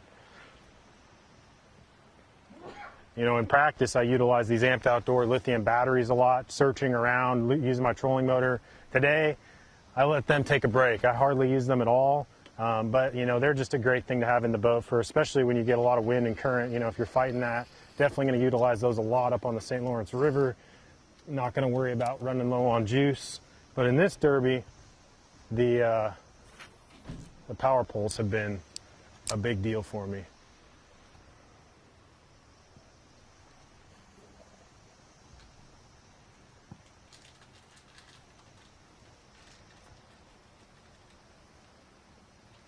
Come on, bass. We need about a 6-pounder for heavy hitters right now is what we need. That would make my job the rest of the day a heck of a lot easier too. 5 and 6 pounders out here go a long ways right now. I caught a couple of big ones in practice. I had a 6 each day the first 2 days, and I had a 4 something on the 3rd day. So really the tournament I've caught smaller fish than I did in practice.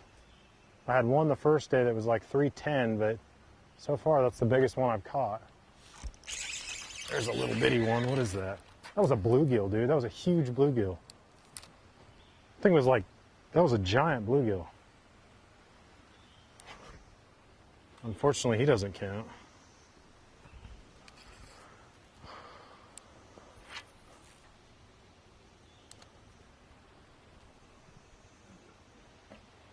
I need to be paying attention to active target. I've caught a lot of my fish today on active target.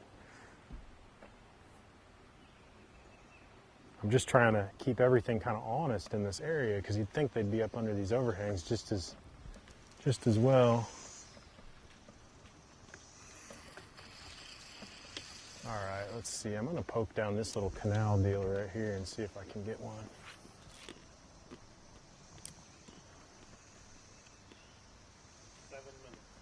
We're running low on time. We'll probably just wrap the period up in here and then make our move after the next period starts.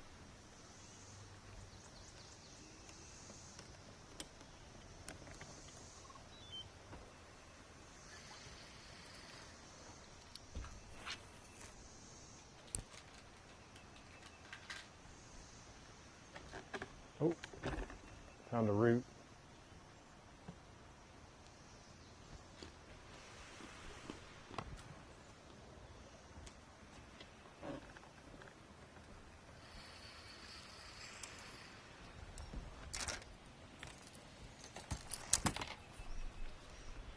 £20 for the day for Jacob Wall. Is it going to be enough?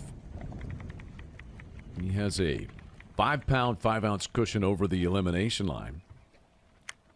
Fred Rambanis, 35-12 for the day. He has 7.5 of cushion.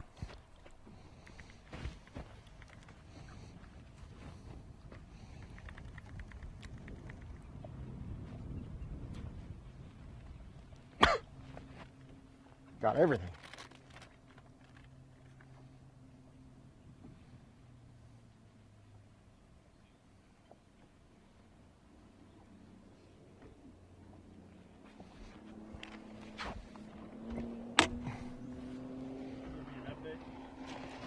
Oh, I just had something grab it right there.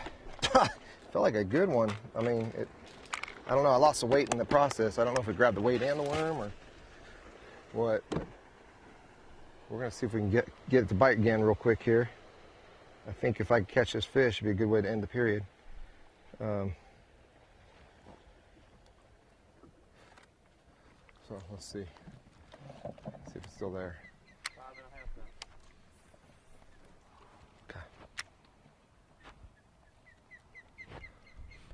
Under 5 minutes left in period 2. Urbanus goes right back in and gets it.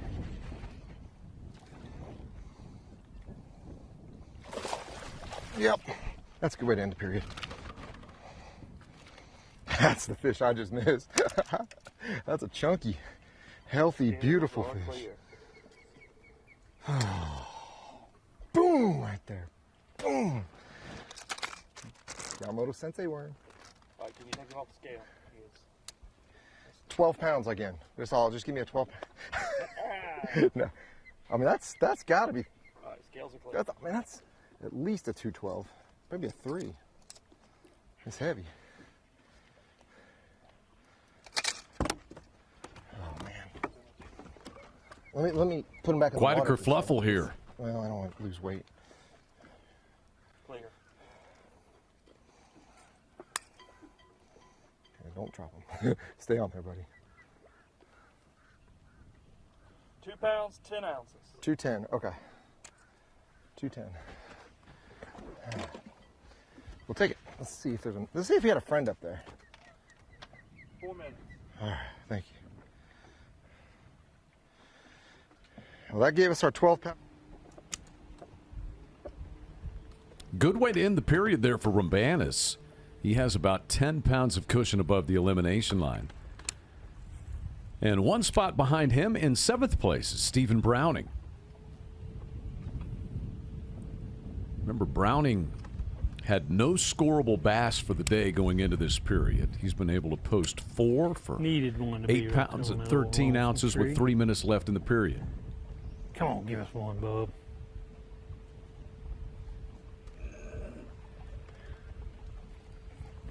Great big one, grizzly bear.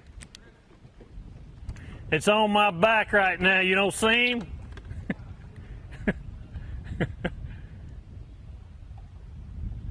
Even you're live. What's going into the end of this period, going into next? Yeah, guys, we got off the goose egg in that second period. We're fixing to end it up right here, and I'm in a good little stretch, and water's falling out, coming out of the woods. Got a little mix to it. It feels right, feels good. I'm getting up to an area where I had some bites the first day, and you know, I feel like about 2 bites away from probably making the knockout round.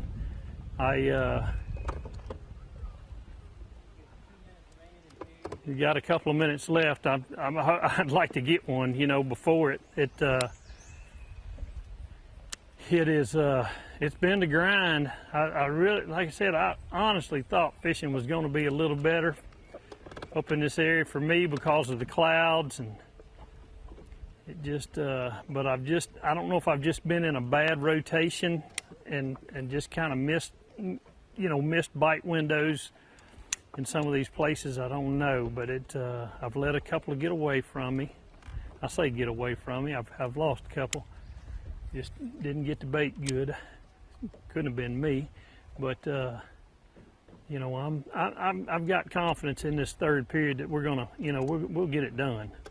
I just was hoping to get it done prior to that, but it is what it is. I mean, this is river fishing. I mean, I'm just hitting every little target in front of me. Still chatterbaiting. Caught one on a chatterbait a while ago. The rest of them have been on this black and blue tube, and I feel like, you know, if I keep this tube in my hand, I'll get me a couple more bites, and then we can pick up that chatterbait and just start running, covering a lot of water, trying to get some bites to build off of, get the deadgum confidence back, man. I had a lot of confidence coming into this morning, and it kind of left me. That momentum kind of left me this morning, but we got another 2.5 hours ahead of us. Hopefully we can stay, you know, double digits ahead of the 11th place guy, and if we can do that, I feel like we can probably, you know, get this thing done. I'm gonna catch one off that tree right there at the beginning of the third period, so I hope y'all come on back. So, decent little day, little black red flake tube, got a little rattle up in it. We're gonna keep it in the hands, try to get this thing done. Productive period for Browning. And Fred Rabana's solid second man. period. We did what we had to, I think. I mean, hey, look, we got a whole period. I could put the boat on trailer and go hunt a heavy hitter, or I could just stay put. I do know there's a big one over there that busted on my top water. I'm just going to stay put. There's no point in burning up fish I could use in the knockout round. I think for sure one fish, if we get 40 pounds, there's no way we're not going to make it. I think we're at 38 right now, so man, it feels good. I don't even understand how this is even possible right now, but it is. They're catching them, but man, it feels good right now. For the period overall, no angler moved into the top 10 and no angler fell out. Not a lot of progress. One period left at the U.S. Air Force Stage 5. Chowan River, presented by Wix Filters.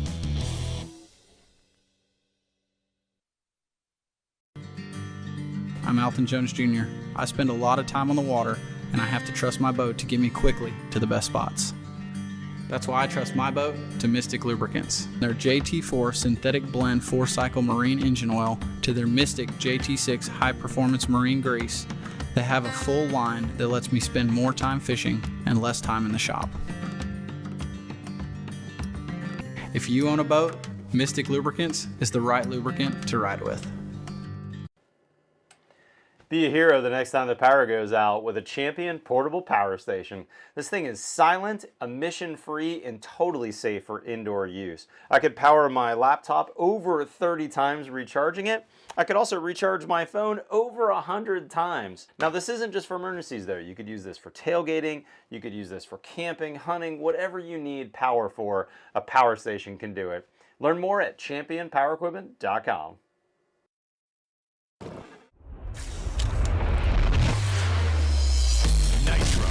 A rush of tournament adrenaline.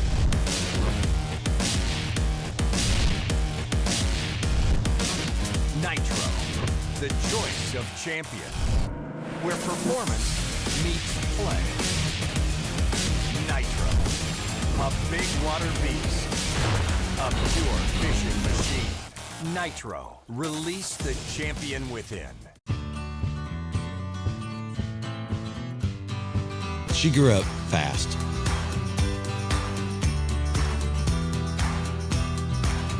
Will she remember these times and continue the tradition? You better believe it. Tell a new fish story with Garmin. We all want the internet to make things easy. Easy pet supplies, easy rides, easy exercise. That's why PowerStop made it easy to treat your vehicle to a brake upgrade. With just a few clicks, our Easy Brake Finder matches your vehicle with the perfect brake kit for your ride. Your brake kit is delivered right to your door with the hardware you need to get the job done. We all deserve a little ease in our lives, so take the stress out of car maintenance with PowerStop brakes. PowerStop, brake upgrades, made easy. Courtney, you're doing a great job. Ugh, did you even bring a paddle? Slow down! Can't keep up. Courtney, check this out. We're gonna get some new followers out of this one. Ready? Here we go. Boom, boom, boom, boom, boom. Look how many people are watching. Yeah, you want some more? Oh yeah. Dad, please don't. Oh yeah. Courtney, where are you going?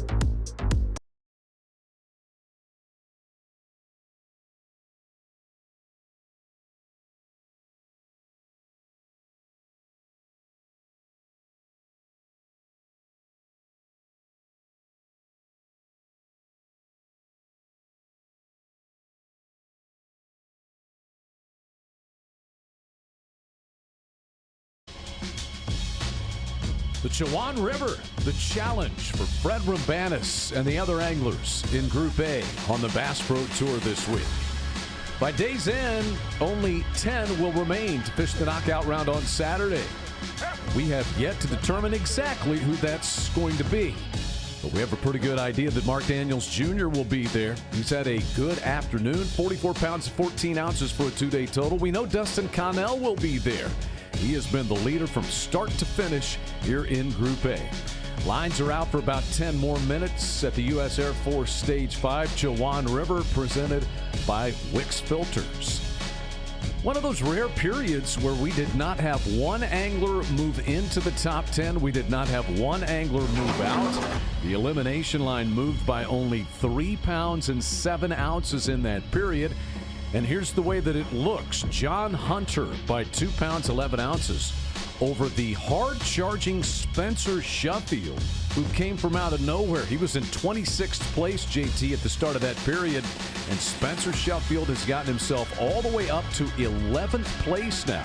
He is the first man out by just 2 pounds, 11 ounces. There you see him.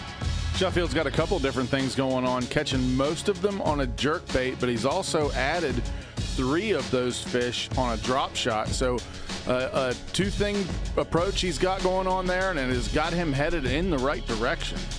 20th place elimination line, you saw us rookie Colby Schrumpf over Chris Lane, Wesley Strader, Anthony Gagliardi, and Terry Scroggins by just one scorable bass down there. Here's a look at some Redcon 1 highlights. Hasn't been as productive a day for Fred Rambanis today, but seems like he's making it work so far. He's got 2 things going on, too. One is this flip shot with a sensei worm from Yamamoto. He's been pitching and flipping that around a lot of these boat docks, around a lot of the pilings. That's been working good. But he did catch one of his good fish on a topwater frog and had another great big one blow up on that frog that didn't get it. 38 pounds and 6 ounces. He has 9 pounds of cushion above the elimination line. Mark Daniels Jr. is in a safer spot. He is 15 and a half pounds clear. He should be moving on to that knockout round. He sits in 4th place. Been catching most of his fish off of laydowns and brush piles. A trick worm has caught 2 of them, and a jerkbait 2 of them, and a drop shot. So there's several guys got a lot of things going on today, Chad. Gary Klein has moved up to 5th place. Martin Villa sitting in 3rd place, 15 pounds even for the day. 44-14 for his two-day total. Straight up wacky worming. That's been his deal the whole time, and all of his fish today, including a 3-4 just a few moments ago, all fell prey to the wacky worm. 15 pounds today, and at 44-14, he's got 15 and a half pounds of cushion. Alton Jones Jr. right now has the 2nd best round of the day going. He's at 25 pounds, 10 ounces for the day, and over 50 pounds for his two-day total. Two-pronged approach today. One really shallow with a drop shot. The other fishing about 5 to 10 feet deep with a jerk bait. Both seem to be producing about equally as well for Alton Jones Jr. He's going to be making it 5 out of 5 as far as making knockout rounds in regular season Bass Pro Tour events. And Dustin Connell free and clear, 62-14 up at the top, way out in front, and headed on to another knockout round. Shallow run and square bill crankbait has accounted for all 9 of his bass today. Looks like he has been out looking for new areas. And Chad, I would certainly say he's found some. And on a fishery where anglers didn't have much, if any, experience, to be able to have a full day really to just practice, what an advantage for a 2-time winner already this year on the Bass Pro Tour in Dustin Connell. Redcon 1 highlights there. Back inside the Major League Fishing Studios. Alongside JT Kenny, I'm Chad McKee. 1 period left. Spencer Sheffield closing within 2 pounds, 11 ounces of that cut line. We'll see how much drama that we have, but there was a definite slowdown in that second period, JT. Do you expect anything? Wind, weather, well, perhaps the tide? I know it's not very... It doesn't impose itself very much on this fishery, but any of those things going to factor in this final period? Well, Chad, as you just said, the tide is not that big a deal here. It does have a little bit of influence, but the total tide range here is maybe a foot, which means only going 6 inches one way and 6 inches the other. When you have as windy of a day as we have today, I don't think that's enough pressure. I think the wind is going to overtake the tide, probably has the the water level a little bit lower. Certainly some of the guys have been adversely affected by that. I think some of the guys at the very top, especially Connell and some of those other guys, they're still catching them. Whatever they found out during practice and during that first day of competition, they're just kind of building on it, and they're still catching them. You know, Alton Jones Jr., he's obviously just been on him all the time. Martin Villa, he's got himself up in a little creek, shouldn't be too affected by that wind and the water falling out a little bit. Said his creek that he's fishing up there has as much as 30 feet of water in it. And heck, you can cast across the thing. It's really narrow but very deep. So that's got to be a pretty stable area for him to be in. But as far as what's actually affecting this stuff, Chad, I think some of the guys are backing off. Some of the guys are looking for new stuff. And the guys are just trying like crazy just to be able to get above that elimination line. They're just having a tough time of it. This is really 3 events in a row, if you think about it. Lake Eufaula, where Zach Burge won. Yep. And then we had General Tire Heavy Hitters, Frog Bite, Jordan Lee, Brandon Coulter kind of leading the way there. And now here you've got some old school wacky worming. You got guys up shallow, a buzzbait. You got a frog from Fred Rambanis. And although they're using it in a little different manner, the forward-facing sonar is not as huge of a factor in this event as it's been in many of the previous ones. 100%, not nearly as much at all. And now some of the guys are using them, but they're basically just using it to find some of those big stumps that are out off the original shoreline that you can't see with your naked eyes, and the laydowns that have fallen down off of those stumps. So they're not chasing down a fish with their forward-facing sonar, throwing a jig head minnow at it. They're still using crankbaits and jerkbaits and typical stuff. But like I said, they are using that forward-facing sonar just to locate the cover. Mm-hmm. And then they're just pretty much fishing it old school. And as you can see, Connell, he's kind of maybe unveiled a 1.5 square bill crankbait bite that may serve him well as the week goes on. He's always a step ahead of many other anglers, is Dustin Connell, and that's the case once again for him this week as he is on top, free and clear, and in first place in Group A. A look at our Fishing Clash payouts for the week. Everybody that makes it into the top 20 today will take home at least $10,000. But to keep fishing in the event, you have to be in the top 10 of your respective group. Now, you make it on to the championship round, which will be on Sunday. Your paycheck goes up by at least $6,000, all the way up to $100,000 for the winner, $45,000 for second place, and $38,000 for third. Good payouts all up and down the line here in our Fishing Clash Angler payouts. You also collect those valuable points in the Fishing Clash Angler of the Year race, which is currently led by Jacob Wheeler. Alton Jones Jr. is in second place in that, and Dustin Connell is in third place. Look down at a beautiful area of the country. Got the portion of the Albemarle Sound, which is being used this week. Roanoke River. We've heard Stephen Browning in the Roanoke River a little bit today, but this Chowan River is right along the border of North Carolina and Virginia. It really stretches down into North Carolina as it runs toward the Atlantic Ocean. Not heavily influenced by the tidal, but boy, it's a beautiful area. See some of those sailing boats that can get out there and traverse this fishery, JT. It's just a gorgeous property, and you wonder why more trails have not visited this place in the past. I think they probably will after us showcasing it this week. It's just Stephen Browning, 37 pounds and 9 ounces, has himself 8 pounds of cushion. And remember, the cut line only went up by a little over a pound in that second period. So he's in pretty good shape. I think as the day goes on, you know, it's going to continue to fall, and it ought to get better and better. Here's Nick Hatfield. He's got his work cut out for him this afternoon. Hatfield back in the pack. He's in 17th place. He is 6 pounds and 6 ounces below the elimination line. That was a tough period for Nick. He only caught one scorable bass. Jacob Wall, can he hang on? He's caught 19-15 for the day, 11 scorable bass. His cushion is going to be 4 pounds and 7 ounces to start the final period.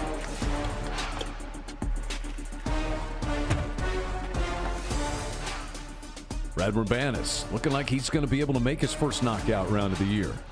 His cushion 9 pounds even heading into the final period.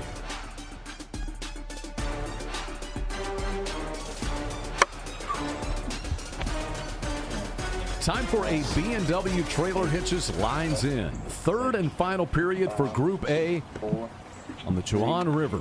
2, 1, lines in. See if we can get a big one. Yeah, so, you know, I'm absolutely pleased with the way things worked out. We avoided getting in the rough water. We stayed put. My plan was to catch them in the first period, but it kind of took all the way to the third and then go jump in the truck and tow us up the river. However, I feel like I'm best just staying put and saving what I got up there for the knockout round. I think I'm close, you know. Granted, I'd be going up there hunting one big fish, but I had a big bite right over here. I mean, a big bite. So there's big fish kind of spread out through the system, I bet. It could just be the most random cast when it happens too. So really, I'm going to kind of fish a little bit more for big fish, but I'm not going to change up what I'm doing a whole lot. It's crazy because the first day I caught the majority of my fish on a weightless Senko, and you know, I just don't feel like, I don't know, the drop shot's been really good today. So, yeah, I don't know. I just kind of fish in the moment, just at peace with myself, just having a good time. And hoping a big one just decides they want to play. I feel like this third period, though, is going to be some big moves. They bit really good for me up the river that last hour of the first day, so I'm a little fearful of that turning on and guys catching 20 pounds in the next 2 hours, you know. But let's just see if we can catch 1 or 2 more fish and hold our own. The biggest thing is you can't look at what 10th place is. It's 11th place. It's the cut line. You know, 11th is the difference, and so that gives me a little bit more cushion. If I could just get one big bite, though, man.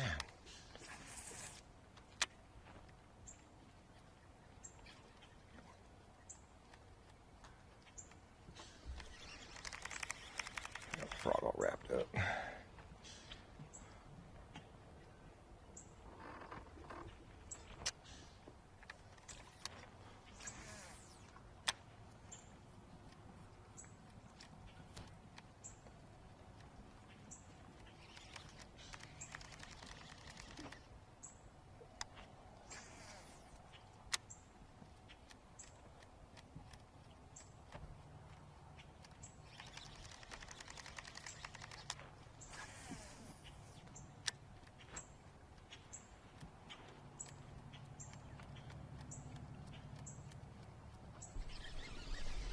While it was a tough second period for many, Spencer Sheffield made the most of it. Caught 15 pounds and 15 ounces.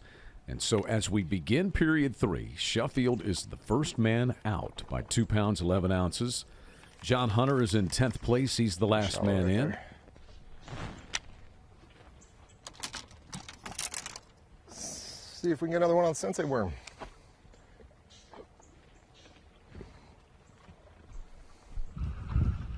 Nick LeBrun will begin this third and final period in 12th place. His deficit is 3 pounds and 9 ounces. Started the day in 11th place. He was 12th at the end of the first period and 12th, as you see, to start the final period. Our game plan for the final period is an epic comeback. You know, we've lost some key fish today in period 2, but it's not over yet.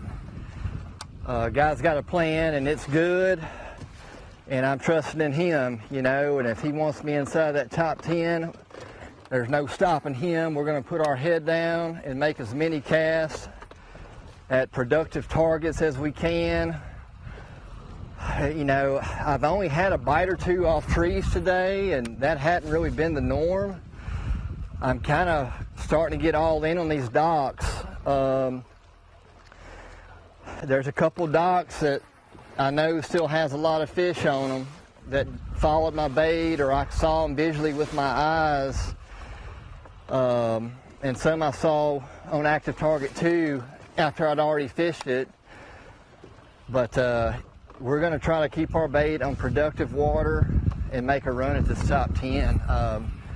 I feel like if I can boat 4 fish of any size, I think that's going to be a good target for us. It's just four solid keepers this period and see what happens. Come on, Biggin. Here he comes. He's following it.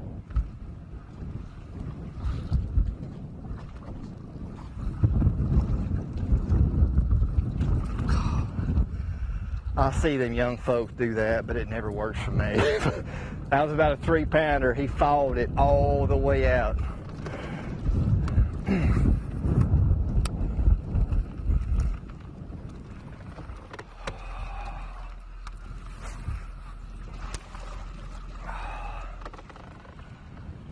Come on, Biggin.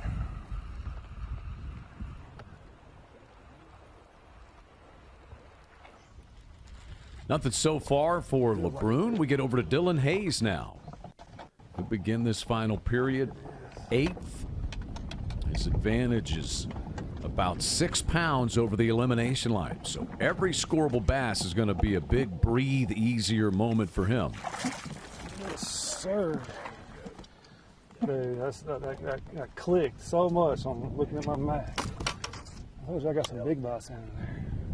Some nice ones. Biggest one today. 2 pounds, 14 ounces. Yes, sir. Speed worm doing work. What a specimen.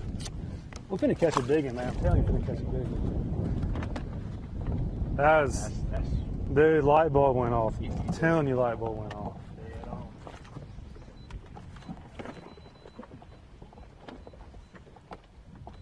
One more. I ain't leaving until I get one more. I know I need one more. I feel like I need one more.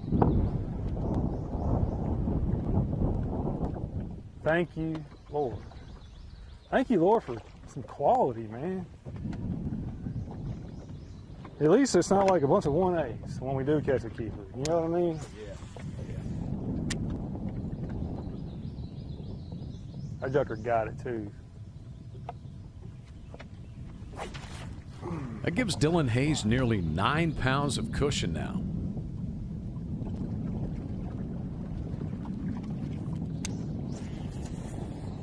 Saying when I found this little stretch, it was kind of stupid.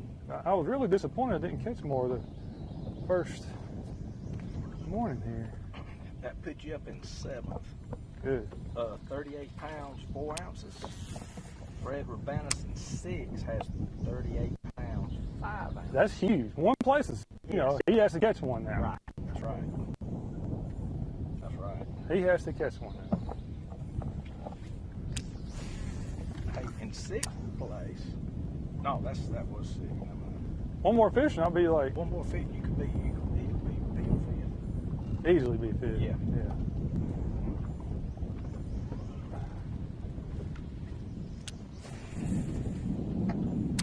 That's awesome. Thank you, Lord. What's funny is my best stretch back there is not a channel swing, but it's a point that splits 2 creeks, and those are always money. Yeah. Man, I'm glad I caught one here because it was such a disappointment to go through here and not catch one yesterday. In practice, they were like, poof, poof, was smoking that frog. I'm gonna keep the speed worm honest though. That's the best thing I got going right now.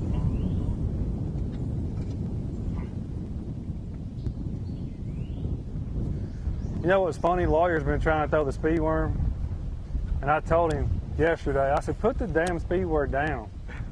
And throw a freaking horny toad. And today he's probably throwing a horny toad, and I'm throwing a speed worm. He's caught 15 pounds today. Yeah. Oh yeah. He said he's been throwing it. He can't catch him on it. You know, a lot of that's area, you know. Right, that's right. But I've caught him on that little, oh my God, striper followed it. Really? Yeah, a big giant striper followed it all the way to the boat.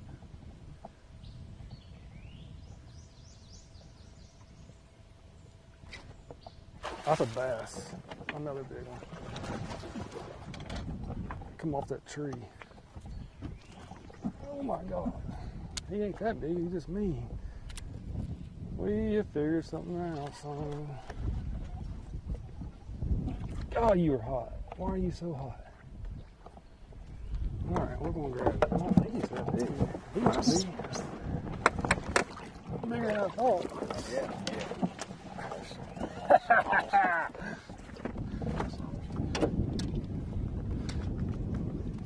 Click. We're not making another cast on this bank. I didn't get a bite down through here the other day, hardly. That's a 3.5 pounder right here. 3 3/4. Boom! 3 pounds, 12 ounces. Boom! Good job. What a freaking beast. You come off that tree. Take my photograph so I can something to post.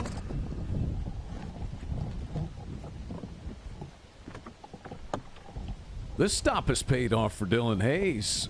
Thank you. We're done in here. I think. Give me an update. 214 and a 312 right there. 6.5 pounds for that little stop. I'm 99% sure the cast before was a striper, but I guess it could have been a bass. I'm pretty sure it was a striper though. And he now has 12 pounds and 5 ounces How about of that cushion. freaking call, son?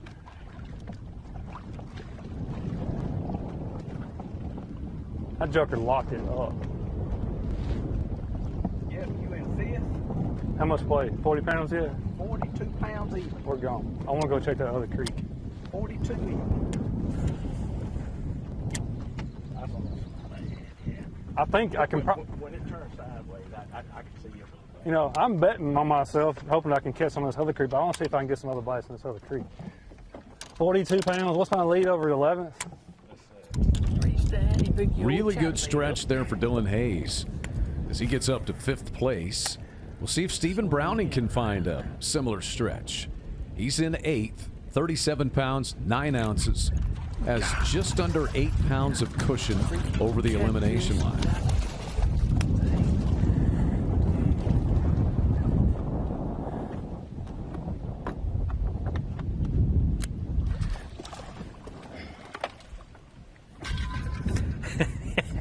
All you can do is laugh about all this.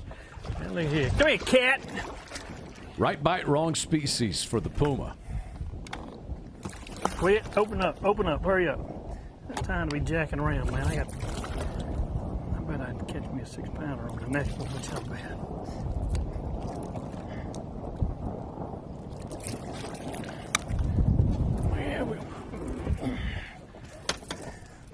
It's the way you want to start the period off, catching. We're catching. We're not chunking and winding anymore. We're catching. All right, here we go. Next. Next one's gonna be a bass.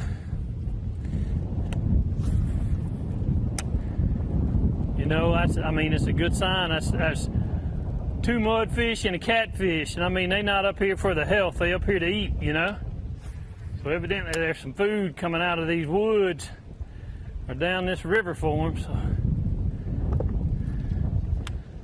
look at the positive.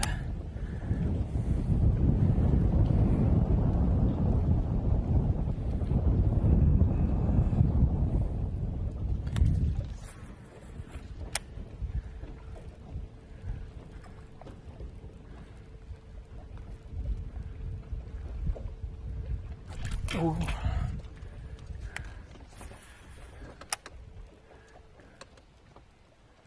Come on, get in a rhythm. You got this.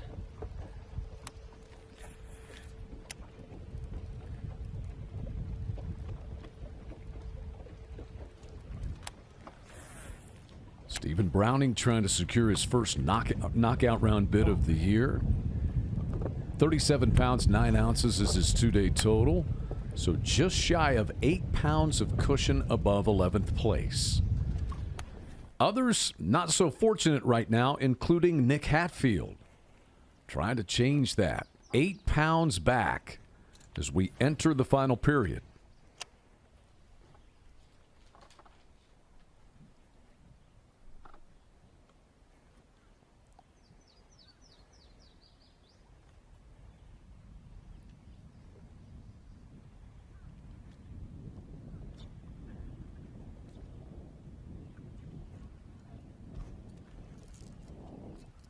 Be a bass.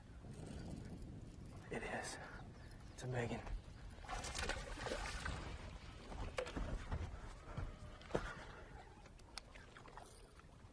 Oh my gosh, stay hooked. It's barely got it too.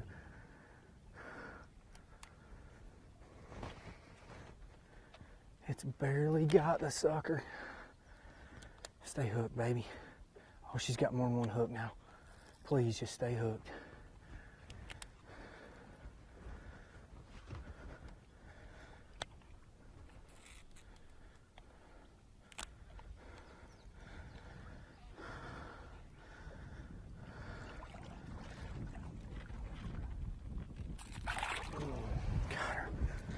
I got her. I got her.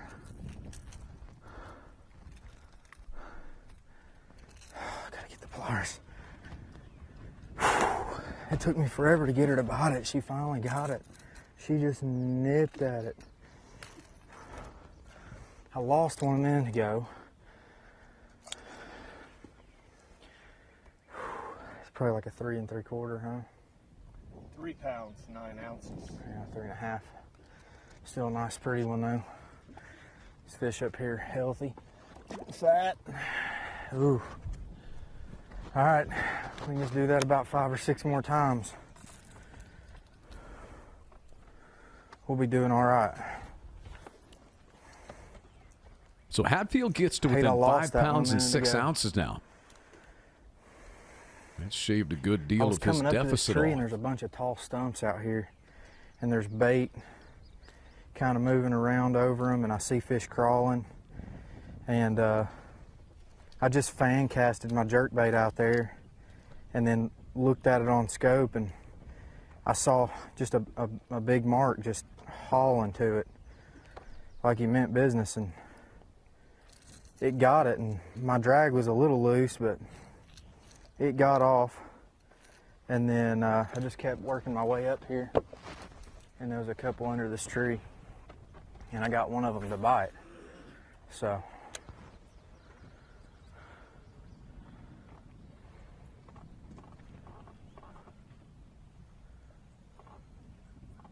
Nick Hatfield gets himself closer. He's actually within 410 of the elimination line.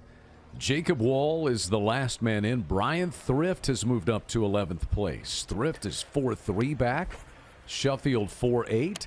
Nick Hatfield, as I said, 4 pounds 10 ounces back.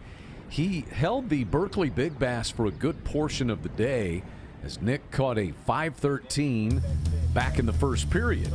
And that held up until a short time ago when Big Show Terry Scroggins put on a big show. Now, Terry's back in 24th place, had a tough time of it on day number 1, caught just 2 scorable bass for 5 pounds 5 ounces. But today he's got 17.5 pounds, including this 7.2. Big Show in a big way, maybe with the Berkeley Big Bass by the end of the day.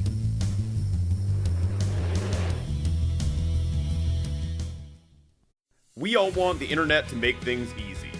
Easy pet supplies, easy rides, easy exercise. That's why PowerStop made it easy to treat your vehicle to a brake upgrade. With just a few clicks, our Easy Brake Finder matches your vehicle with the perfect brake kit for your ride. Your brake kit is delivered right to your door with the hardware you need to get the job done. We all deserve a little ease in our lives, so take the stress out of car maintenance with PowerStop brakes. PowerStop, brake upgrades, made easy. Embracing the rugged outdoors is not just a hobby, it's a way of life. Nature's challenges require energy, endurance, and resilience. The Redcon 1 Mossy Oak Collection will help you elevate your performance, conquer new frontiers, and reach your highest state of readiness. Patriotism, commitment, and hard work, that's what we stand for. Be Redcon 1 ready.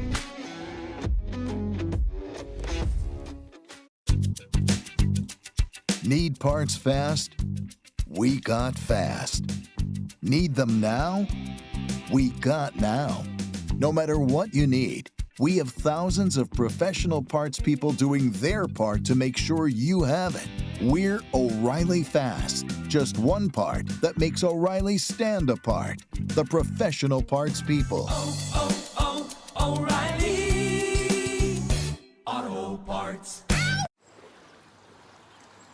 The stumps and rocks.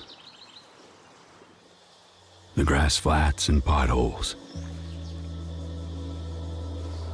The points, humps, and drop-offs. Creek beds and old road beds. Hold it all in your hands and fish.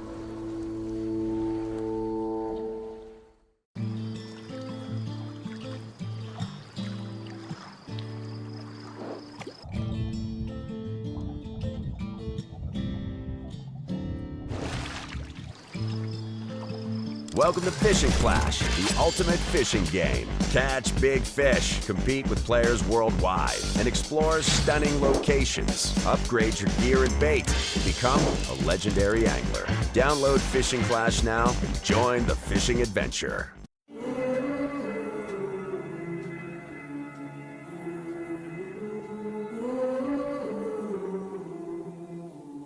Things you let me see.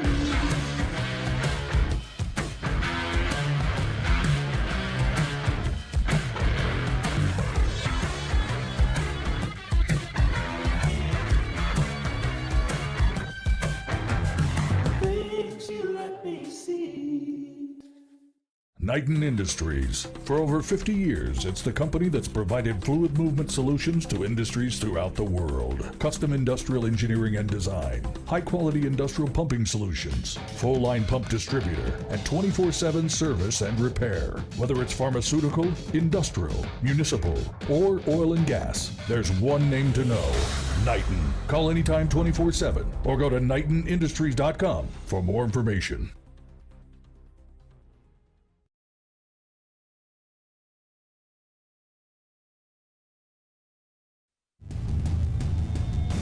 Major League Fishing's Bass Pro Tour is brought to you by Suzuki, the ultimate outboard motor, MillerTech, performance lithium batteries, Abu Garcia, Fish to Win, Power Pole, total boat control, and by Fishing Clash, angler's best game.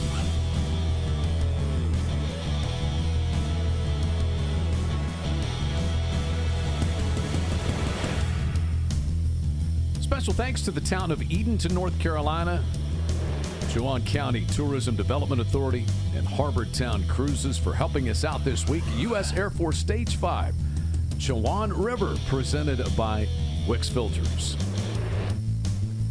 Getting down to the final couple of hours of the day, top 10 anglers will move on to the knockout round on Saturday. The Chowan River, 50 miles total, anglers utilizing about 30 miles, including portions of the Albemarle Sound and Roanoke River. We get back out to Stephen Browning, who's been in the Roanoke River much of the day. The Puma. This was during the break with Stephen.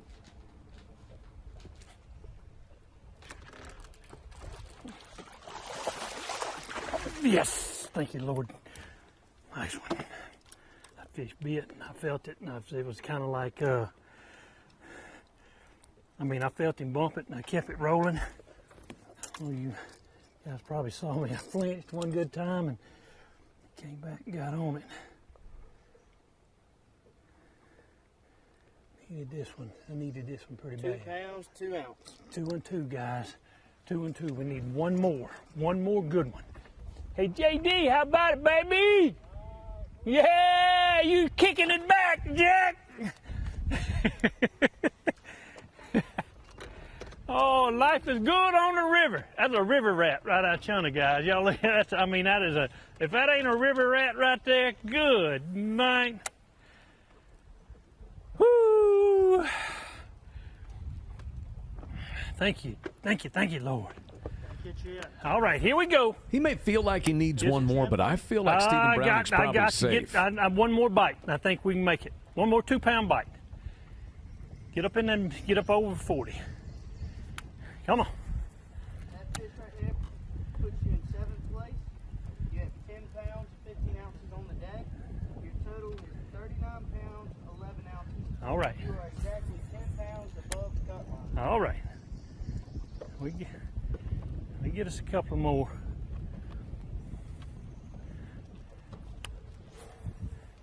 You know, that's the thing.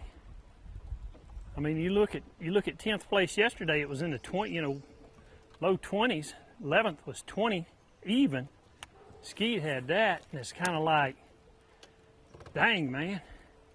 You know, it could jump 20, 23, 4 pounds. I don't know what the crap was going on. I guess that, no wind, kind of stagnant that first day. I guess is kind of what had it fishing so tough. But it's definitely fishing a little better. We got to get us another one. Come on, we can do it. I knew when I looked down there and saw this. I mean, it's not a hard line, but they got places they can get into right up through here. You got a little bit of deep water up there against the tree, so it's got a lot going for it right in this area. Come on, let's get us another one, man. I like it when you're catching them. When you're catching them bass, some scorable bass. Come on. Now we need a big old 5-pounder, man, just to seal the deal. We catch us a 5. And I ain't gonna lie to you, gang. I'm overdue for a big one. I had a good bite every day of practice. Shook some off. I know that I feel like they were good ones. Boy, I've not caught what I'd call a good one. 4-pound plus fish, 5-pounder. Yeah. Oh.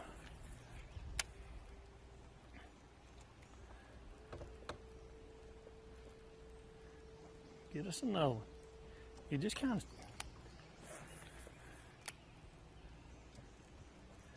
Come on.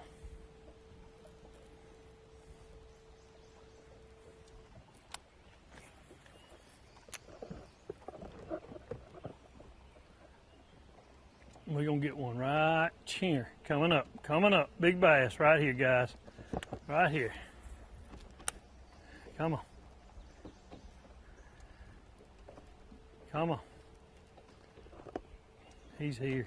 I guarantee he's right here. Come on. Get him out of there, bub.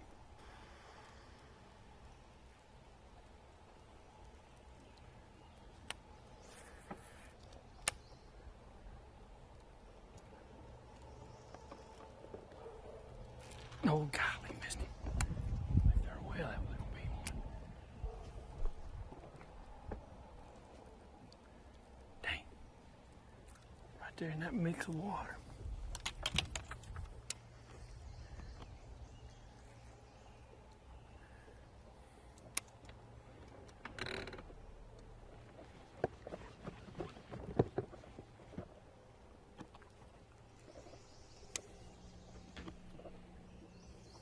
Last knockout round Stephen Browning made was stage 4 of 2023. So it's been a minute. 7 straight Bass Pro Tour events without a knockout round, but he looks like he's going to be punching his ticket. He's been such a steady performer on the Bass Pro Tour.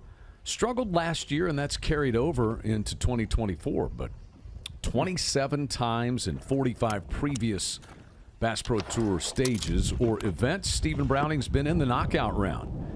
And I think he's going to be there again. He said he thinks he needs to get to 40. That second bite felt good. I think he's safe. That joker's got it. We check on Dylan Hayes. That last one. Come off that tree to get it.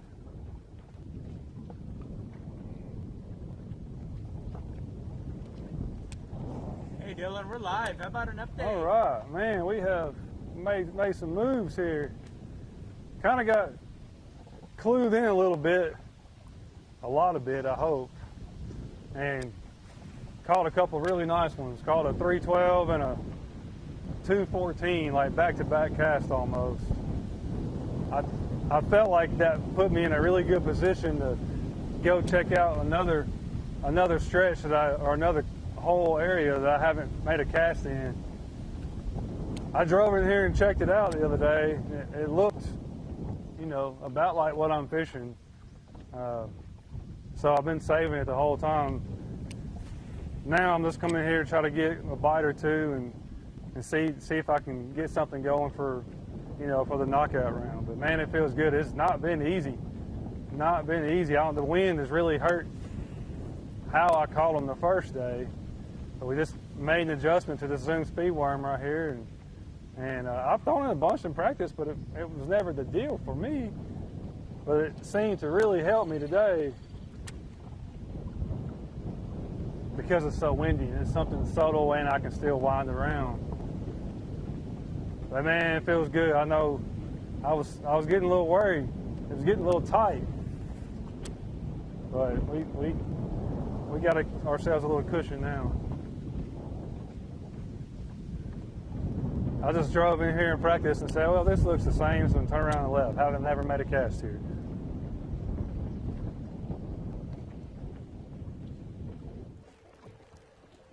Back to Browning.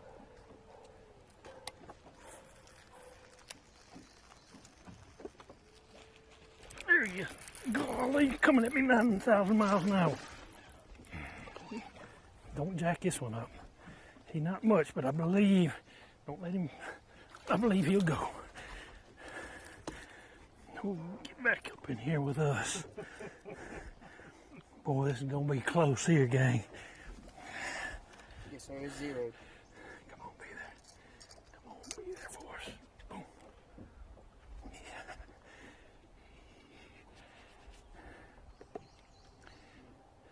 1 pound, 12 ounces. All right. That's big. I mean big. How about it, JD? Get that big old high-powered lens out and take you some of that home with you, dog. All right. All right, that's over 40. One more. They bite. They either bite or I just got down a little old stretch that has some. I don't know. Moved you into 6th place. So All right. Browning shoots up to 6th place now. He was 7th at the beginning of the period. He's at 41.7. That's going to get him to the knockout round. He's got 11 pounds plus of cushion. Go up 21 pounds. Or 11 pounds, 2 ounces above the cut line. All right. See, you feel them creeping. They creeping on you.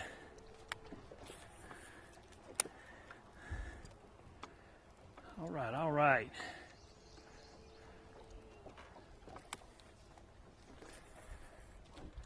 Just the whole afternoon biting. Going down. It's going down. You know what?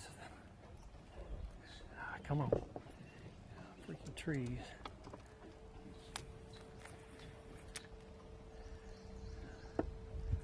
One more good solid one, like a 3 pound plus fish. I believe it'd do it. A 3 pound plus largemouth. Got to be careful what I be calling for, because old cat done reached up here and hit this thing here in a minute.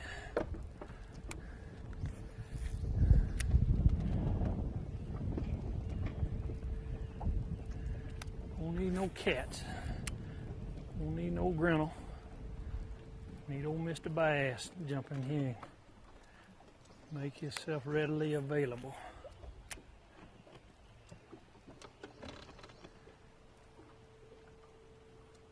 So a couple of good ones for Browning to begin this final period as he gets himself a little space away from that elimination line. Nick Hatfield, still some work to do. He is back in 14th place, 4 pounds, 10 ounces back here in the final period of the U.S. Air Force Stage 5 Chowan River, presented by Wix Filters.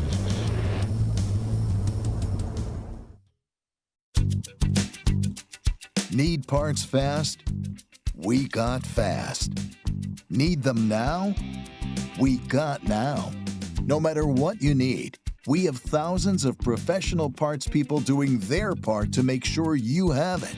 We're O'Reilly Fast. Just one part that makes O'Reilly stand apart. The professional parts people. O'Reilly Auto Parts. We all want the internet to make things easy. Easy pet supplies, easy rides, easy exercise. That's why PowerStop made it easy to treat your vehicle to a brake upgrade. With just a few clicks, our Easy Brake Finder matches your vehicle with the perfect brake kit for your ride. Your brake kit is delivered right to your door with the hardware you need to get the job done. We all deserve a little ease in our lives, so take the stress out of car maintenance with Power Stop brakes. Power Stop, brake upgrades, made easy.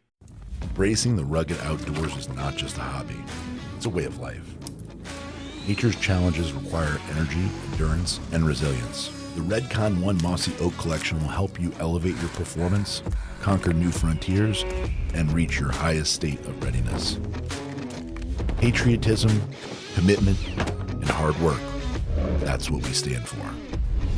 Be Redcon 1 ready.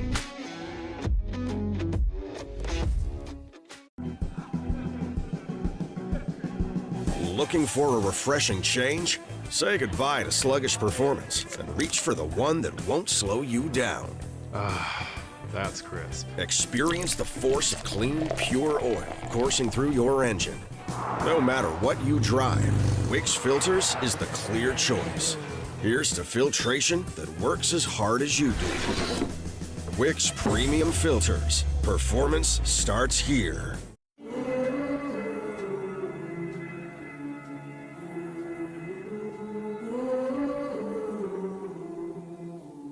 Things you let me see.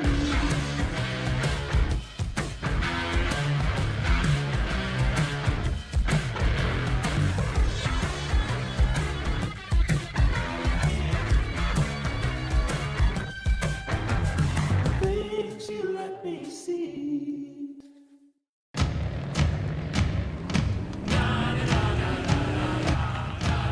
Tacos.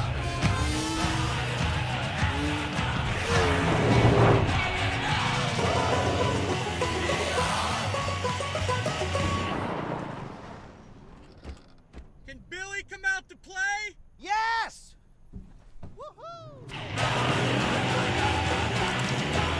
The all-new Tacoma. Toyota. Let's go places. Hey everybody, I'm Skeet Reese. I'm gonna tell you a secret.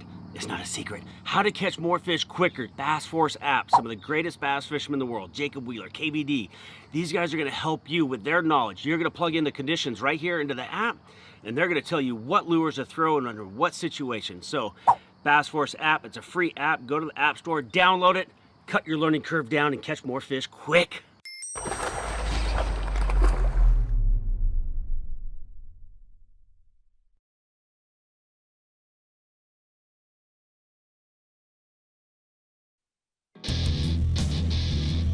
Major League Fishing's Bass Pro Tour is brought to you by Lowrance. See more, catch more with Lowrance.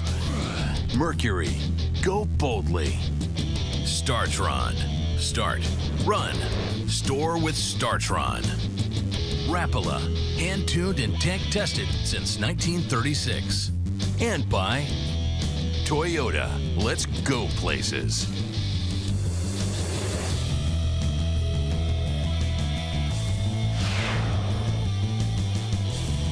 Running southeast through the state of North Carolina and along the border of Virginia and North Carolina, the Chowan River, site of the U.S. Air Force Stage 5, Chowan River, presented by Wix Filters.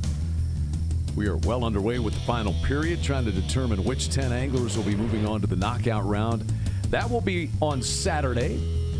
Top 10 will be headed there, along with the top 10 out of Group B tomorrow. Holy moly, how was And that Stephen Browning here has found them along this shoreline here in the last 20 minutes or so, punching his ticket to the knockout round.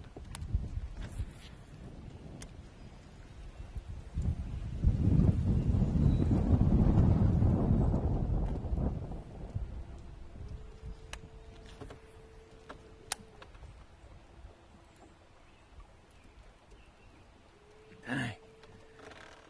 It'll make you hold your breath.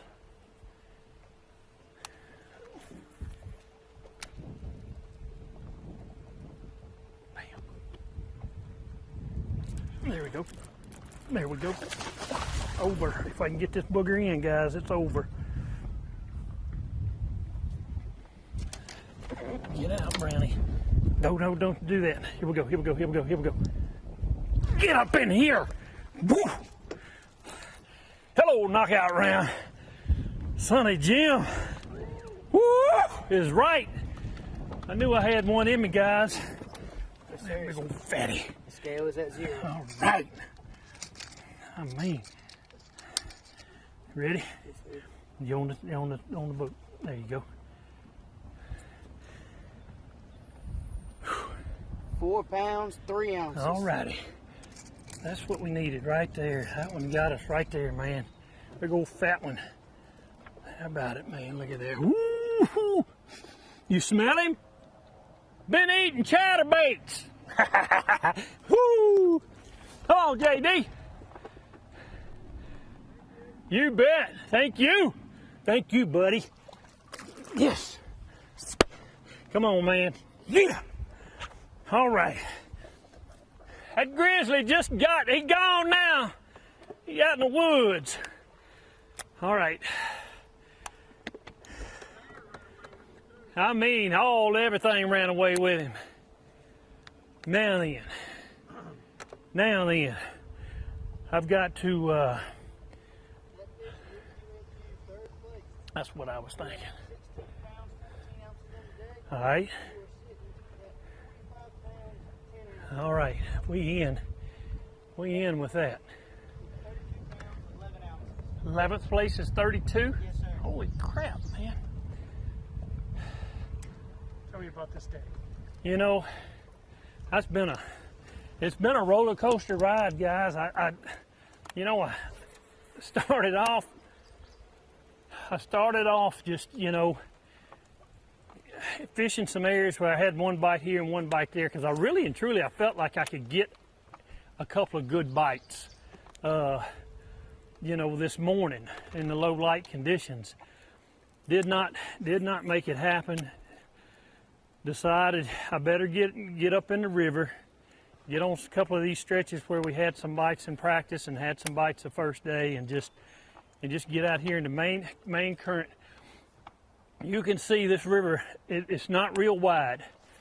So, it's going to trap that current, and it's going to have a little bit harder current than it is, 3-4 miles down there where it widens out. So, you got current blowing, you got the water falling a little bit, and it just positions the fish a lot better than what they've been positioned all day, for me. But I'm not gonna lie to you. I wasn't doubting myself, but I was like, "You dummy, man! Why did you not just go up there and start?" And but sometimes you wanna, you gotta get things out of your mind. And that move that I made this morning is definitely something that I got out of my mind. We're gonna make the knockout round. I feel confident we're gonna make the knockout round.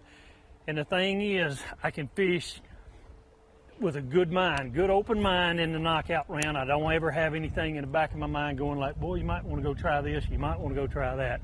No, we're going to stick it down, get out here in this main river. We're going to get on one side of it, cover water just like what we're doing, and then we're going to come back and we're going to get over on the other side and do it again. So we've, and that fish lets me know that there's some big ones in here, the right ones. And that's a big key for me, is knowing that, I'm around,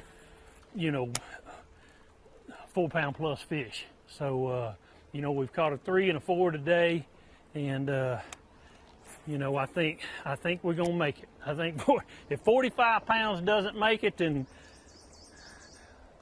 I may need to change jobs.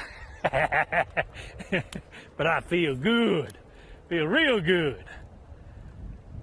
I'm afraid to throw it, the good stuff. Let's go ahead on and get us one more. Well, let's go ahead on and get this one right in here. This may be one of them old squeakers right here. I don't know. We're going to see. If he is. Scale is 0. All right, all right. I don't know. I think he feels like a 1.6. Oh, you jackwagon. Touch it one time. 1 pound, 8 ounces. When you're lucky, you're just lucky. That one right there says, "Thank you for being my friend." Thank you, buddy. Golly, we done now. I can't fish this stretch anymore. This is where I'm starting. Knockout round, y'all come on out here. Y'all gonna find me right here. And we gonna wreck them. We wrecking them. We got to go. I got the right bait. The first day, I want to show you guys. Like when I found these fish, it was real cloudy, rainy, and I found them on the old just fire crawl jackhammer. All right. The first day of the tournament, no bites. I mean, they would swipe at it. They wouldn't get it. Picked up a tube and picked up a little crawl and got to pitching around here and started catching them. Yesterday, sitting in the boat during the days off, we get a little time to think about what we did right, what we did wrong. Yesterday, I was like, you know what? Let's go to a black and blue. Got pretty good high skies. Let's go to a black and blue and see what they'll do. This morning, I got a couple of bites. They ate it, and they ate it good. Yet they were small, but they were eating it good. So, cloudy weather, we'll pick this booger back up. If it stays sunny, black and blue always true. We're going to look for some places. I got another place up my sleeve here. We're going to go check it out. Jacked up.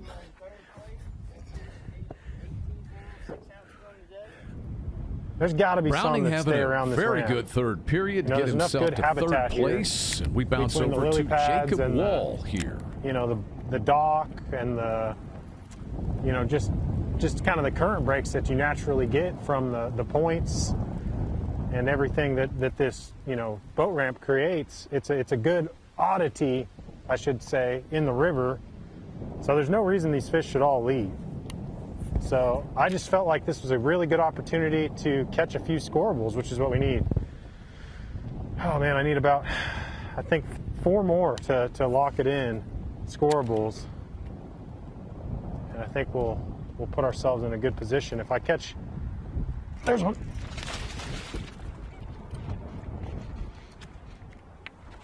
That's gonna be a pound 8, baby. Yes. Let's go. Let's go. I got you. You bit something twice. That's like a 2-pounder, baby. Let's go.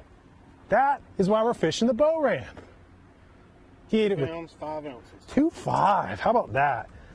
Man, this river, the fish look all different. This one here is real pretty and kind of not super dark, but you get some of these bass in this real tannic water. They're like jet black swamp bass. Man, that is awesome. So that kind of shows me something. You know, I just caught that 1.7. And then I just stuck that 2.5 on the vibrating jig. That one ate it with like no line out. Man, I think I'm just gonna focus in this area the rest of the time. There's like I said, that proves my point again. I caught that non-scoreable, but in most tournaments that fish would be a keeper. A 1.7 is probably a, you know, 13, 14 incher. And I think in events here, normal events, they can weigh 3 fish 12 inches, or no, 2 fish under 12 inches, and then 3 14-inch or better. So both those very well could have been release fish, or they could just be fish that are using this area. Like I said, it's a good area for fish to hang out. I might have just figured something out with this vibrating jig. I'm actually throwing this vibrating jig right now on my signature series rod. It's a pro series that Duckett makes. Had the opportunity to design my own rods, guys. And I mean, 29 years old, been dreaming of doing this profession since I was a little kid, and to have my own line, or not really line, but rods in a line is just pretty awesome. Definitely a really neat feeling. And this rod that I'm using right now is one of my like all-purpose, pretty much the all-around rod that I designed. I wanted a rod that I could throw just about anything on. And this is a 7'3" medium heavy, and 7'3", 7 foot, 7'2", somewhere in that range. 7 foot to 7'3" is just a super versatile rod, you know. And I typically like a little bit longer rods, so that's why I went with the 7'3". It's kind of a nice rod. You can still skip with it, but it gives you a little bit more leverage when a fish eats it on the end of a long cast. Clearly that one didn't do it, but you know, with a vibrating jig, you got to make sure you don't pull the hook away from the fish. It's a weird bait because that blade will kind of push that fish's mouth open if you don't have the right action rod. And this rod works extremely well for it. So, man, that's just so cool. Be catching fish on live with my own rod. It's got my name on it. How cool is that? Thank you, Duckett Fishing, for the opportunity to do that. Let's try to get about, I think we need about 3 more of those here in the last little while. We got about 2 hours. We need about 3 more of those and we will give ourselves a legitimate shot to fish the knockout round. Score tracker update. That fish gives you 22 pounds, 4 ounces today, a total of 36 pounds, 2 ounces, puts you in 9th place. There we go, baby. There we go. 2 ounces above 10th place. Jacob Wall getting the update. He sits 9th, 36 pounds, 2 ounces, though. Not safe, probably not close to safe, as he has less than 2 pounds of cushion. Justin Lucas has moved to 11th. Wesley Strader is 12th. Lucas is just 110 back. So he is charging hard, and he's charging fast. And here's Fred Rambanis amongst those trying to hold off Lucas and Strader and a pack of wolves down below that 10th place cut line. Almighty.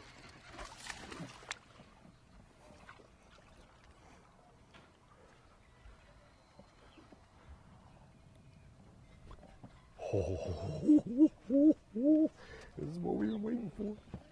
Stay down there. Stay on there. Stay on there. Stay on there. Oh gosh. Dude. Come on. Got him. Oh.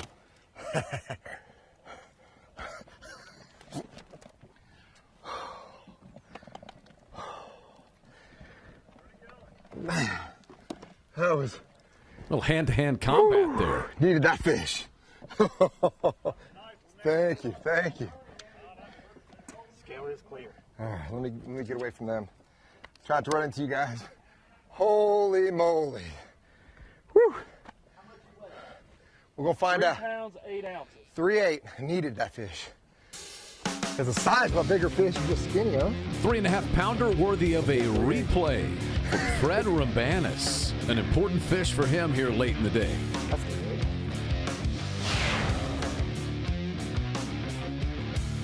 Chad, he's in a straight up wrestling match right there. That's what that is.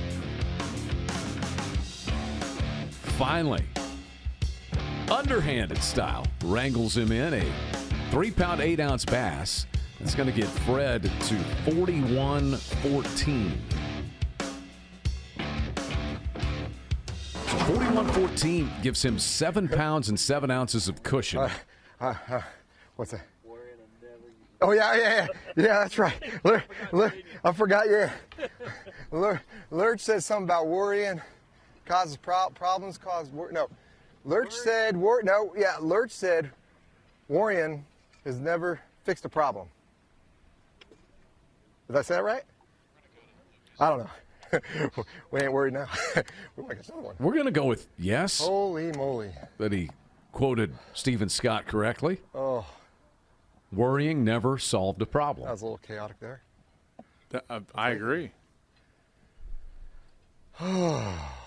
We needed that fish.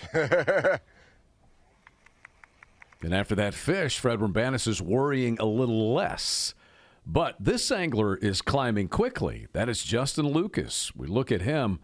Lucas got 14 pounds, 12 ounces on day number 1. So had his work cut out for him coming into day 2. He was in 14th place, stayed 14th at the end of the first period, then 13th place coming into this period. Lucas has been able, though, to post 4 scorable bass here in this third period. And that's gotten him to within 1 pound and 10 ounces of crossing the cut line. 19 pounds, 11 ounces for Lucas today. So already 5 pounds better than what he did all of day 1.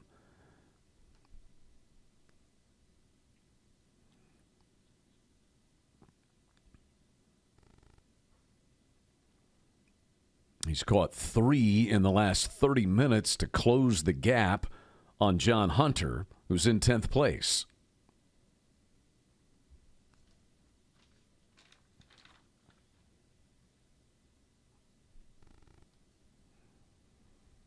Two knockout round performances in 4 Bass Pro Tour stages so far this year for Lucas. And trying to fight his way into another.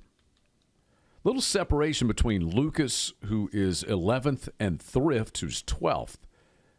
They are separated by 2 pounds and 9 ounces.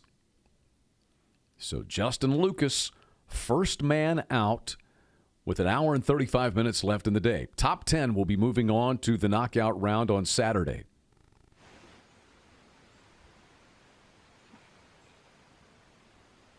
Elimination line has gone up by 4 pounds since the start of this final period. And we get back to Fred Rambanis.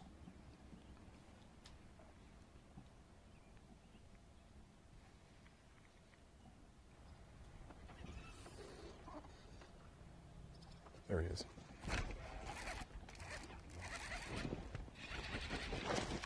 Well, that's a good one.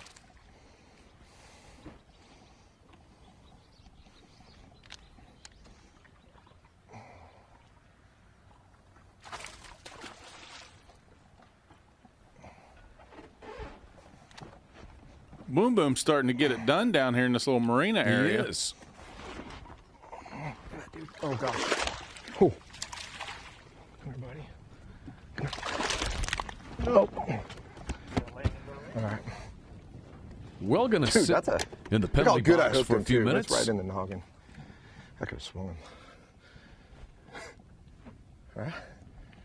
Yeah, it is clear. I don't know if I can get up on that one. We'll give you a 2-minute break. Yeah. Let me just throw this out of the way before you start pounding. 3 pounds, 1 ounce. 3-1, huh? Solid 3-pounder. Oh, it's beautiful. All right. We'll just hang tight. Should move him up to 4th place. Get him over 45 pounds. Be about 11 pounds of cushion, and maybe he wants and needs this little break of 2 minutes. I would think so. He's telling me his back has really been hurting him since that accident. And he said it's actually been getting worse the last couple of days. He said it really didn't hurt to begin with. It was one of those things that kind of, an after effect of basically getting slammed in the back.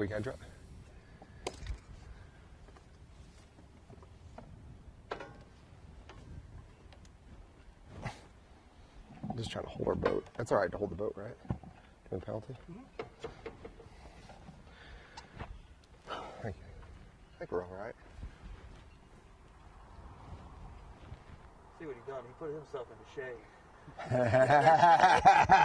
shade. Yes, sir. We got us in the shade.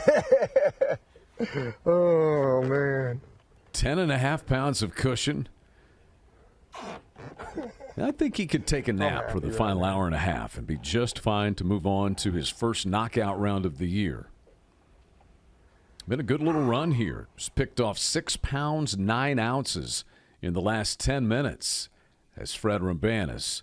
And we are back to Justin Lucas, still the first man out with an hour and a half left in the day. Lucas needs a 110 to get himself into the top 10.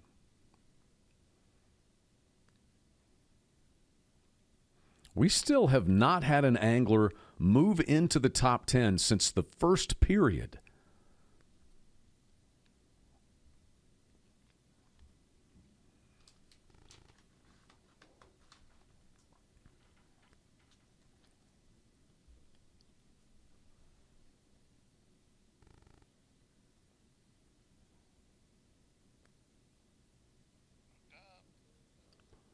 Lucas hooked up. Maybe this one could get him in.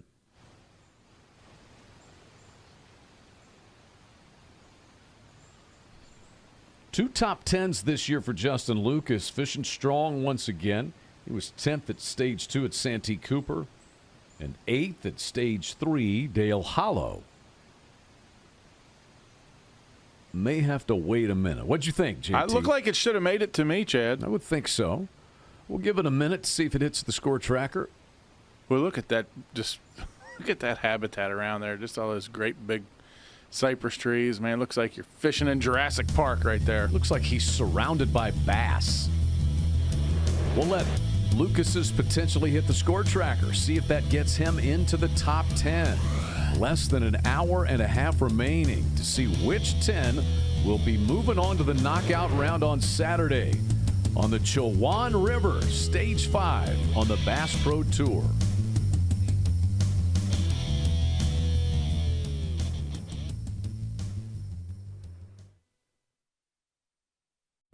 Embracing the rugged outdoors is not just a hobby, it's a way of life. Nature's challenges require energy, endurance, and resilience. The Redcon 1 Mossy Oak Collection will help you elevate your performance, conquer new frontiers, and reach your highest state of readiness. Patriotism, commitment, and hard work. That's what we stand for. Be Redcon 1 ready. We all want the internet to make things easy.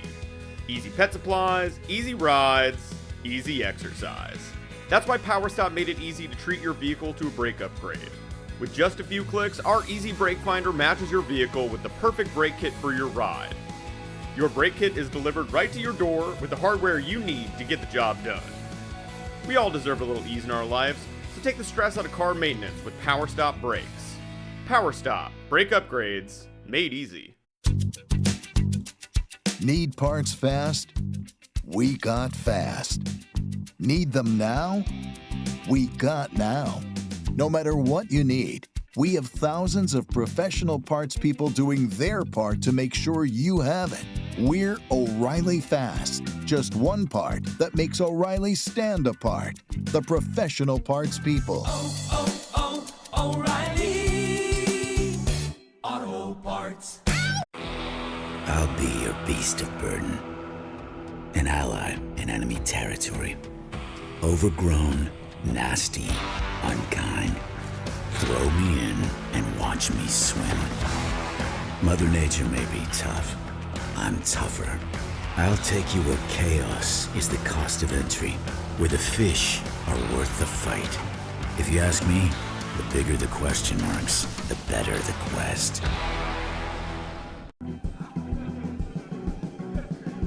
Looking for a refreshing change? Say goodbye to sluggish performance and reach for the one that won't slow you down. That's crisp. Experience the force of clean, pure oil coursing through your engine. No matter what you drive, Wix Filters is the clear choice. Here's to filtration that works as hard as you do. Wix Premium Filters. Performance starts here. I'm Alton Jones Jr. I spend a lot of time on the water, and I have to trust my boat to get me quickly to the best spots. That's why I trust my boat to Mystic Lubricants. Their JT4 synthetic blend 4-cycle marine engine oil to their Mystic JT6 high-performance marine grease. They have a full line that lets me spend more time fishing and less time in the shop. If you own a boat, Mystic Lubricants is the right lubricant to ride with.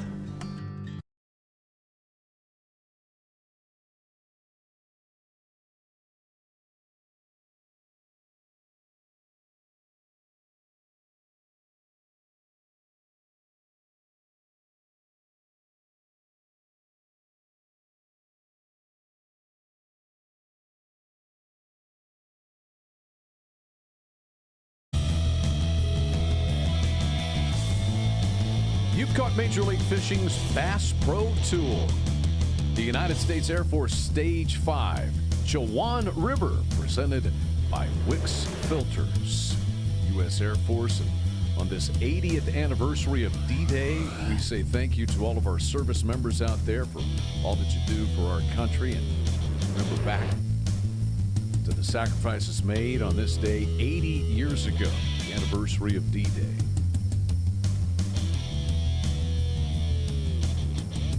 We hit the final hour and 25 minutes here on the Chowan River.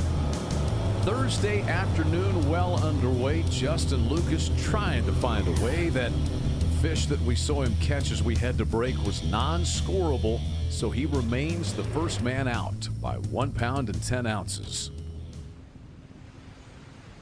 2 top 10s in 4 previous Bass Pro Tour stages for Lucas, having yet another very good season on the Bass Pro Tour.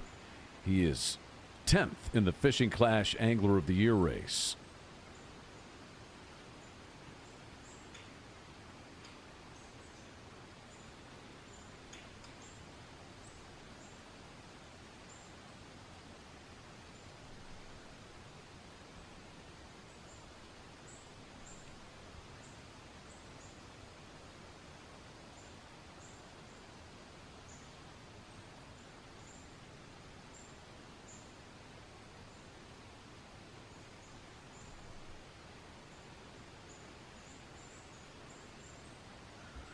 It's amazing the size of some of these cypress trees and bushes that are growing around them. I mean, it's just a giant clump of habitat or cover just right out there in the middle of the river. I mean, that's so cool looking. Could you almost find it overwhelming how many of them there are?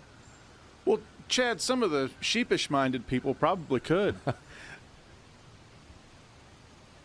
Didn't realize I was going to go there, did you? Sheepish. I did not have that on my bingo card. Thanks for enlightening me and broadening my horizons, as always.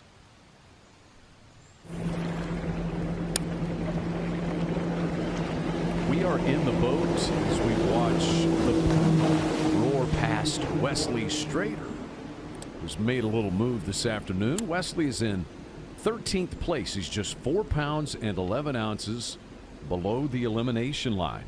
What the Puma was doing there was a very technical term we call having that mercury skint back, Chad. Very technical. Strader has an 8-pound final period to go from 22nd place to 13th and get himself within 4:11 of crossing the elimination line. Well, man, we've had a decent day. It's just the bites are far and few between. You'll get like 2 bites, and then you'll go for miles and not get another. But the good thing about it is when I'm doing it, it's usually a pretty good fish. It's a quality fish. I've lost one today, and that's been it. So had a couple to bite me that didn't get it. So, but the whole deal is cypress trees. Like I'm trying to make it work in between them. But if you can get a cypress tree, it's got 3 or 4 foot of water on the face of it, right next to deep water. That's what I'm looking for. They're just hard to, once you get up this Roanoke so far, you start running out of those. And the other thing is, every time a boat runs by, it muddies the water up and takes about 15 or 20 minutes before the water clears up. So I'm just trying to run from cypress tree to cypress tree, trying to cover in between. Every once in a while you'll get a bite in between on a log or a lay down, but just trying to cover water and catch aggressive fish. That's been the whole deal. Most of them's come on a bladed chatterbait and a Z-Crawl Junior, and then a flipping a salt Z-Hog. As a hog, man, one time you'll get bit in like 6 inches of water, and the next time it'll be 3 or 4.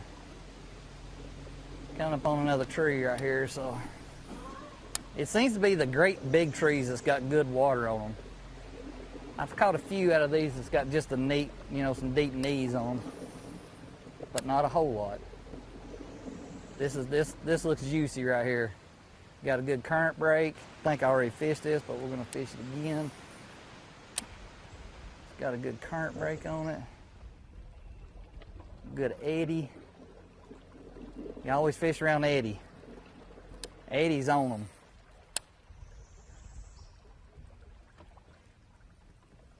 Come on. I feel like if I could just catch one more big one, that might do it, but a couple more anyway.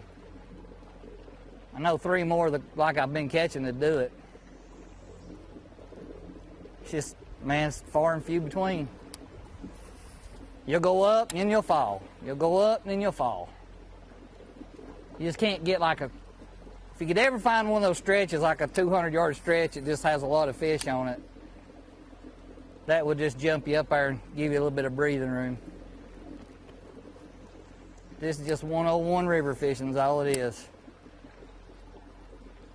I'm so impressed with the health quality of these fish. They're just so fat.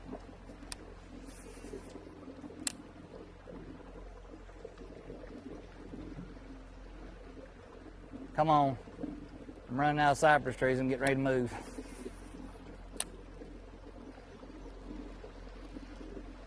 Giving these Optima batteries a workout, I can tell you that. These orange tops are getting their money, so I'm getting my money out of them today.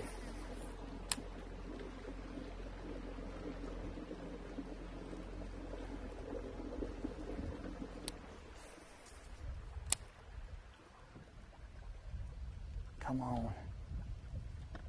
We gotta go find some more trees. This ain't it. It's cypress trees. It's not It's not laid down as it's side. I'm gonna fish hunting right there, and we're gonna move across the other side of that big cypress tree. I wish I could just get a bite off a current break. That's what's weird. You can't. Let's go to the other side. Go to that other tree over there. I'm scanning the horizon looking for cypress limbs. You know, going down the bank, just looking for those evergreen leaves. Evergreen leaves. Evergreen leaves. Evergreen. Evergreen jackhammer for evergreen trees.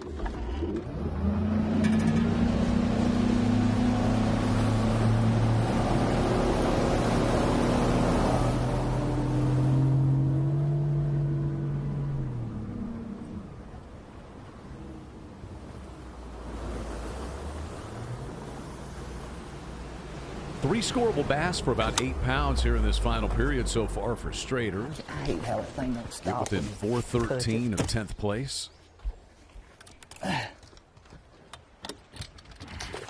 I need 2 more like I caught earlier.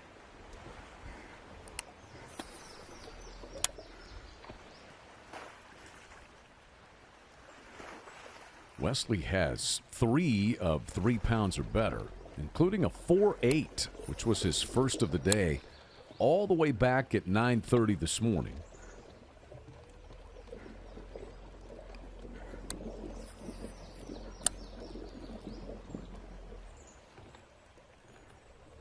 That's so crazy. It's just hard to find what they're rare, what I'm looking for. We're getting ready to go back down. We're going to run out of trees up here, I think. Big lay down right there. Out here in no man's land. Yeah, this ain't it. This is not it. That was going to bump it. We'll go to these couple of cypress trees here, and then we're going to go on down.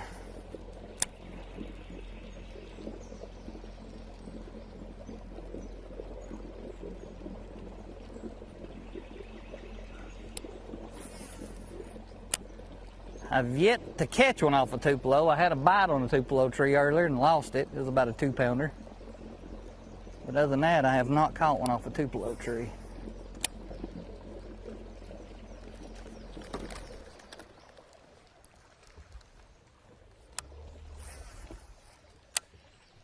Gary Klein, all the way back in the first period, was the last angler to move into the top 10.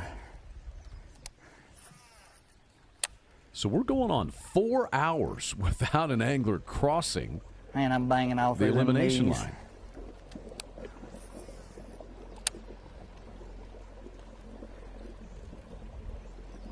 Fix to make a run as soon as we fish these.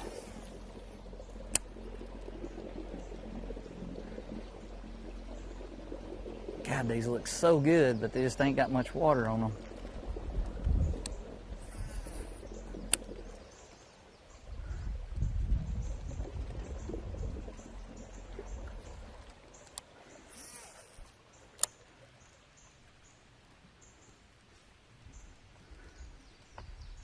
Oh, there he was. Missed him.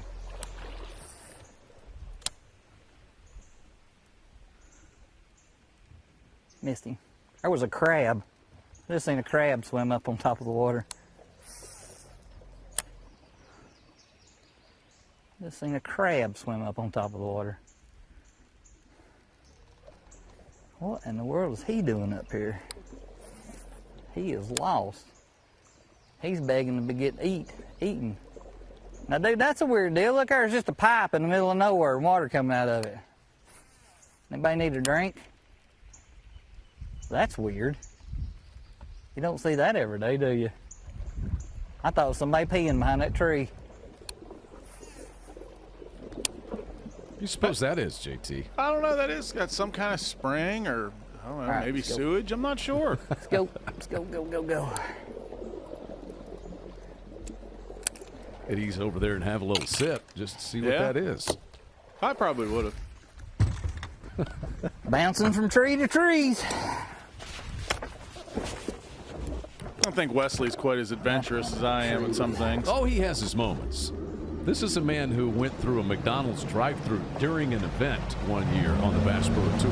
Which was awesome, by the way. Yes, it was. Trying to fight his way into what would be his second knockout round of 2024. Wesley's 27th in the Fishing Clash Angler of the Year race. Here's Nick LeBrun trying to fight his way in. He's back in 19th place. Barely hooked. Got her. That's not the one that we saw here earlier, but I'm happy to have her.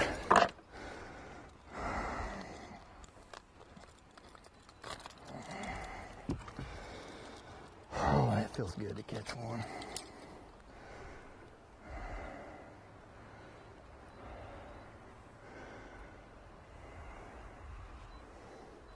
Okay, 2 pounds 6 ounces. 2.6. All right. We worked hard for that little joker right there, but thank you, Lord.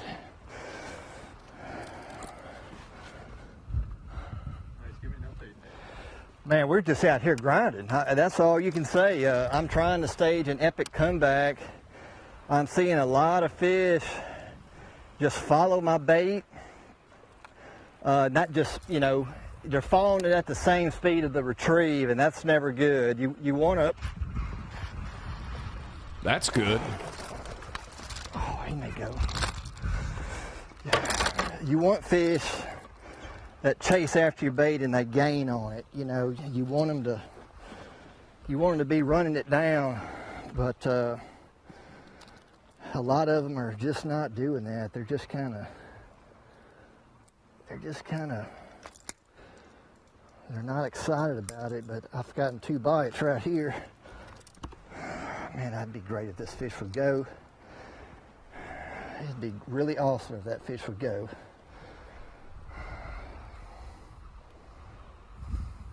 All right, it's 1 pound 7 ounces. Can I reweigh? Sure. 1 pound 8 ounces is our variable minimum weight this week. That one said 1.7.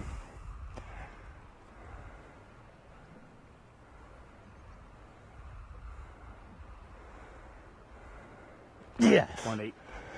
Oh, we got lucky. I've been on the other end of that deal so much. Feels good to finally get one to go my way.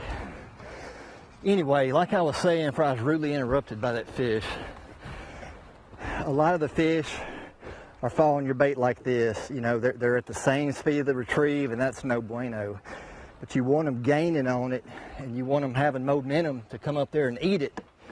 And this is that dock where I had that big one bite a couple times, but just we couldn't catch her earlier. But she was on the walkway, and these 2 fish were out here on the platform. So let's see if we can make a few more casts and ease up here and see if we can catch her. Big fish they're real territorial. They'll stay in the same few little dock pilings all day. And so if you miss one or lose one, a lot of times you can come back and catch her again. But man, that's going to be real big for me right there, those 2 back to back. But I'm just, I've been rotating a few different crankbaits today. When it's real shallow like this, I use one that runs really shallow. And then I've got a Bill Lewis ATV, the 2.5 model that runs a little deeper when I get on those deeper trees and stuff. But man, it has been a grind. And with these walkways, you know, you don't want to go at an angle too much. You want to try to get up here, or you can make a parallel cast to the walkway. That's kind of been the deal this week. It's all about boat position this week, you know, and right there, let's see if she's going to bite. Come on, big girl.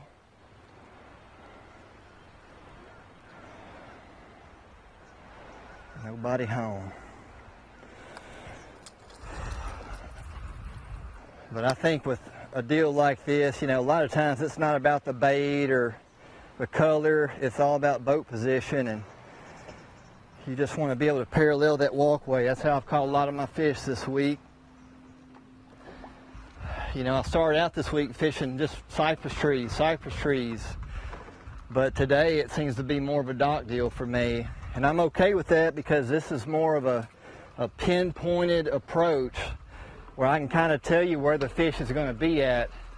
With those trees, it's like, you know, I've never been here, and it's just fish 7,000 trees and try to figure it out. But with these docks, I'm starting to get dialed in on where the bite is going to come from, and I do like that. You can kind of fish with a little bit more intensity and kind of wind your bait with a little bit more confidence. But it's not over yet. Those two little fish there are going to go a long way, and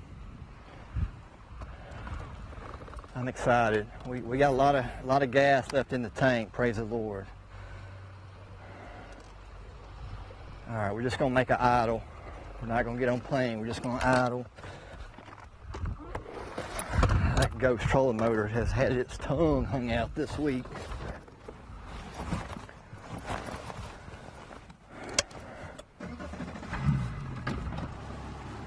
LeBrun able to pick off a pair in that little stretch. He gets within 313 of crossing the elimination line. What did that do for us? They keep texting me to take my life jacket off, do this and do that, and I'm trying to take care of you. So. He had 18 pounds and 14 ounces the first day. You're doing a good job, was in man. 11th place coming into the day. Nick LeBrun sitting in 12th, just 313 back. And still nobody has crossed that cut line since the first period of the day. How far out? Yeah. 313. Like Rick.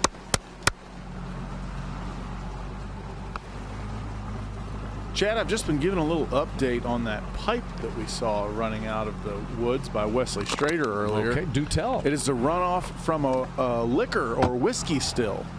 That's not I haven't figured out what your deal is Apparently yet. it is. That's what I've been told. But Rick. By whom? I love that.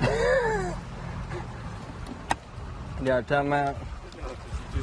Oh, Rick. What's Rick's last name? Chad, I'm forced to keep my sources at bay.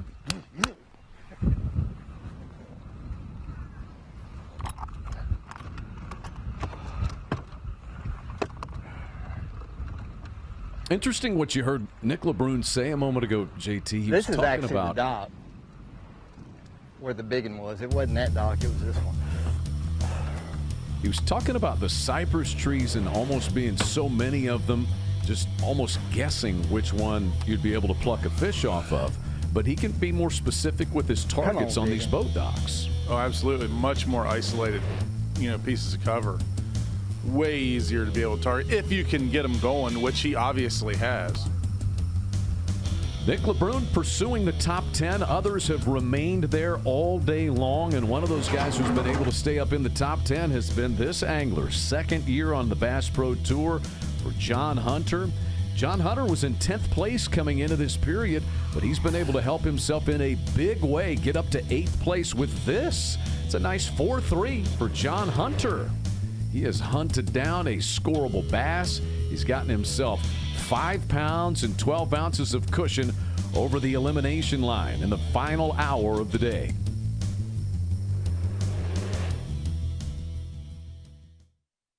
We all want the internet to make things easy. Easy pet supplies, easy rides, easy exercise. That's why PowerStop made it easy to treat your vehicle to a brake upgrade. With just a few clicks, our Easy Brake Finder matches your vehicle with the perfect brake kit for your ride. Your brake kit is delivered right to your door with the hardware you need to get the job done. We all deserve a little ease in our lives, so take the stress out of car maintenance with PowerStop brakes. PowerStop, brake upgrades, made easy. Embracing the rugged outdoors is not just a hobby, it's a way of life. Nature's challenges require energy, endurance, and resilience. The Redcon 1 Mossy Oak Collection will help you elevate your performance, conquer new frontiers, and reach your highest state of readiness. Patriotism, commitment, and hard work. That's what we stand for. Be Redcon 1 ready.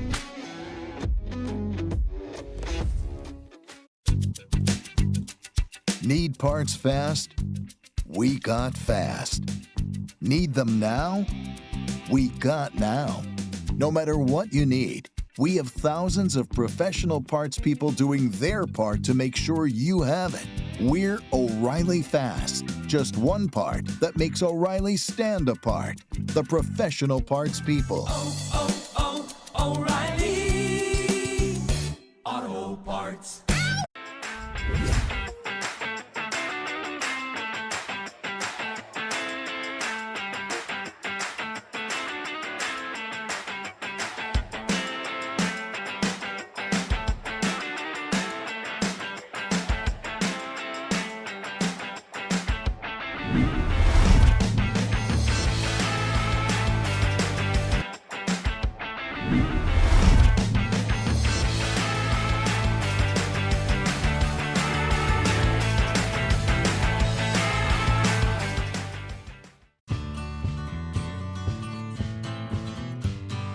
She grew up fast.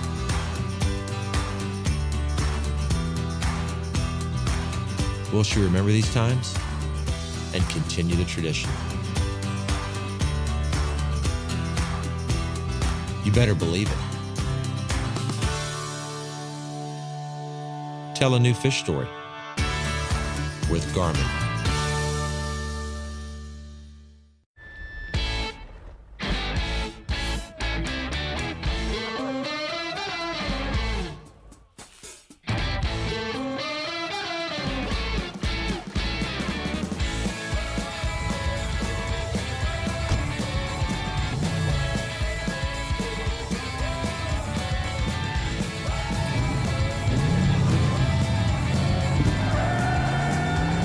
Whatever you do, General Tire delivers. Welcome to Minnow King. How can I help you? Everything looks good. I'm friggin' starving, man. Been spawning all morning. Ugh, TMI, bro. What do you want? I'll take a Crush City freeloader and gizzard shad. Anything to drink. Water. Pull ahead, please. Welcome to Minnow King. We're gonna have what he's had. Yeah, throw me in a Ned BLT, too. Pull ahead, please.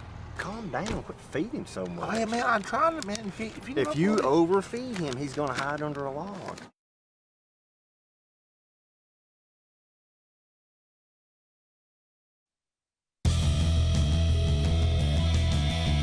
Well, Spanish moss in the trees surrounding the Chowan River, site of the U.S. Air Force Stage 5 Chowan River, presented by Wix Filters. We entered the final hour of the day. We have had no movement along the 10th place elimination line since the first period of the day. Over 4 hours without an angler moving in. Justin Lucas trying to remedy that. He's the first angler out by 1 pound and 12 ounces. So let us look at the cut line as we hit the final hour of the day. Lucas and Jacob Wall separated by 1 pound, 12 ounces. Gary Klein's actually got pretty good breathing room. He has nearly 6 pounds of cushion as Klein sits in 9th place.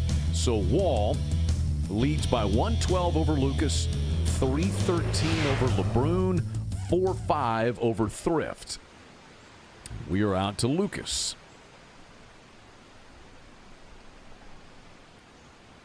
$19 pounds and 11 ounces for Lucas on the day. He's caught 7.5 pounds of that here in this third period.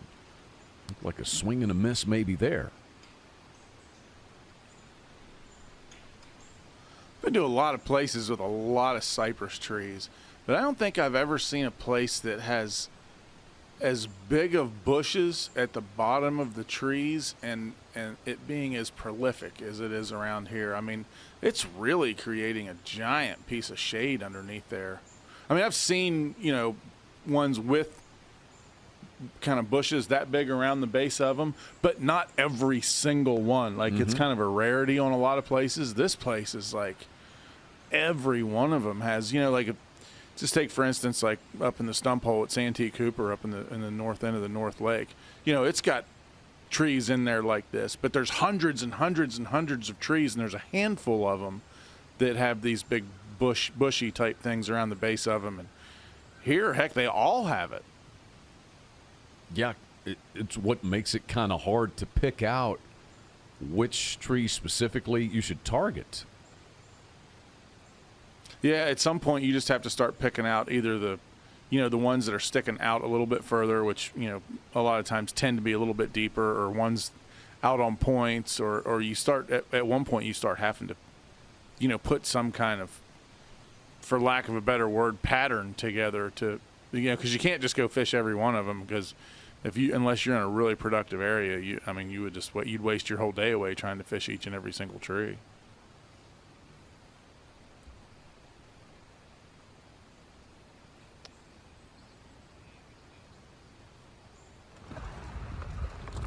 Whoa, what we got going on here? We're trying to recreate in the afternoon here. Running into a little niche in our giddy up. I believe he is attempting to hoist the mainsail there. Hey.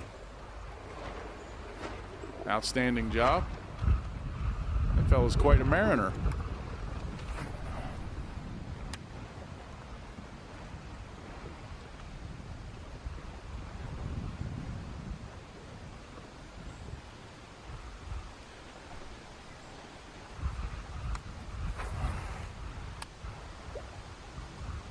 What's the order of rank on a vessel such as that, JT?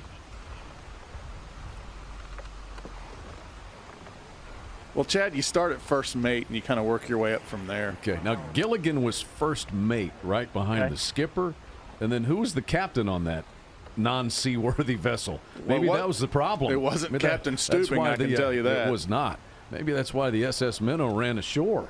Oh, that was uncharted desert isle. It was an unfortunate incident. They didn't have a captain. They had only a skipper and a first mate. I always found a hole in that story, because if it was only a 3-hour tour, how did you get stranded on a desert island? You would think it was only 3 hours from San Diego. Don't question Gilligan's Island's relevancy and realism. Fish.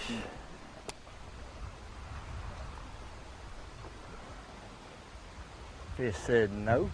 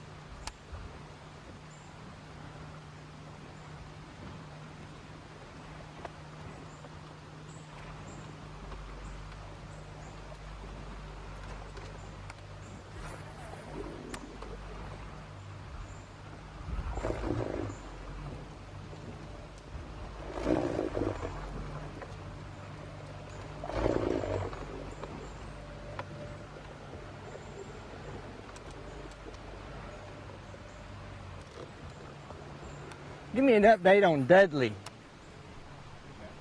Dudley? There's David Dudley. David Dudley? Moving past Nick LeBrun. Yeah, can you give me an update? Dudley's in 15th place. He's 414 back. As we said earlier, Dudley's one of the few anglers that has experience. He's had a place on the Chowan River for many years. LeBrun is 12th. He's only 4 pounds and 4 ounces back.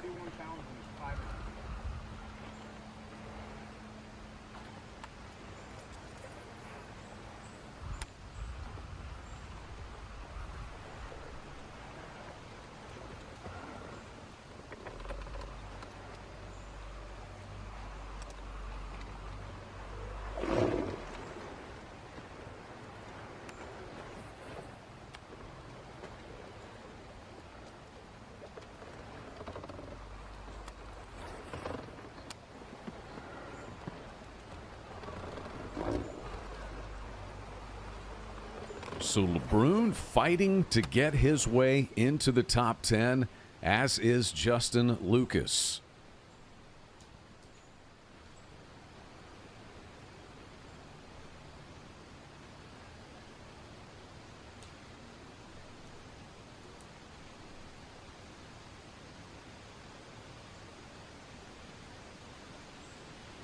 Looks like he's leaned into one.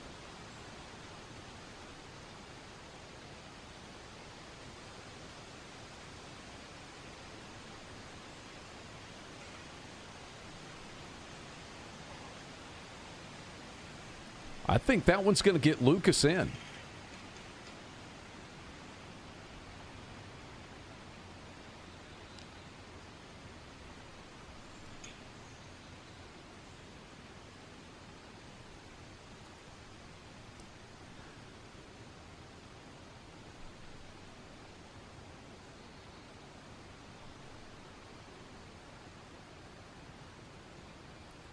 And with that 2-2, Justin Lucas becomes the first angler since the first period to cross the elimination line.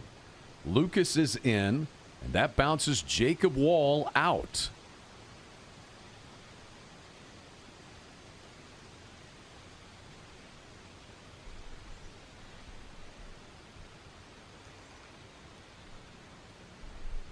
Justin Lucas began the day 14th. He is now in. And here is Jacob Wall, who began the day 17th, but got himself into the top 10 during the first period. He now finds himself on the outside looking in by just one scorable bass. All right, Jacob, we're live. Tell us what's going on. Well, we're sitting here fishing a dock right now. Man, I'm seeing a couple fish on my active target underneath it, and I'm trying to make them bite right now. Throwing a wacky worm at them. You know, I'm just kind of fishing new water. I'm not really fishing anything that I practice. Really just kind of just fishing. And we were sitting in 10th for, well, we were sitting in 9th for a while, quite a while. And then we didn't catch one for a while. And I knew we dropped to 10th, and I was like, all right, I know how much does Lucas need? Okay, he needs such and such. He was close. He was less than 2 pounds away. And I was like, all right, I know Lucas is going to catch one. We need to catch, you know, 2 really in order to kind of offset him catching one. And so we haven't caught one yet, and we fell down to 11th because he did just that. He caught one. So we're just kind of fishing, man. I mean, I don't really have anything besides one spot that I want to fish. I've got about 52 minutes left. Realistically, with how things are going in the afternoon, I'm thinking I'm probably going to need still, I mean, Lucas will probably catch another one. So I'm going to either have to catch 2 fish, and they're going to have to be more substantial weight than whatever he catches next. And that's if nobody catches one and comes up. But I mean, realistically, looking at it now, I probably need like a good solid one and then just a solid keeper. You know, two fish, if one of them's a good one, like a, 4-pounder, 3.5, 4-pounder. I haven't caught one like that all day today, and I'm due for a big one. I've caught like 50-something fish today probably. A lot of them came this morning, but still, I mean, it's just, I've caught a ton of them. I'm due for a big one, but man, I'm mixing in the frog. I'm throwing the buzz, Nichols buzz bait. I'm throwing, a variety of stuff, bladed jig. That's what I caught the last couple fish on, including that 2.5 scorable that I had. And I'm just trying to keep a bunch of things honest. I'm not running around a bunch. I'm just fishing the moment, fishing really confident. I feel really good. Every cast that I make, I'm really in tune with my bait. I mean, that's super key when you're out here anytime, but especially when you're fishing around tight cover like this. You got to be really in tune with every cast. You can really miss something if you're not making that perfect throw, especially with all these little targets to throw at. But man, we really need I'd like to say 2 more bites to make my job a little easier, but realistically, we need about 3 more scorable bites to really seal this thing in and make that knockout round. But yeah, man, we're just working at it, just throwing a variety of things. I wasn't going to fish this. The behind me is a fallen, broken down dock that I just fished, and that looked pretty good to me, and that's why I kind of came over here. And then I saw this line of lily pads. It's a pretty thick line of pads. And, you know, you look at the shoreline and there's nothing there. It's developed. You know, you got somebody's backyard, essentially. And nice place to live. I wouldn't mind living there, but although the snakes are pretty bad out here, but I don't know, disregard that. I think the reason I'm fishing this right now, well, I know the reason I'm fishing this right now, I try to come up with a reason for everything that I do, you know, try to analyze everything. And, you know, you look at the shoreline and you see there's really nothing up there besides maybe a dock or two. So if there's a fish on this stretch, he's going to have to use these lily pads. He's not going to tuck way back up in the trees. He's not going to hide under a shade line. He's going to sit in these pads. So I felt like this was a good target. You kind of got a little corner that's going to kind of protect him from the current. And I just am going to hit this little stretch of pads right here. Then I'm going to run around the corner, hit a little deal that I fished earlier and caught a couple off of, and then just go fishing and try to come up with a couple of fish that I need.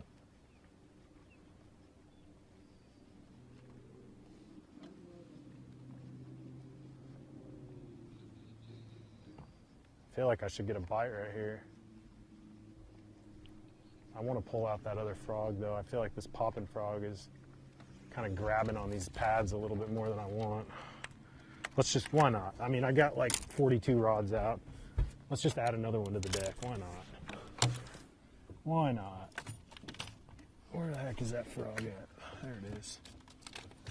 Let's just add one more frog rod to the deck. Just make it a stack.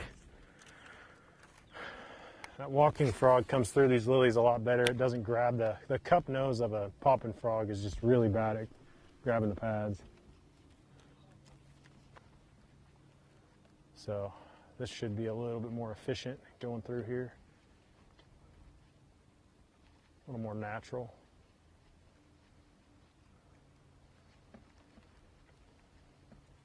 I'm not going to do this for very long. I've only got 48 minutes left. I'm going to give it a couple more throws, and wanted to keep it honest. It looked like it could be legit. There's bluegills popping in here.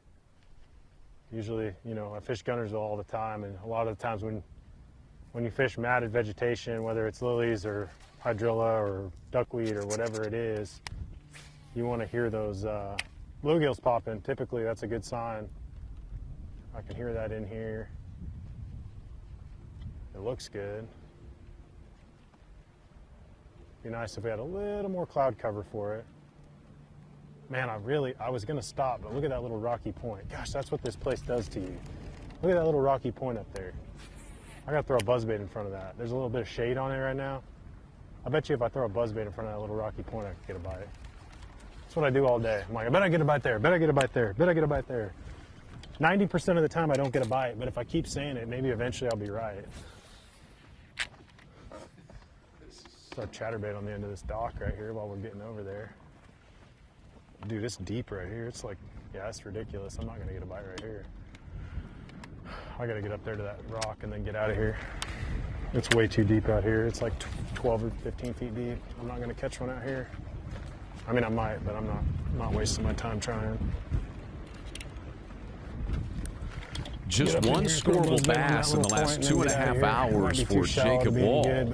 We'll try it. He has drifted to 9th, then 10th, and with what Justin Lucas did, Wall is now 11th. Here is Gary Klein, Major League Fishing co-founder, Bass Fishing Hall of Famer, and he is in 9th place. He's got 26 pounds and 1 ounce for the day. It's been a great day. He has the second best day on the water. Yeah, I tell you, man, it is, I'm tight, real tight. At the beginning of the third period, I was in 5th place with a 10-pound cushion. And I thought, certainly I'm not going to get, you know, I'm fine. These guys are catching them, and now we're all bunched up. I kind of backed off doing what I was doing, and I had to pick it back up and go back to fishing. I had a solid 3.5, jumped her, get her up to the boat. She jumps and comes off, and I just lost one back there. So I think I need one more solid keeper to make sure that I make the top 10. And I'm not backing off. I'm fishing my best stuff the best way I know how. And, you know, this one rod, one technique, is how I've caught every fish since I've been here on the Delta. You know, I'm just throwing my duck head spinning rod with 8-pound test line and a little 64th ounce head on a little 4-inch bait. To me, rate of fall is real important. But I'm just fishing it like a spinnerbait. That's all I'm doing. Throw it out, let it fall. Pick up on it, nothing there, throw out, let it fall. And I'm just trying to get all my angles. You know, because this is a tidal system, and we've got current, not much, but the water does move one direction and the other direction, and now it's incoming. There's a lot of these little drains that are real shallow. I haven't caught anything back up in the drains, but it's like on this outer edge of this creek's 14 foot deep, and these fish will set up on these canopies. And this right here has been about my best stretch. I've caught a couple 3s off of it, a 5, a 4, jumped one about 3.5. Just lost one over there, so, you know, the bite's tough right now. I'm in 9th place, and this is going to be the longest 45 minutes in bass fishing for me. I just hope I can catch one more good scorable, and I think I'll be just fine to make the knockout round. But besides that, it's been, you know, awesome. I love fishing this type of water, these water bodies. Shallow, a lot of backwater, a little bit of current. And these fish are just shallow.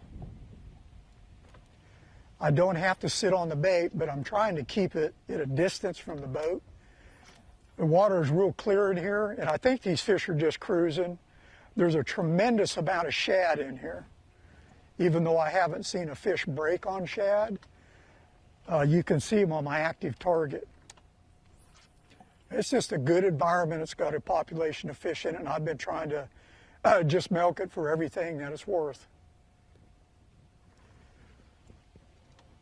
Hopefully it's good to me.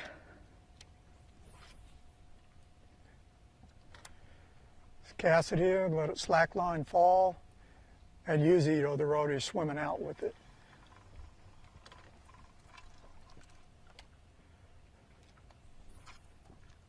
Problem is, you know, this little jig head I'm using has got a number 2 hook in it.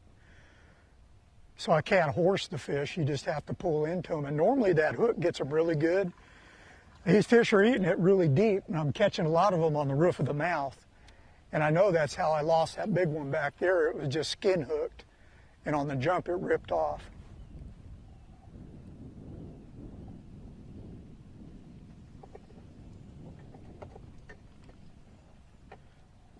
See, like that little cut bank? That right there is a money cast.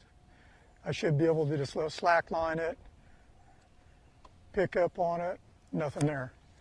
Reel it in, make another cast. But that's the type of stuff I'm trying to key on. And I'm going back down this bank again because I fished one direction and I miss a lot of angles. So I'm turning the boat around and fishing different angles coming back. Just trying to be as thorough as I can, but I never know when the bite's going to come. It'll come off a tree, off of an overhang, or out in the open. These fish, I think, they're living in here, but they're just swimming around.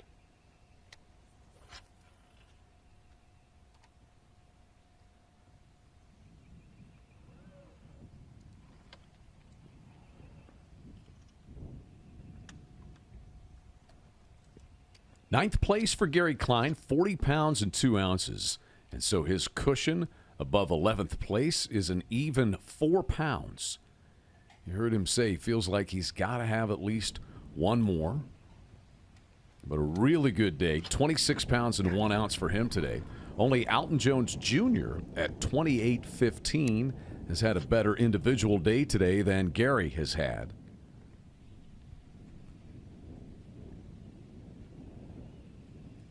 He's been able to go from 16th place.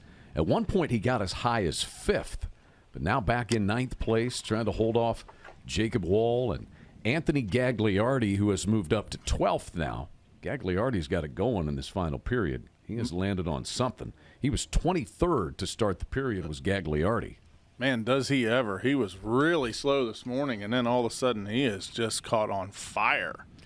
And that includes a 5.5 pounder for Gagliardi that he caught a little over an hour ago. So Gagliardi is on the climb and climbing quickly. Gagliardi's got about a 10.5 pound period going to get up to 12th.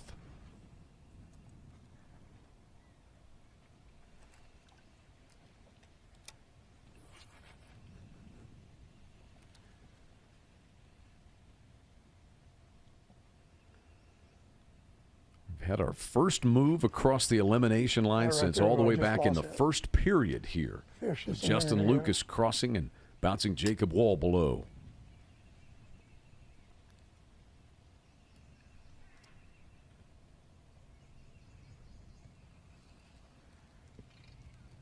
Derek Klein is without a scorable bass here in this final period. You heard him say kind of backed off his main stuff, feeling like he was in pretty good shape to make the top 10.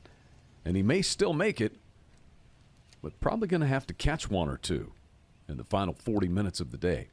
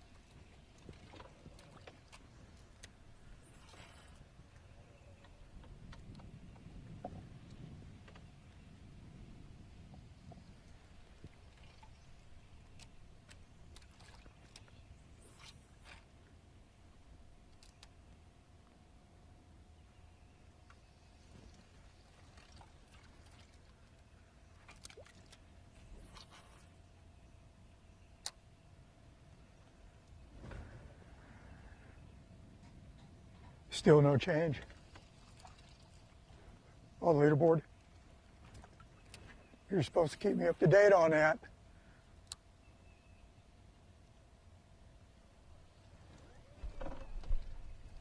Garrett Klein's coming off his best performance of the season on the Bass Pro Tour. 25th place at Lake Eufaula in Oklahoma. No change. That's good news. That event won by Zach Burge. Group B will go out for its second day of qualifying tomorrow. Jacob Wheeler is the leader over in Group B. And Dustin Connell is going wire to wire here in Group A. He's led since about the very first 30 minutes of day one. He's got over 70 pounds for a two-day total, comfortably cruising to Saturday's knockout round. Got one on here. He's caught 23 pounds today without catching anything bigger than a 2-3. And all of them on a crankbait. All right, boys and girls. I didn't mean to catch this one. But I just didn't. I didn't really mean to catch that one. But this thing's going clear and taut. I didn't mean to catch her. Be all right. Be all right. Be all right.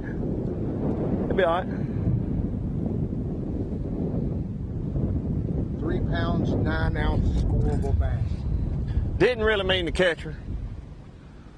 But she's a dang pretty one. She is beautiful. It's the biggest one I've caught all day. How about that, baby? There you go. All right. Thank you, sir. Over 74 pounds now for 2 days for Connell. That one indeed his biggest of the day. Really mean to catch her, but whatever. Yeah, I guess. But it's got 2 more days to reload, so it'll be all right.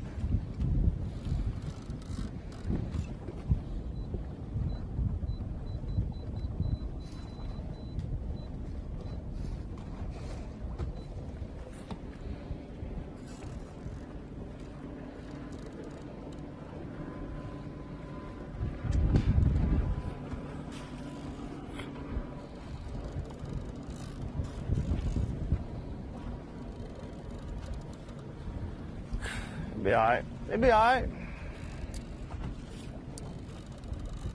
I wasn't even going to hit that anyway. Didn't plan on it.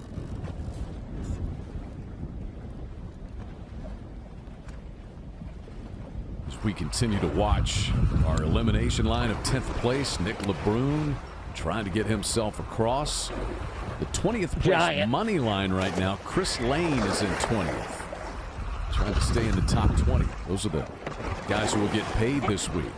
LeBrun wrangling in a good one there. Yes. Oh. Oh, thank you, Jesus.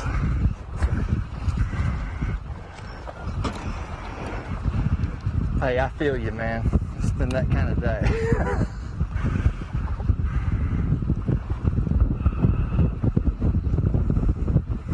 3 pounds, 15 ounces, scorable bass. 315. Hey, it's not over. It is never over until it lines out. Trophyashes.com, baby. Check it out.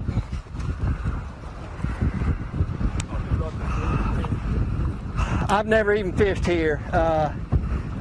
These docks are set up the same way as my other area is, but it's on the other side of the lake. And I pulled up to the best looking dock over here, and I had one come out and swipe at it. And I threw and threw and threw, nothing. I said, man, it's like something just told me, throw a chatterbait through there. And I threw that chatterbait through there as I was trolling off and got smoked. I'm talking about just absolutely smoked. This sport is a sport of ups and downs, and it will mentally wear you out, but I love it. I love every bit of it, even getting hung up and everything. And hey, there's a lot more docks down through here, so my man, I'll take an update whenever you get a chance, see where we're at. LeBrun within 3 pounds Okay, and what do we 14 need to get ounces in? now. He's the first man out. So he rallies with that 315, but still has some work to do. Nick LeBrun is in 11th. Wesley Strader is back in 17th place now.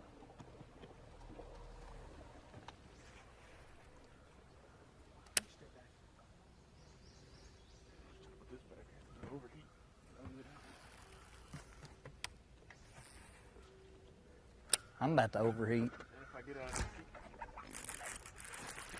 That might make it. Yeah, he'll make it. That will make it. That might be a check anyway. That will make it for sure. 110, 111. Wait for it. 1 pound, 15 ounces. 115, even better than I thought it was. That was the right tree. Huh? Sorry. That gets Strader within about 7 pounds after that scorable. Where's that put us? That puts us over 32, I know that, or 34. We shift back over to Justin Lucas. He's the only guy to move across the elimination line here in this period. Lucas caught a 2-2 about 25 minutes ago to get himself in, and now he's hooked up again.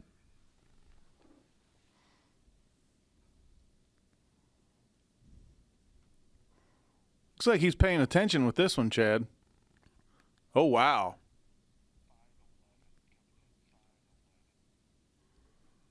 Oh, that is a beast. Get him. Wow. A Chowan chunk for Justin Lucas. Probably going to punch his ticket to another knockout round. Will be his 3rd of the year. Ooh, look at that thing. That's straight up ball jive Betty right there. That's got to be a 6-pounder.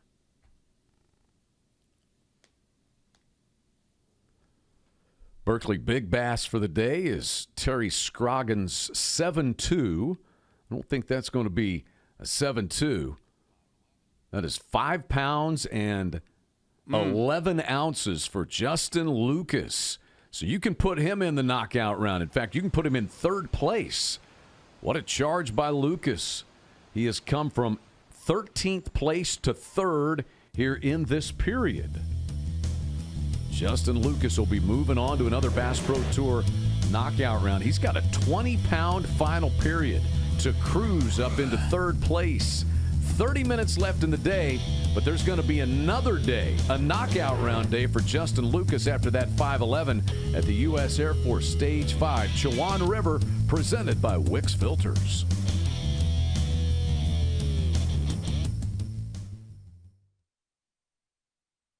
We all want the internet to make things easy.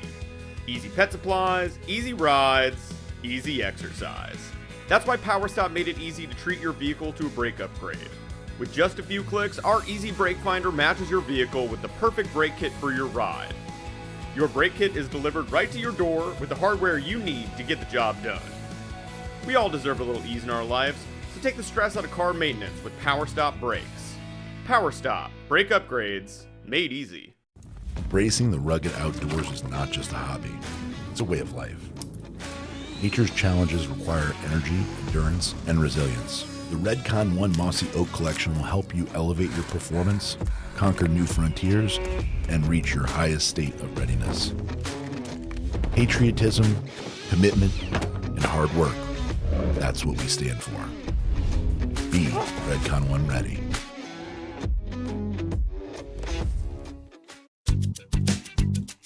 Need parts fast? We got fast. Need them now? We got now. No matter what you need, we have thousands of professional parts people doing their part to make sure you have it. We're O'Reilly Fast. Just one part that makes O'Reilly stand apart. The professional parts people. O'Reilly Auto Parts. You know, a fishing rod is a lot like a magic wand. It connects you to a world you can't see, but you know it's there. You can just feel it. Every time you cast, your hands remember the anticipation, knowing at any moment something spectacular could happen. So we keep casting and keep believing. Mossy Oak, made for moments like this.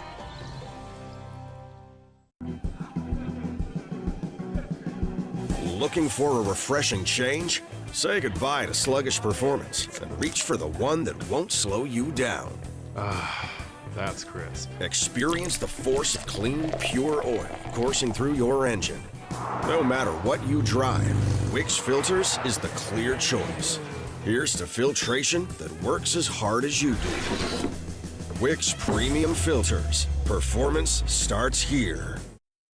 The ultimate fishing system. Your choice of powerful fish-finding tools, all connected. From sonar and trolling motor to navigation and networking. To fit the way you fish, all with touchscreen control from an HDS display. The heart of the system. Find more, see more, catch more.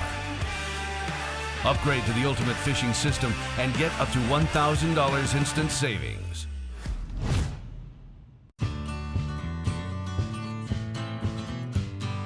She grew up fast.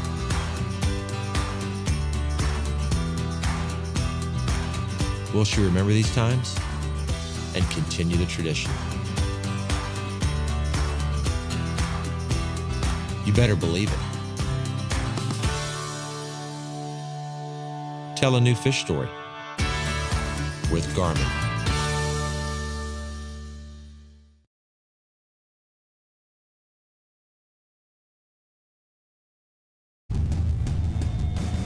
Major League Fishing's Bass Pro Tour is brought to you by Toyota.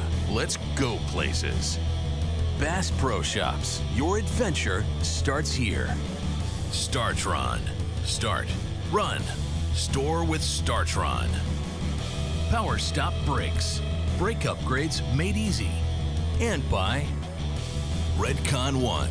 MLF's official energy drink and sports nutrition partner.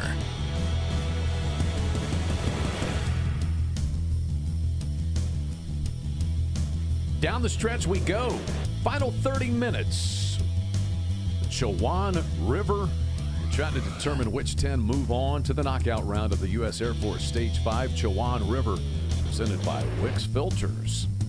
Justin Lucas making a lot of progress here in the final hour of the day.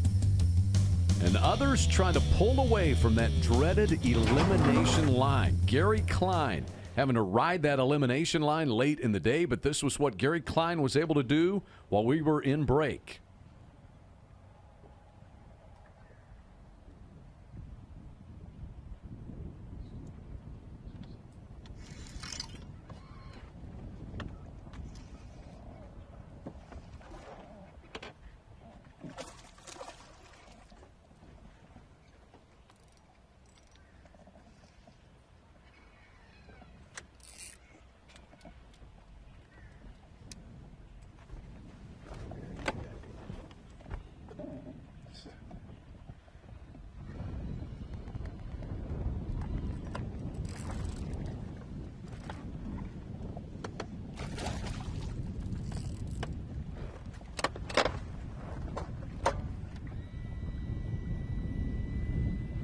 Got her! Yeah, buddy. Woo-hoo! Yeah! That right there is a clutch fish. Man, you talking about being tight. Take a breath, Gary. Take a breath. Woo!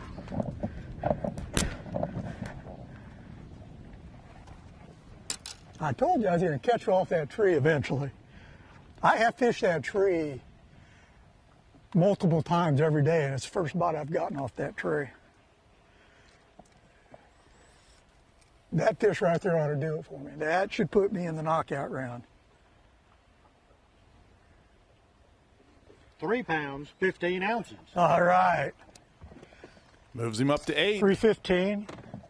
Good quality fish, but like I said, I jumped one of these about 30 minutes ago. And she's about the same size, and I thought, gosh darn it, that's going to cost me, but we made up for it. Beautiful fish. Knockout round. That's got to get me in the knockout round. Woo! And that tree is full of barnacles.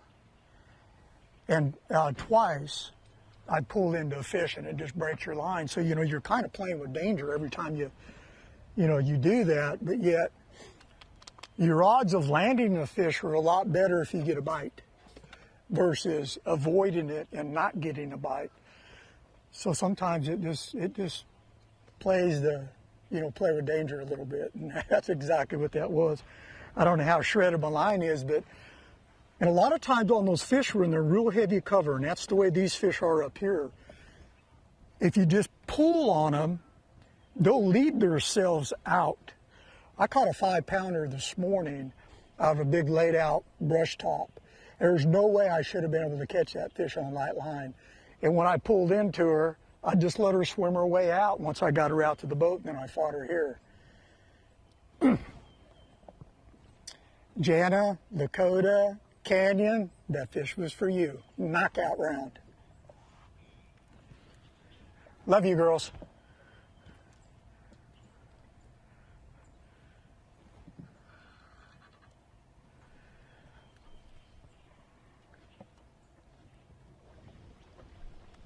Well, Dylan Hayes trying to hang on, make it on through to the knockout round, clinch a spot like Gary Klein in all likelihood just did right there. Gary Klein has moved to 8th. Dylan Hayes is in 9th. Update is people need to quit catching them.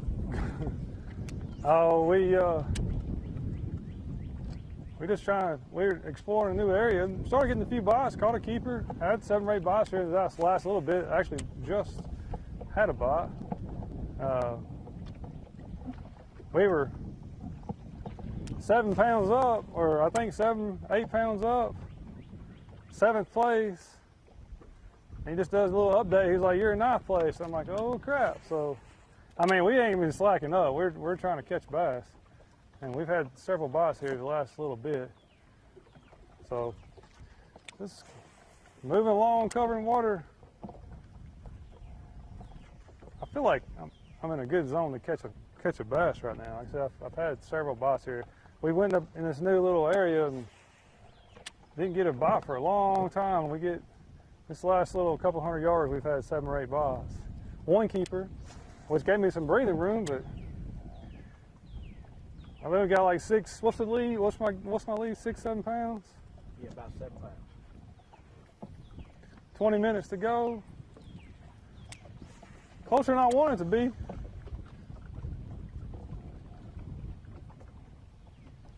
Closer than I want it to be. We're trying to find a new area, but also trying to catch a bass too. Mixing it up, have some bites on a horny toad, bites on a speed worm.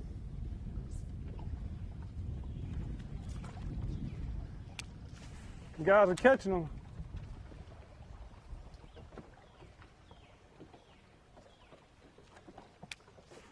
I don't know if I need to crank up.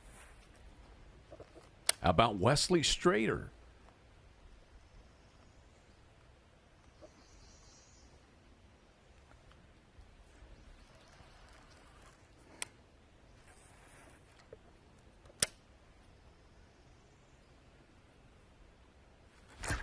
There's a good.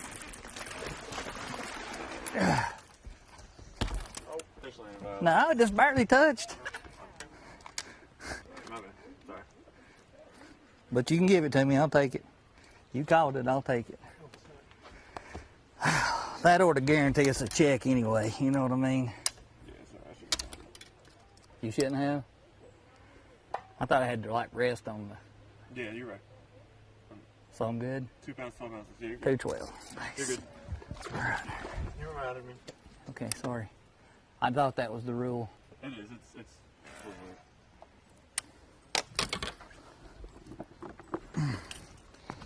Z-Hog. Come on, Z-Hog. Catch me about a 7-pounder here right quick. That'd be awesome.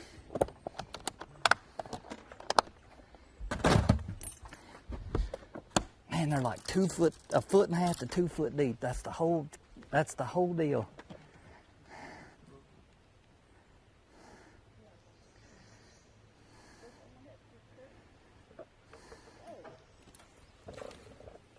So Strader, you heard him feeling like he's secure to make a top 20. Now we'll see if he can pursue that top 10. He is still 6 pounds, 3 ounces back. Yes, sir. We're fishing for big money. Big money. Just like a Wheel of Fortune. Come on, big money. How big the bass got to be? They just got to be 1.5 pounds to score to make it.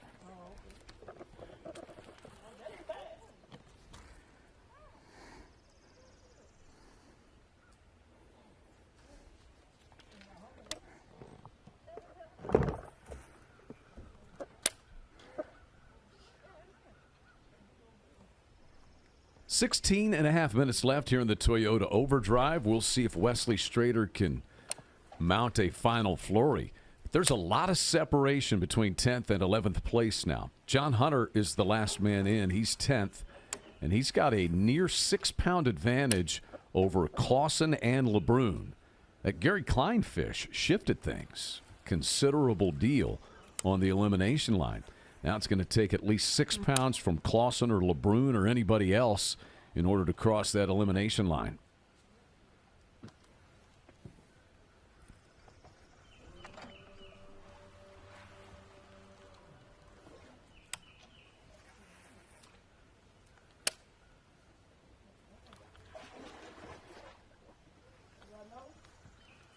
No, that was my trolling motor. Sorry about that.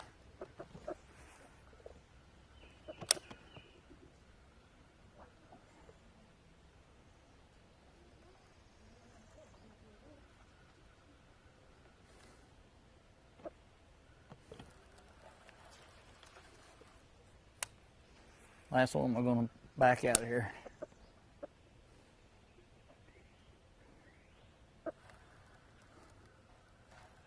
God, I should have had several right there.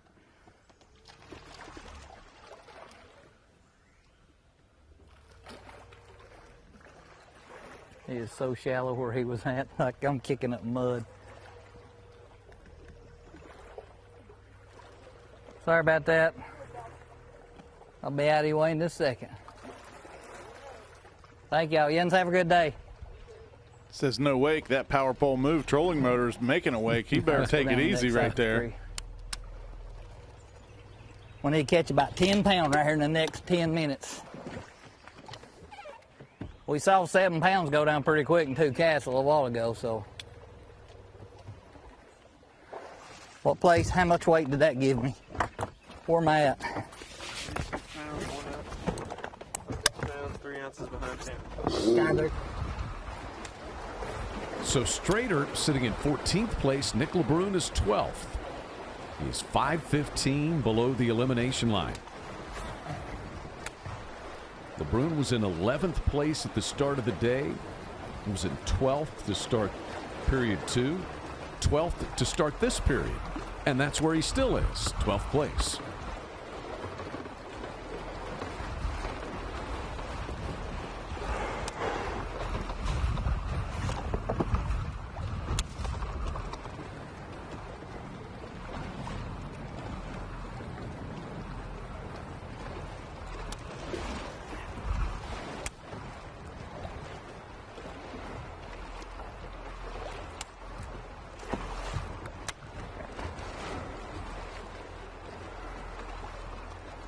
LeBrun's had some real heartaches today. He's had several big fish and several other scoreable fish that just came unbuttoned for whatever reason.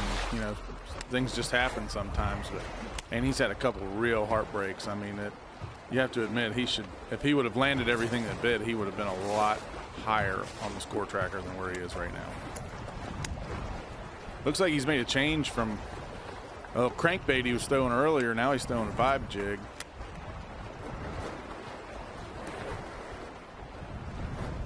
Caught 18-14 on day 1. And so far today, 17 pounds and 7 ounces. Elimination line has doubled plus a half today. So it's gone way up. It's gone up 25 pounds and counting so far today. Caught him better today than opening day in this group. Nick LeBrun just trying to find one last flurry of a couple of bass in the final 12 minutes of the Toyota Overdrive.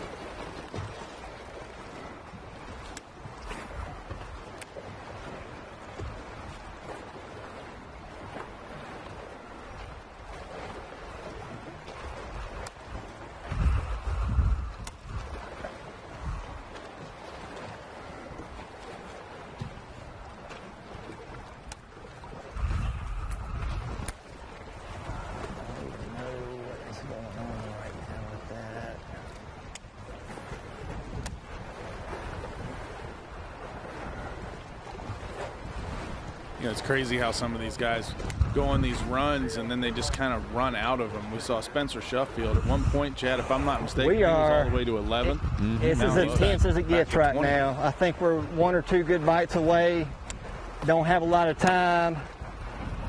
I've kind of transitioned to this chatterbait after catching that last good one. This is just an old bait they don't make anymore. It runs real high in the water. And I throw it on 30-pound sunline braid to kind of keep it up high like that, and the fish just really seem to like it. We're going to make a little move, see if we can find another good dock real quick, but we just need a little flurry. That's all we need. Okay.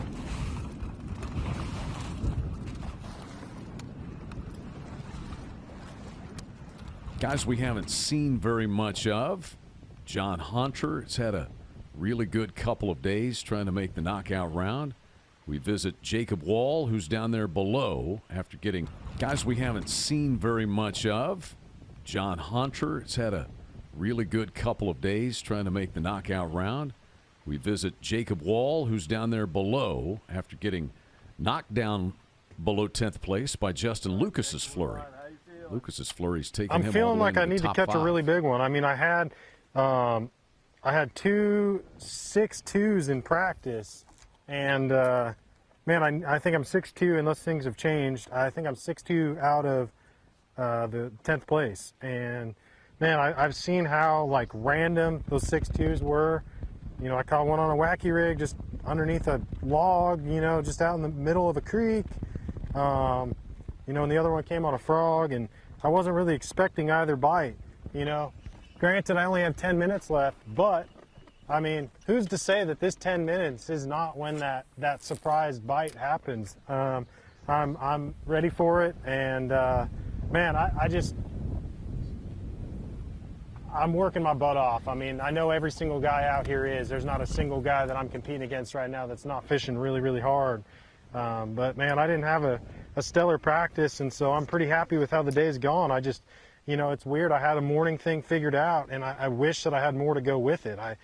I really had such an awesome thing in the morning, and I was lacking that afternoon deal. And today I did a little bit better than I did the first day in the afternoon, but I still just didn't quite have the pace that I needed to as of right now. I mean, I still can. Like I said, I could still do it.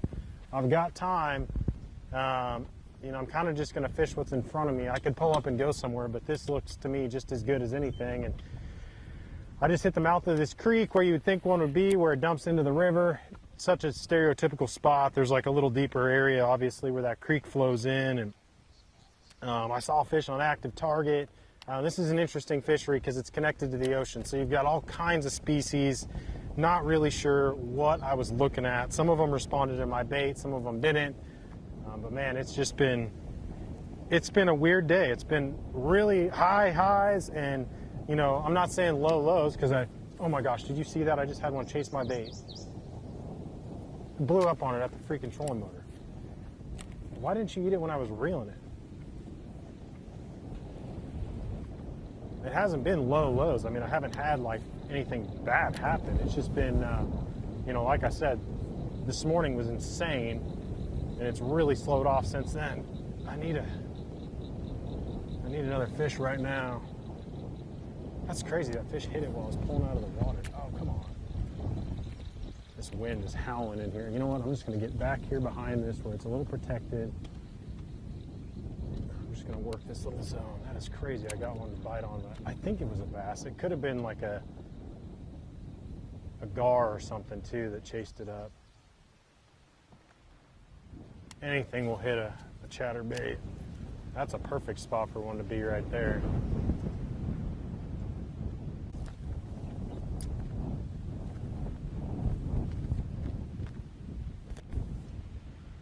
I don't know what that was, but something just moved right there. Huh.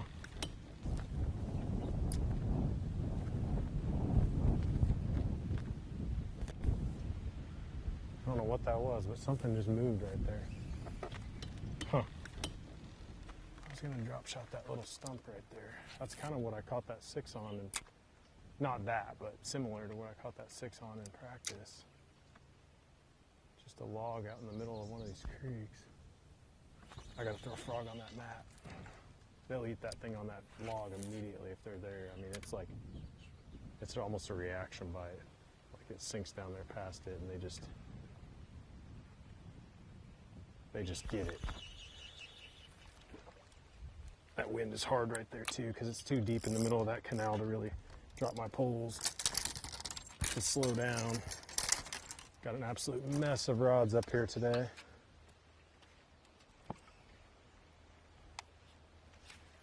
This is the type of fishery where you just like, you don't even know what you're gonna really throw.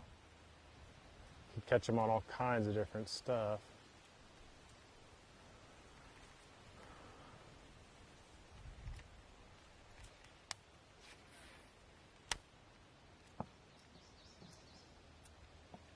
JT, I want to see it just as bad as you do. Make it happen.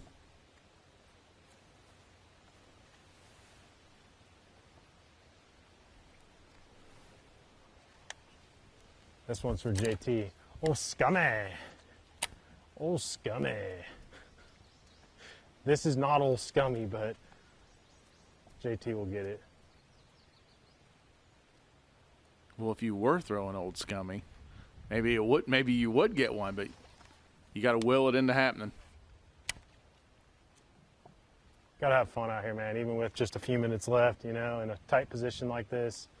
If you're not having fun, why are you doing it? 5 minutes remaining. You know, I mean, this is my job, man. I got to enjoy it.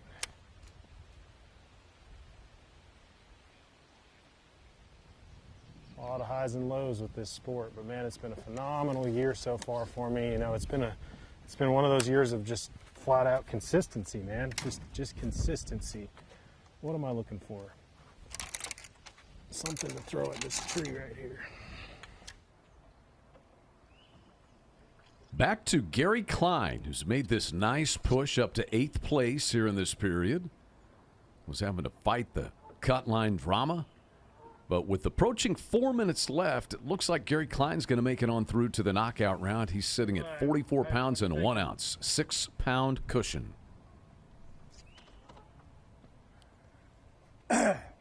What a day. All I can say is wow. I mean, everything about Major League Fishing format played out today. The intensity of it, every fish counts. I mean, to me, this is heads up, you know, competition. You talk about getting tight. I mean, and, you know, I started out the day not really having the high I mean, I was just going to go fishing. And I caught 14 pounds my first round and lost 2 scorables. I should have had about 18 and a half. But I had no idea those type of fish existed in here. So I was hoping to catch another 14, 16, make the top 20 and have a good tournament. But when you pull in here and you catch a 4 and a 5-something and a 3-something, now you're starting to think about, might have a chance to make the knockout round. And I pushed it real hard, stayed focused. Literally, I have fished this one bend swing, this little S still the whole day. I fished my whole rounds, both days right here. So it's got a good population of fish. The key is the little bite window. And with these fish set up to bite, now I'm starting to get a little bit more familiar with the key little stretches. So hopefully in the knockout round, I'll be able to catch 30, because I think it's going to take. Obviously, I think I had the second biggest stringer today was 30 pounds. So if you look at a knockout round, it's probably going to take a minimum of 24 to have a shot at the top 10. You know, it's probably going to be 24 to 28 pounds to make 10th place for the championship round. And then if I qualify for the championship, I have no other place to go. So I'm just going to go fishing and enjoy myself. And God, but it was just, this right here is everything a competitive angler fishes for, is a day like today. Being in the hunt, taking them one at a time, and all of a sudden you're starting to raise your expectations. And then I was all the way up in 5th place today, so I knew I couldn't win it, or I couldn't, you know, be at the top. But I felt when I moved in the top 10, I thought, man, I got a chance to make it, and I made it. So, or I hope I have. It's not official. Time is. So with under 2 minutes left here in the Toyota Overdrive, Gary Klein going to secure his spot in the knockout round, and Dustin Connell, as we've known all day long, is going to be moving on to that knockout round. 1:30 remaining for the day. It is Lucas and Klein in, right there. James Elam and Mark Davis out. There's so many cats in here, it's incredible. I feel really good about, you know, today, what I found, and I feel really good about it. But can't never tell.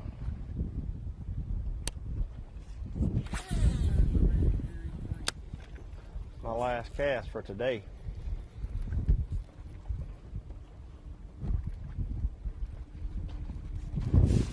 Thought one walked it up last cast.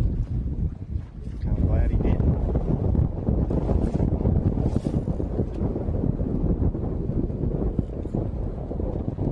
30 seconds remaining. It's going to be 4 knockout rounds in 5 Bass Pro Tour stages for Dustin Connell.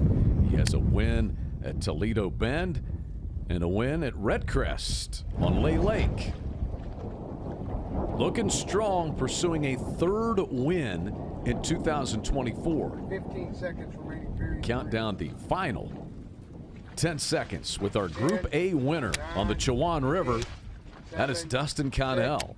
5, 4, 3, 2, 1. All right, guys. Good day. Good day on the water. Found some new areas. Caught some bass. I didn't really plan on catching that last 3.5 pounder, but that's part of it. So, but yeah, great day. Great past couple days.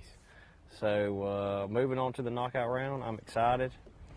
I really feel good about this tournament, but it's still a long way to go, you know. Saturday and Sunday.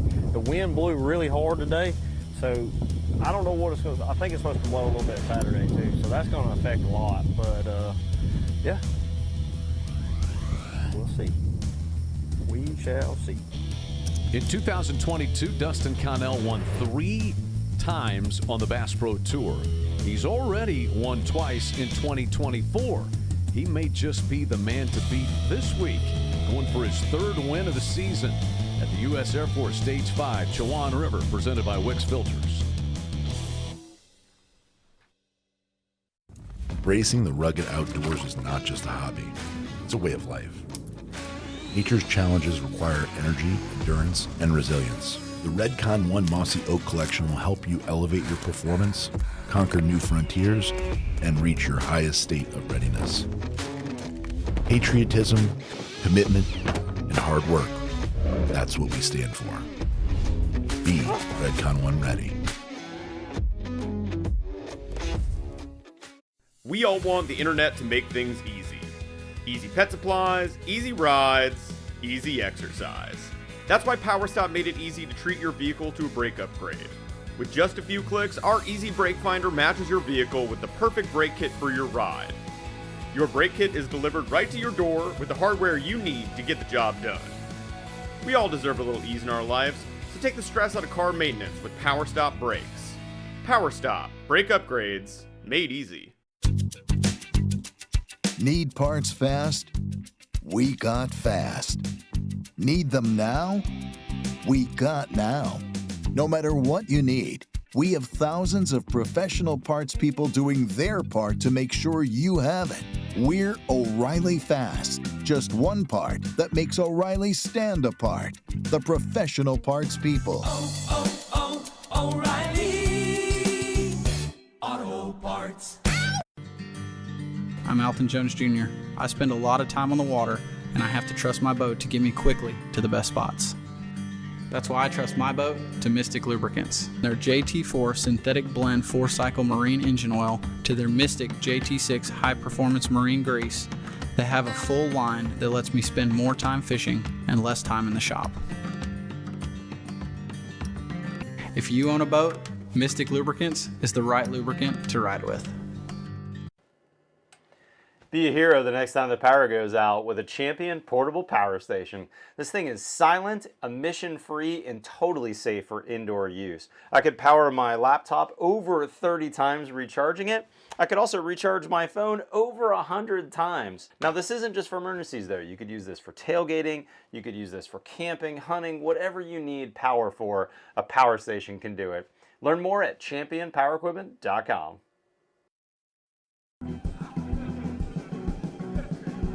Looking for a refreshing change? Say goodbye to sluggish performance and reach for the one that won't slow you down. That's crisp. Experience the force of clean, pure oil coursing through your engine. No matter what you drive, Wix Filters is the clear choice. Here's to filtration that works as hard as you do. Wix Premium Filters. Performance starts here.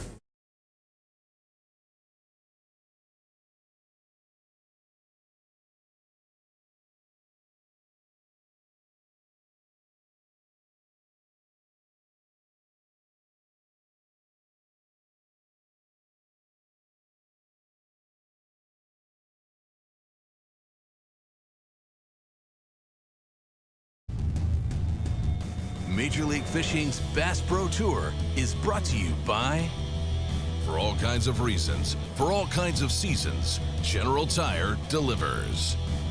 B&W Trailer Hitches, the last hitch you'll need. Visit Edenton, steeped in Southern hospitality and history. Mercury, go boldly. And by Humminbird, simply, clearly better. It was a much better day 2 for Group A, as the cut line went from 17 pounds to 42 pounds, went up 25 pounds at the U.S. Air Force Stage 5 Chowan River, presented by Wix Filters. Lines are out. We got 10 for the knockout round on Saturday. For the day overall, only 2 anglers moved in, Justin Lucas and Gary Klein. And 2 anglers fell out. They were James Elam and Mark Davis. And in the final period, in fact, the final 2 periods combined, we had 1 move. That was Justin Lucas in and Jacob Wall out. So Lucas makes it in. Top 20 will get paid, but 11 through 20 are done for this event. They'll leave with $10,000. And 21st through 40th, well, they'll have to go home without a check from the Chowan River this week. Boy, tough for Nick Hatfield, JT. He had gotten himself up there within striking distance, and he ends up outside the top 20 because of the movement that we had. He did a lot of movement. How about Mark Daniels Jr. catching a 6'9" right at the buzzer?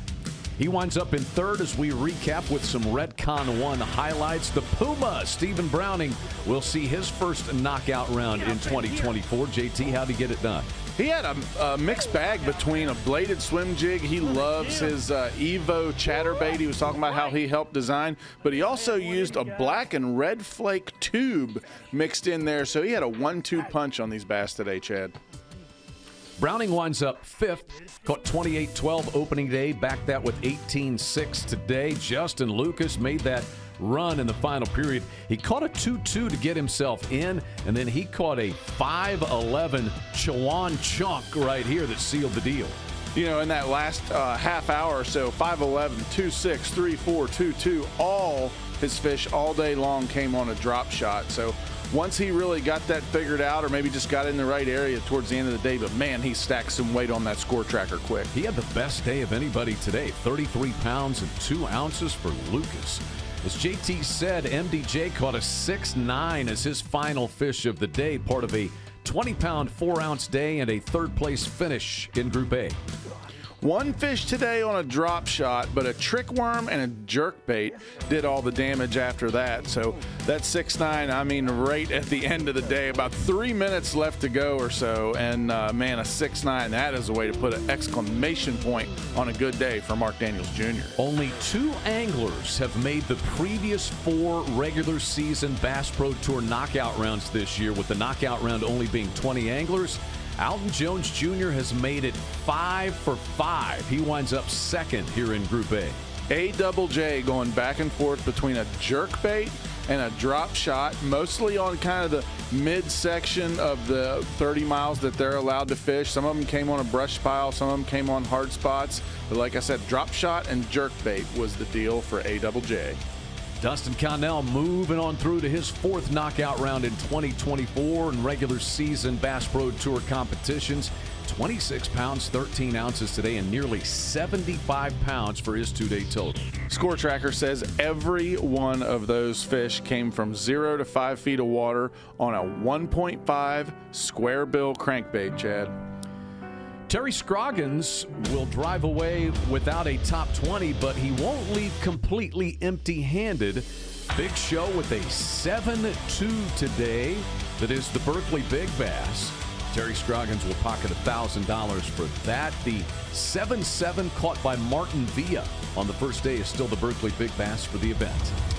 And we welcome you inside our Major League Fishing studios with JT Kenny. I'm Chad McKee. Wrapping things up here as we'll get to some angler reaction in just a little bit. This place was better. May not have felt like it for some of the anglers, but it was better overall. I mean, the cut line went up 25 pounds. What are we learning about this place? Yeah, one of the things that I think I'm learning right off the bat about this place, Dustin Connell, I think, has something special going on. He told me when I spoke with him, he was not going to fish any place today that he fished in his first day of competition.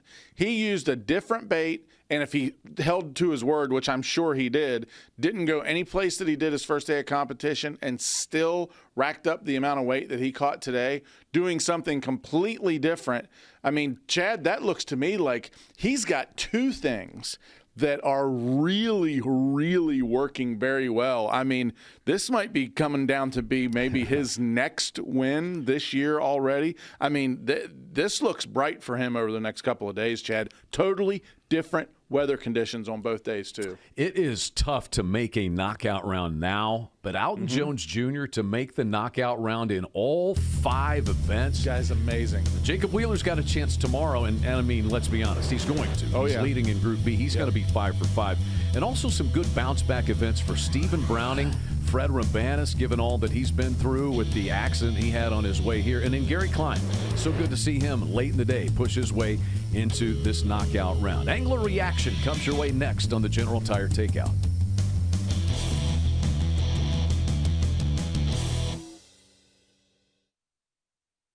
Your performance, conquer new frontiers, and reach your highest state of readiness. Patriotism, commitment, and hard work. That's what we stand for. Be Redcon 1 ready. We all want the internet to make things easy. Easy pet supplies, easy rides, easy exercise. That's why PowerStop made it easy to treat your vehicle to a brake upgrade. With just a few clicks, our Easy Brake Finder matches your vehicle with the perfect brake kit for your ride. Your brake kit is delivered right to your door with the hardware you need to get the job done. We all deserve a little ease in our lives, so take the stress out of car maintenance with PowerStop brakes. PowerStop, brake upgrades, made easy. Need parts fast? We got fast. Need them now? We got now. No matter what you need, we have thousands of professional parts people doing their part to make sure you have it. We're O'Reilly Fast. Just one part that makes O'Reilly stand apart. The professional parts people. O'Reilly Auto Parts.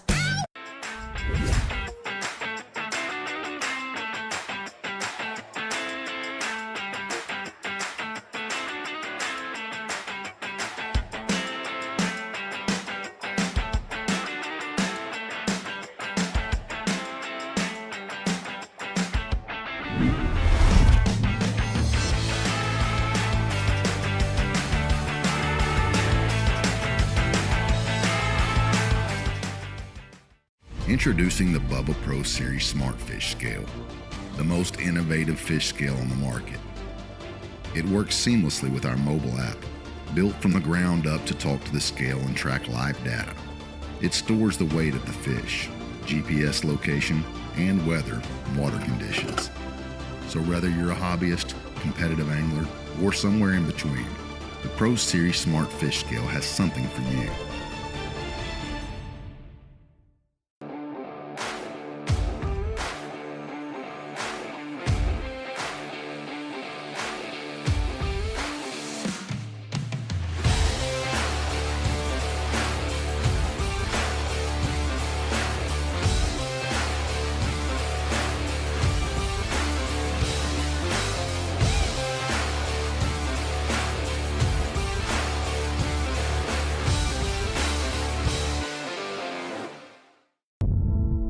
Out here, it takes a certain type. The type who's always the first one out. The type who knows deep down everyone else is just fishing for second. Enter the Apex Series. See more fish. Seize more victories. Settle for nothing less. With unrivaled clarity, it's the top fish finder for the most demanding type of angler. Only from Humminbird.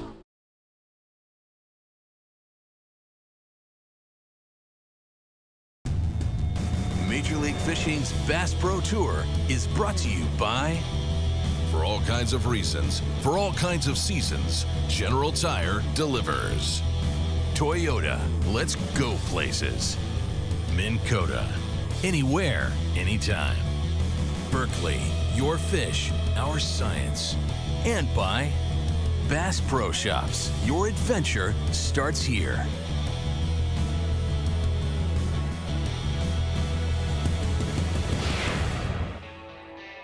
Lines are out on the Chowan River, and Group A's first 2 days of qualifying are done. We've got 10 anglers set to move to the knockout round on Saturday. We welcome you into the General Tire Takeout. Let us get some reaction now from the anglers out on the water.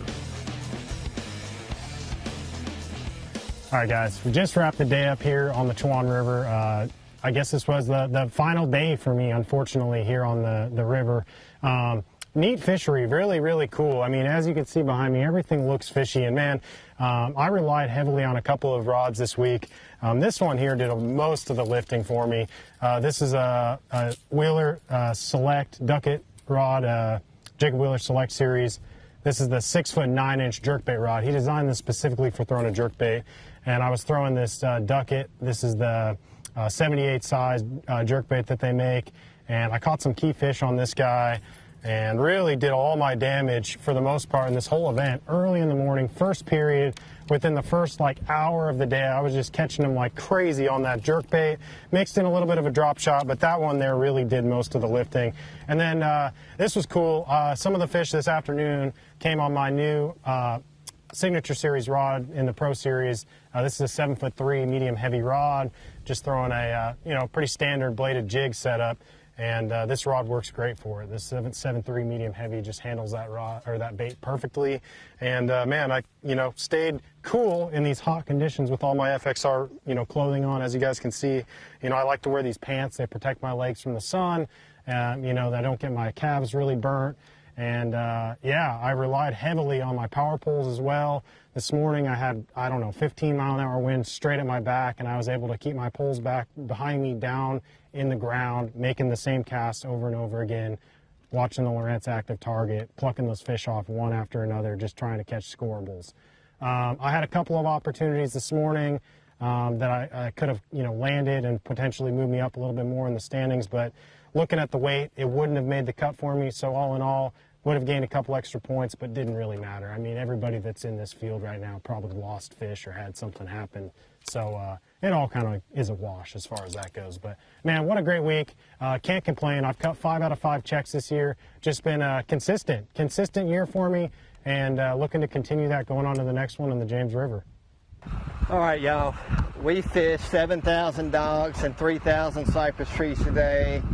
It was a great day. We had a few key bites that we lost, but that's just part of it. God's good. He's got a plan. His plan is good. But today, I stayed with the crankbait a lot, rotating a few different baits. The Bill Lewis ATV is always a player wherever I go, all across the country. I throw that on a TFO Resolve rod. This is a 7-foot medium. And most of the time when I'm cranking these docks and cranking these trees and stuff, I like 18-pound Sunlight FC Sniper. When the wind wasn't blowing 35 miles an hour, I could take a Wacky Worm Yamamoto Senko and June Bug and kind of soak it up under those docks in that shade. And I caught a few fish today doing that, but hey, it was a great event. I'll be excited to come back here someday. Thank y'all for all your prayers and encouragement and support. Yeah, folks, Major League Fishing Stage 5 here on the Chowan River. This is Group A's second round. And wow, what a day. I caught 30 pounds, qualified for the knockout round. Can't wait to get back out on the river. We ended up a little bit short, but man, we put a real charge on it there at the end, and thanks to the Zoom Z-Hog Black Neon with a 3/8 ounce Epic tungsten sinker, 25-pound Sunline shooter, a 795 Endurance with a custom light lose. River Fishing 101, baby. Ended up a little bit short, but man, what a heck of a run. Just kind of pieced things together as the day went on. Kind of went a little too far up the river, got out of them, got back down in the zone where they's at, and probably should have left a little bit earlier, but good points, good finish. Get to go home, see my wife, my family, my dad, my brother, and all that, so good deal. All right, we just finished up day 2, Chowan River. I think we're going to finish up at night, looking like it. Pumped about it, man. It got a little hairy. It got really hairy. We had to adjust today. That's good. Learned some things, learned a lot. learn a new little area. I can catch a few fish here. I'm not sure how many keepers are here, but man, pumped to make the knockout round. Excited to go again. I really hope I get to go again. I think I'm going to, but I'm glad I get a chance to go fish for the win and weight starting over, and didn't waste any fish today, didn't miss any fish today. We pumped. It's going to be a good event. All right, guys, we just won the qualifying round here at the Chowan River. I really like this place. Moving on to the knockout round, I feel really good. Catching a lot of my fish. I can't really tell you right now. I'm catching some on a new bait. It's called a pig stick by Crush City. They'll be out at ICAST. Yeah, I'm looking forward to the weekend. That'll wrap it up for the General Tire Takeout. Group B will head out for day number 2 of qualifying for them. Jacob Wheeler is the leader in that group. We will see which 10 anglers move on to join the 10 who qualified out of Group A here today. Our coverage will begin at 7:50 Eastern. Lines go in at 8 o'clock tomorrow on the Bass Pro Tour. For JT Kenny and our great crew, I'm Chad McKee. This concludes our broadcast day.